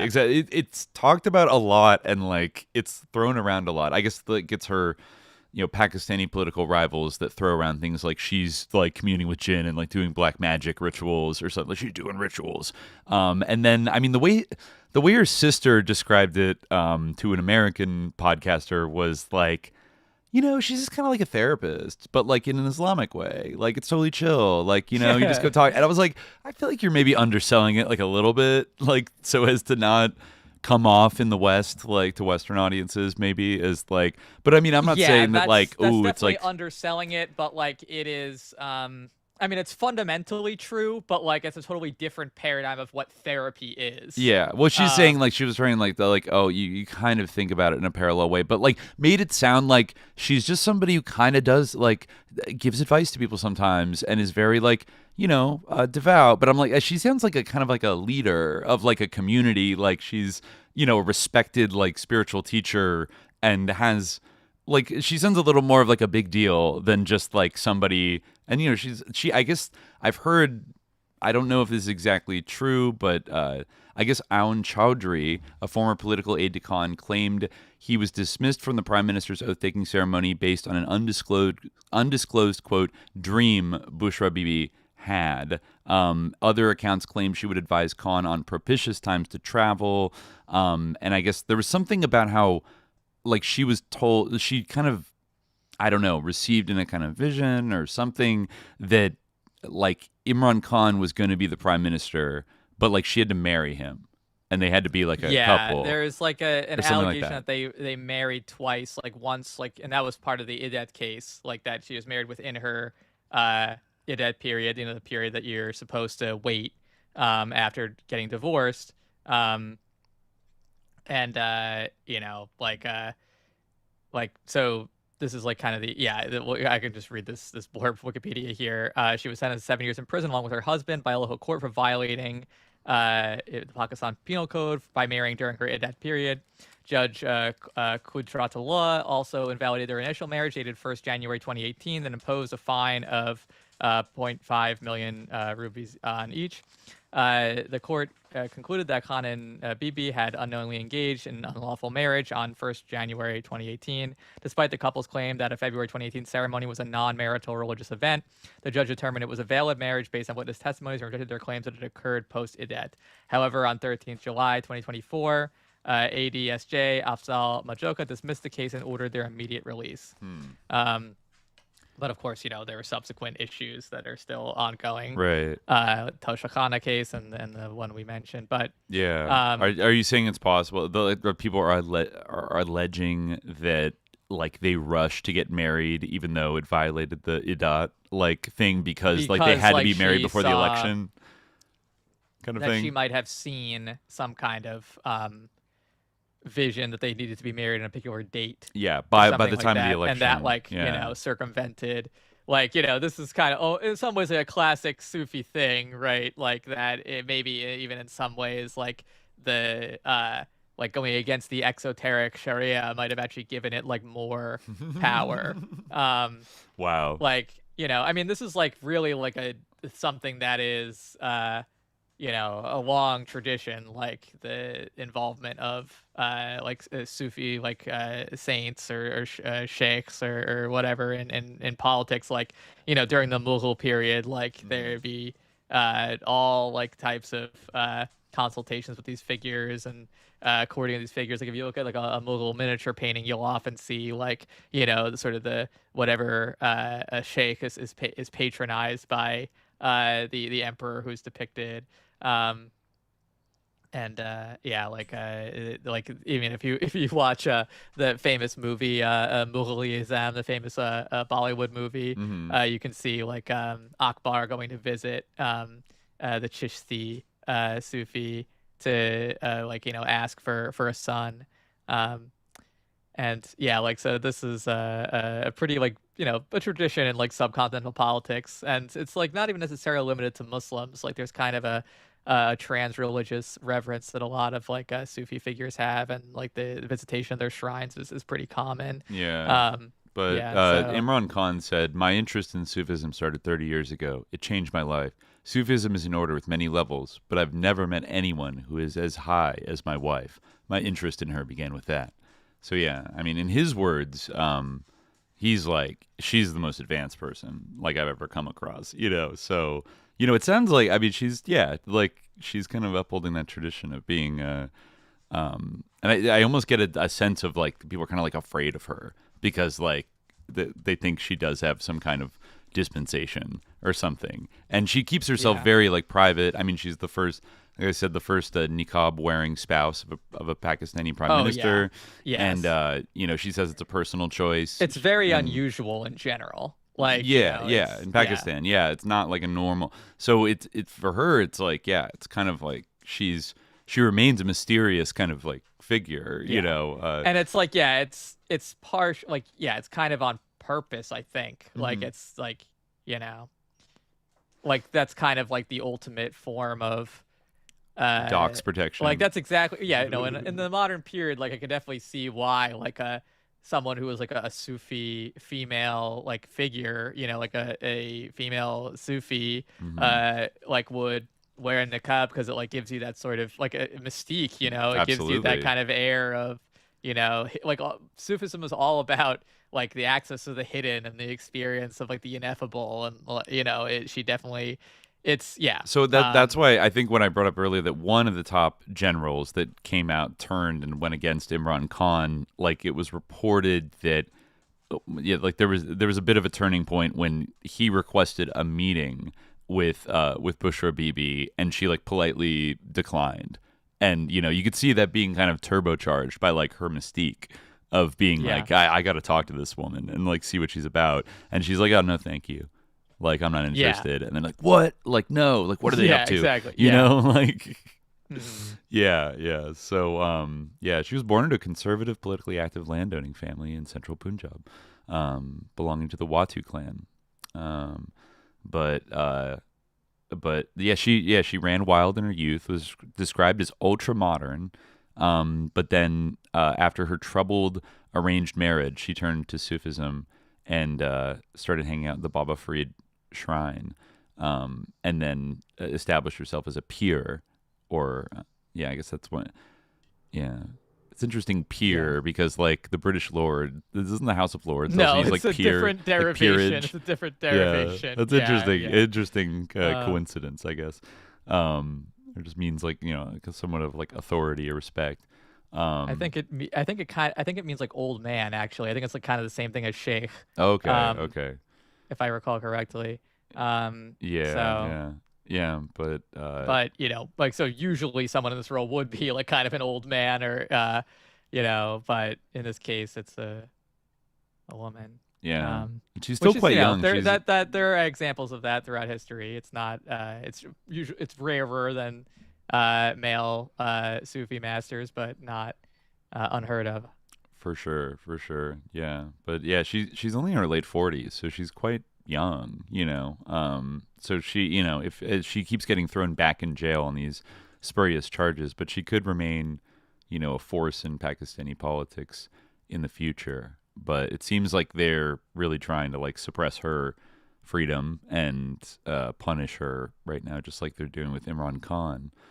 And so I don't know. I mean, at the end of all of this, all I can say is like, Imran Khan, very interesting man and figure. And, while he's not like necessarily the mantle of like heckin' revolutionary politics or whatever, like Jacobin would like want him to be, I still feel like the overthrow of him was definitely spurred by the United States and desired by the United States, because he was, he wanted a non-aligned foreign policy and a little more basically like Pakistani sovereignty over its own affairs. And that was not really going to fly with the United States. Yeah. And so I feel like that's a manifestation of imperialism that should be like not brushed aside with like, it doesn't matter, or no, it whatever. Absolutely should not be brushed aside. And the fact that Epstein hated him and thought he was the biggest threat to the world also tells you something. But like, I mean, more broadly than that, I think that like, it is kind of like just letting like, I think like being unable to assess like kind of the like degradations. Obviously, like this is not a perfect situation, but there is like something, and I think, I don't know. I mean, part of my interest in this is like has to do with, as I mentioned, like my chip on my shoulder, and I feel like they're like, obviously like, the religious right is a phenomenon in Pakistan, and it's a phenomenon in the United States, and we have like a secular left that is incredibly impotent, and I think we need a religious left, and I think that like that is something that has a potential to grow, but it's like people's feelings of ickiness. And like, this is not the central issue in the Imran Khan thing. There's, necessarily. And I'm not saying that Imran Khan is a representation of what I said. I just said that we need. But I think that getting over that ickiness, right, that is at issue in, is very important. That like sort of visceral feeling of like kind of, the scary like Taliban, the Talibanization fear, like the sort of vague, but this is all about a politics of emancipation, and like if you're not, if you're religious, then I'm scared, like that. I don't know. My like, personal take is that's not going to work. And I think like religion is such a powerful force, as Bush or Bibi attests. And to see that completely, it's kind of like how, like the sort of issues have been seeded, as like a lot of, those leftists writing for Jamhur magazine pointed out, like a lot of the issues have been seeded to the right because they thought that progressivism was all about secularism. And I don't think that something that is such a powerful and important phenomenon in human history should be seeded. And I think in this case, that ickiness played like a big role in kind of like just diluting people's like grounded, like realistic analysis of the situation.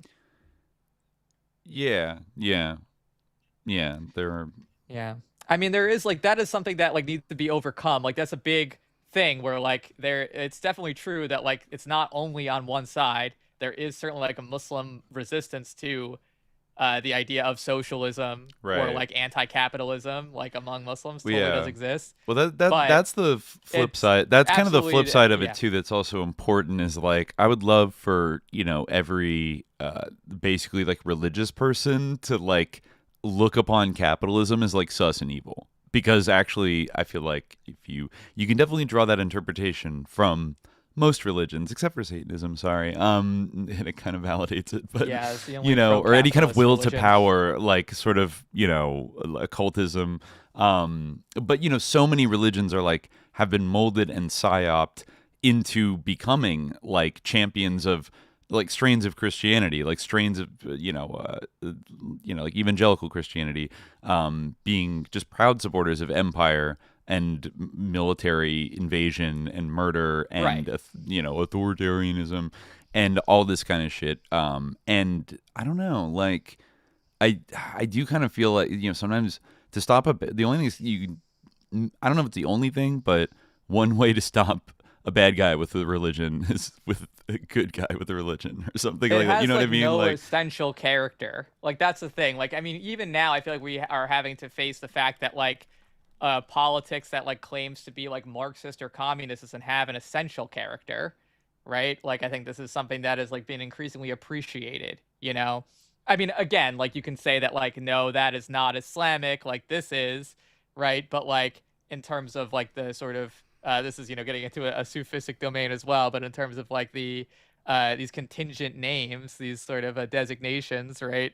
Like at the level of language, those things are it's like there's no like essence there, like to like what someone's saying there. Like you can have like a Muslim politics or an Islamic politics that's like fascist, right? Or you can have an Islamic politics that is socialist or communist, right? And you can have a communist politics, in fact, or that is I'm talking about nominally, right? But something that I do think is that like you're absolutely right that like our religious texts and like our religious tradition is definitely not pro-capitalist. In fact, it's deeply anti-capitalist.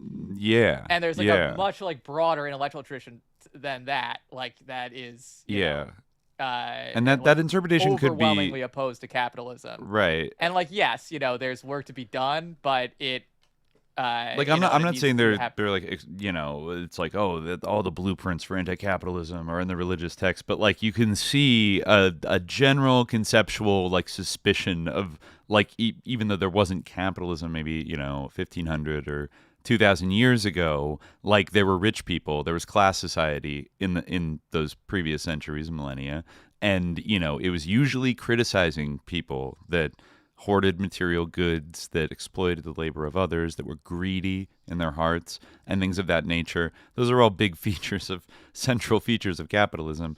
And I don't know. Also, looking at capitalism instead of being as actually that's the one that's incompatible with religion, because it sets up a kind of false idol, this kind of false idol system.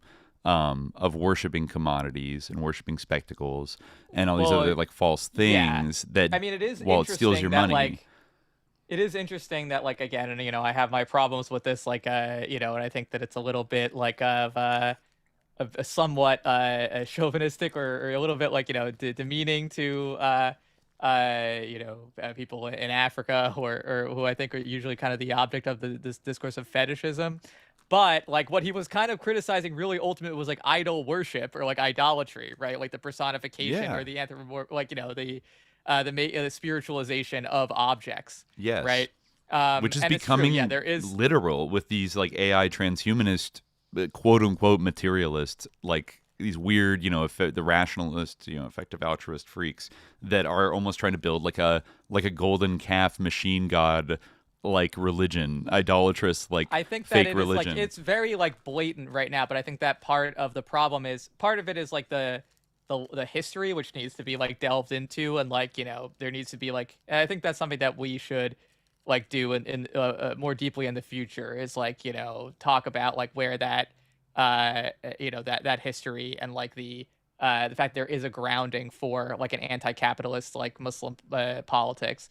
But I also think that there is like the problem is that like a lot of the sort of advocates of this politics of like, opposition to capitalism, like are coming at it from a place of like, I hate religion and like that's like they're leading with that. And that's like really their main issue. It's not like, and it's like these people are really from like this kind of like, Jacobin left type of thing. Talk where, about like, really falling their for the main culture war issue is, bullshit. like, Yeah. the same thing as like Alex Karp's main issue of like the right to like, oh, are you going to take, they have this kind of visceral thing in their minds of like the fundies are coming, but it doesn't like have to be that way. That is like what has been enabled by the fact that like, and I'm not saying like that's like this is a project that's going to happen, that could happen overnight, and that like or that like but I think that like there is this aversion. Well, like a deep-seated aversion that, and the sort of reaction to this, which was something, that everyone should have like been upset about, and everyone should have spoken about, and like recognized for what it was, as part of like the whole sort of reaction to the kind of like complex around the Ukraine issue. This was part of it, and like should have been like quite central, I think, there.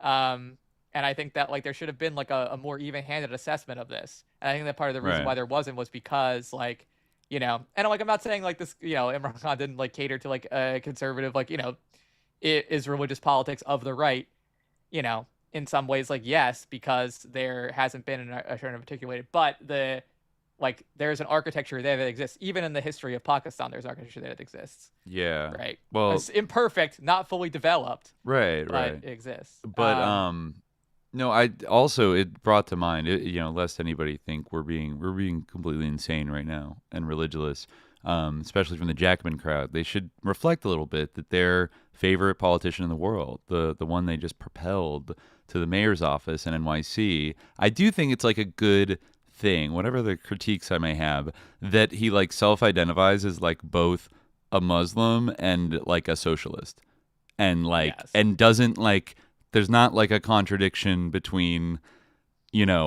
like he has to be a hecking atheist because he's like a socialist, or because he's a Muslim he like can't be a socialist. Like those two things can like coexist, and it's probably helped him tremendously. Think about if he had played the hecking atheist card versus like, I'm a good, don't I remind you of like your nice like Muslim son, like, and got massive votes from the, totally, you know what I mean? Like, it's just, come on. Like, it's obviously, and he also comes off as very international and like very, secular in his thinking for the most part, but like, he's he's like respectful but he spoke, of the like as a member of that community. Like I remember his video where he said like I will no longer apologize, and he spoke to like things that are true. Yeah. And like that like definitely like his famous quote of like the boot of the NYPD is laced by the IDF. Like Zohran has definitely had some banger lines, so I'll definitely give him that. And I think that is like the it kind of reminds me of those tweets though where people would be like this, obviously there's a right-wing thing of like, oh, he's a jihadist or whatever. Oh, he's gonna impose Sharia law on Brooklyn or something like that. And then people would be posting like his wife Rama and being like, oh, look at his wife, like look at her legs, like she's got a mini skirt on. It's like, give me a break, guys. Like, don't do this. Like, don't do this thing where it's like, actually, he's progressive because his wife, like, is wearing sexy clothes. Like, what are you? Like, sorry, I didn't know that, like, the DSA was, like, the Iranian monarchist. Oh, yeah, the Iranian before revolution meme account. Like, yeah. It's just kind of like, it's time to, like, stop, like, trading in this, like, bullshit. How about, like, why don't you instead point to the fact that, like, he didn't say anything ever about that other than simply being Muslim, and, like, that he, has been committed to, like, DSA type politics for his entire political career, and, like, like don't worry, he's westernized enough. Yeah, that's like, we don't need to do that. Well, there's like, in fact, like, I think he didn't do like a ton of, he himself in his campaign did not really do that a lot, and I think it was like to their benefit that they didn't, because it like they didn't need to do that with like the, you know, like large like immigrant community like Bangladeshi, you know, or South Asian, you know, communities in Queens and stuff like that. Like they don't need to be reassured that he's not a scary, not westernized enough Muslim or something like that. So, you know, I mean, maybe they're just really trying to get the boomers on the Upper West Side to, you know, not be scared and vote for him. But I mean, like Islam is also like there's a big difference in these like kind of comparisons. Like this is why I was saying like there isn't like an essential character to like even to Islam as a religion, you know, because it's so incredibly diverse and like there's so many different ways to like be Muslim. Yeah, like for the sure. whole like situation of like Pakistan and like the idea of a state, like it was like kind of conceived as a state of Muslims, you know, and that's like part of like the issues there that are still like being grappled with like to this day, because not everyone there is Muslim, right? You know, and there's also other identities that come into play in the sort of political landscape and stuff like that, and like, you know, and the sort of politics of like the like, you know, the Muslim American community is very like unique in many ways, because like, yeah, we are kind of like, you know, connected by like our like religion in a certain way, and like we have this kind of diversity, but like this kind of identity based on it, you know, I won't get into it too much,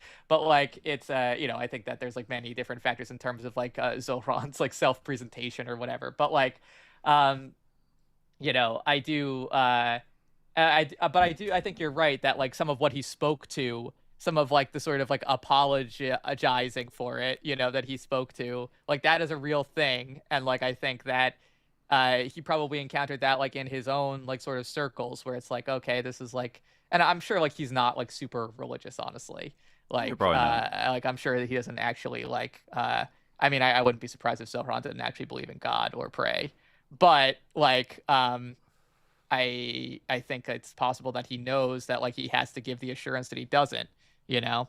And I think that maybe like what I did appreciate that was that he took a stand and was like, no, I'm not going to give you all these assurances, even though like he probably could give them and be honest about and honestly and like sincerely give them. Right. That's what I mean. You know, like, saying, yeah, it probably would have been accurate for him probably to be like, I'm really pretty secular, like don't worry about it. But like the fact that he was kind of like representing people that are more like religiously devout in those communities, that, you know.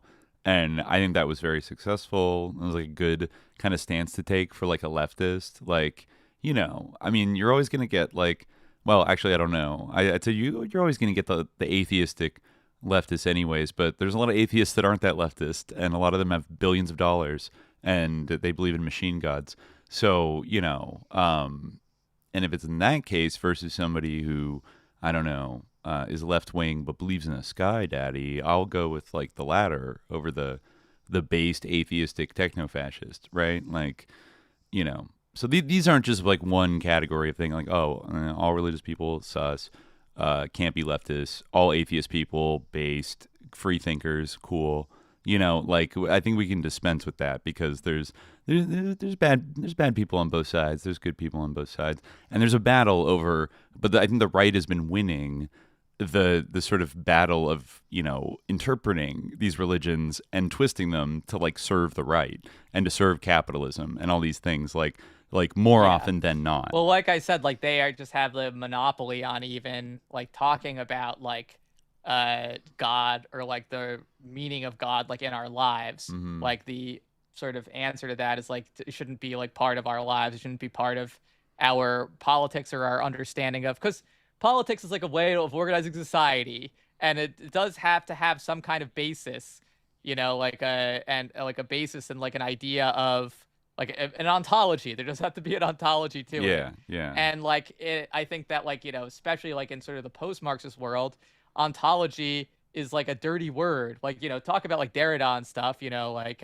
ontology is a conjuration, like it's what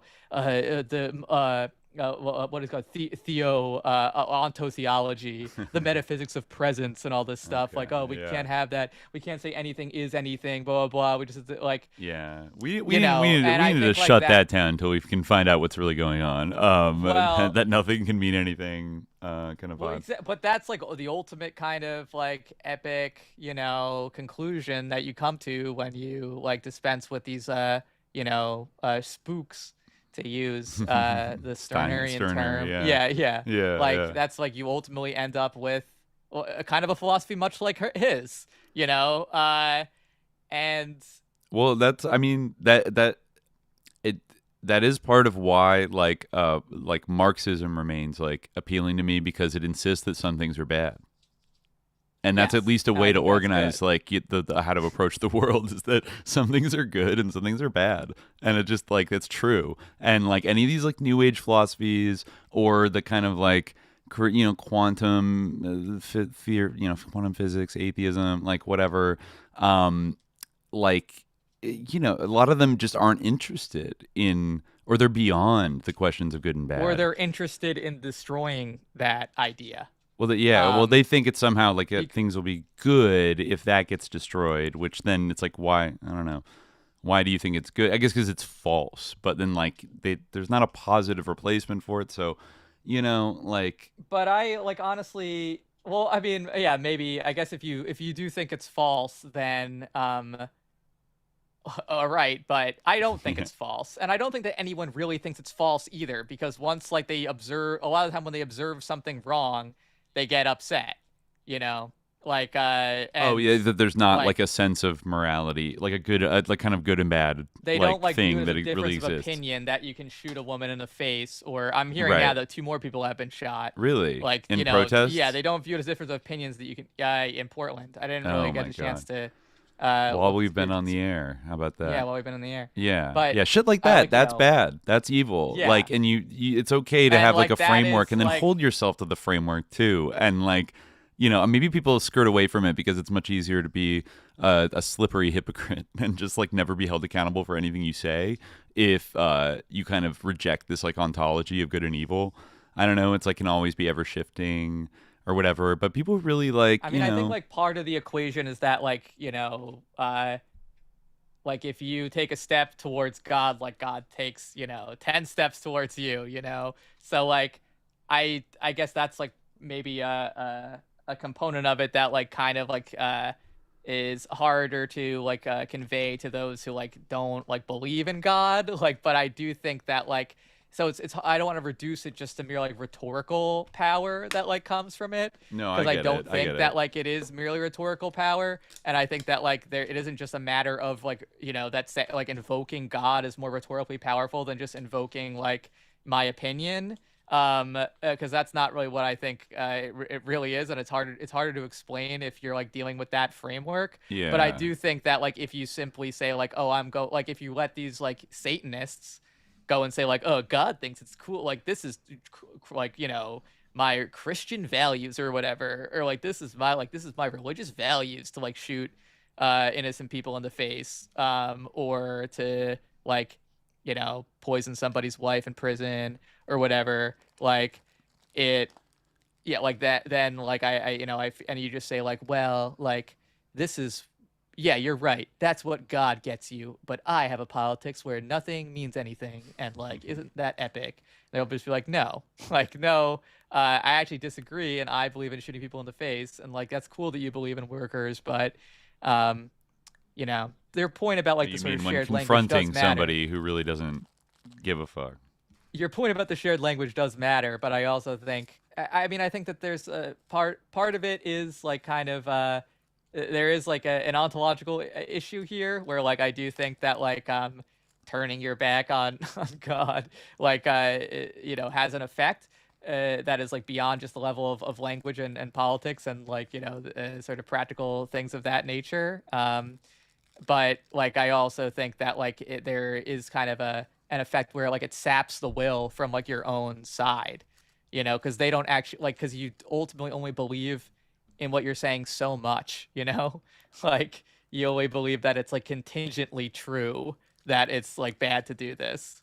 And you do believe that like, in their ability to create a world where like this prevails, like you believe that they could stamp out what's right and what's wrong if they have enough power. That is your belief system, that if they accrue enough power, they could extinguish the idea of like workers' politics or like equity and egalitarianism and historical materialism. Like if they could burn all the books and kill everybody who dissented and create the authoritarian state, eventually they could change what is right and what is wrong.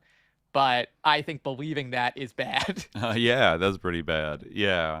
I think believing that they could do that is wrong, and I think that it's better and it's right to believe that God actually hates it.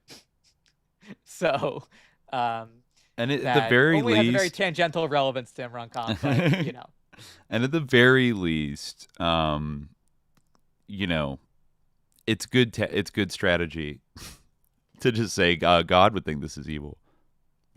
Like instead of being like, yeah, like hail Satan, we're communists. Like don't do that. Like you know what I mean? Like that's like you're actually playing into like the psyop, religious beliefs of people that have already been like pre-programmed a little bit to like recognize you as a devil, even though maybe you're not a devil, right? And then they come after you. Yeah.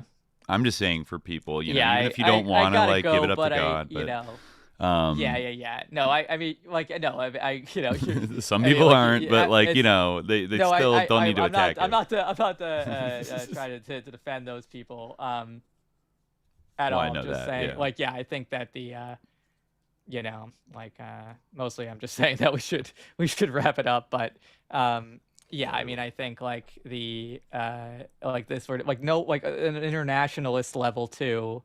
Like no one in the world likes Satan. I think that exactly. just look at that's what I'm saying. Like when you read look the at room. are you gonna accept the colonial invitation to invoke Homi Baba, who I'm sure Mahmoud Madani likes to some extent.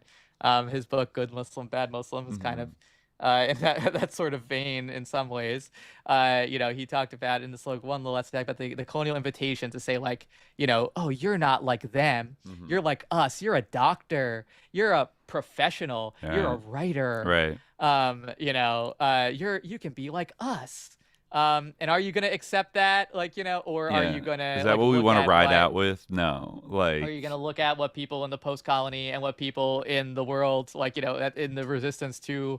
the actual existing resistance to imperialism, what they stand for, which a lot of the time is religious politics.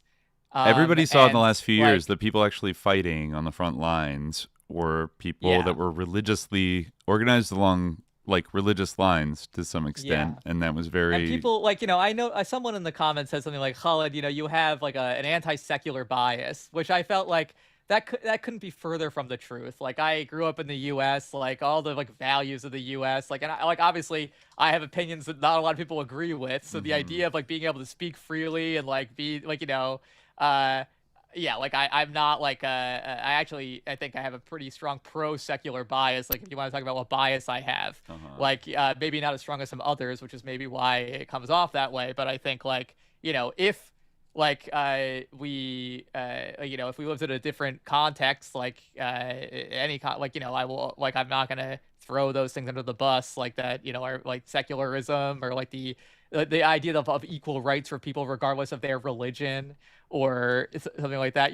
Maybe there's we don't need to have a common turn right now to sort this out, but I think that the age of second class status based on your conscience or beliefs that, I think, is probably over. This is something that that's a big issue to get into, but I think because, it bleeds into political beliefs and things like that. And, we talk about the history there, but I think, I'm not opposed to those things, but I think everything that I said before is true, So I know it turns people off sometimes when I say look at around the world and see that there's a religious politics, but I think I'm not saying that you need to change your whole view overnight, but I also think it's worth reflecting on is all I'm saying. It's worth being a little opening your mind just a little bit. That's why if I come off as having these, if I come off as having an Imran Khan or politics or whatever, or being Talibanized or whatever, then it's only because I'm just trying to encourage something that I think would be good, which is a little reflection. Yeah. I would only add that, if you want to do a full spectrum, like historical materialist analysis of, the movements of societies and politics and things like that, taking the spiritual dimension of human life and civilization and its role in society, like seriously, I think that is the materialist thing to do, rather than kind of consigning it to some like off to the side, like that's just like misinterpreting the opiate of the masses quote into meaning like, oh, it's like it doesn't matter, it's a silly little distraction.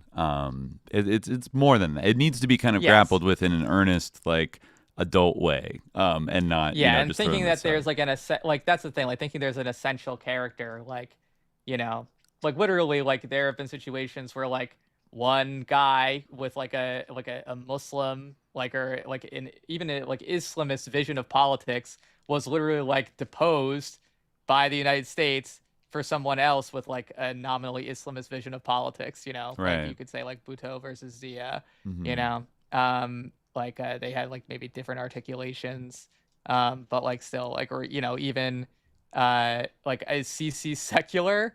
Like no, but and neither was Morsi, but Morsi needed to be gotten rid of for Sisi. So there's no like, it doesn't automatically make you one way or the other. There's not to say that like, you might not be on board with either of those politics, and like, we didn't really get a chance to see what Morsi's government would have been like necessarily, but probably wouldn't have had a lot of problems with it, I'm sure, as most governments in the world do. Right. However, like, I'm just saying, it was like open your minds and don't like be programmed by the fear they've put in you. Just look at those Epstein emails. He wanted you to be scared. He wanted you to be scared of Imran Khan. He wanted you to think he was dangerous. Run in fear at the slightest whiff of a Muslim man. Yeah. Why was he so terrified? Hopefully, we'll find out. It's a question that remains, but Yeah. But I guess we can leave it there for now. I guess we'll be back on Monday on the Patreon live stream. So come check us out there, patreon.com/subliminaljihad. We'll keep an eye on the Imran Khan story because it's still, developing. There's still kind of things happening. He's still in jail, kind of fighting these convictions. It's very tense times in pretty much all around the world right now. So, anything could happen. But yeah, we'll get out of there for now. But until next time, dear listeners, stay vigilant. Peace.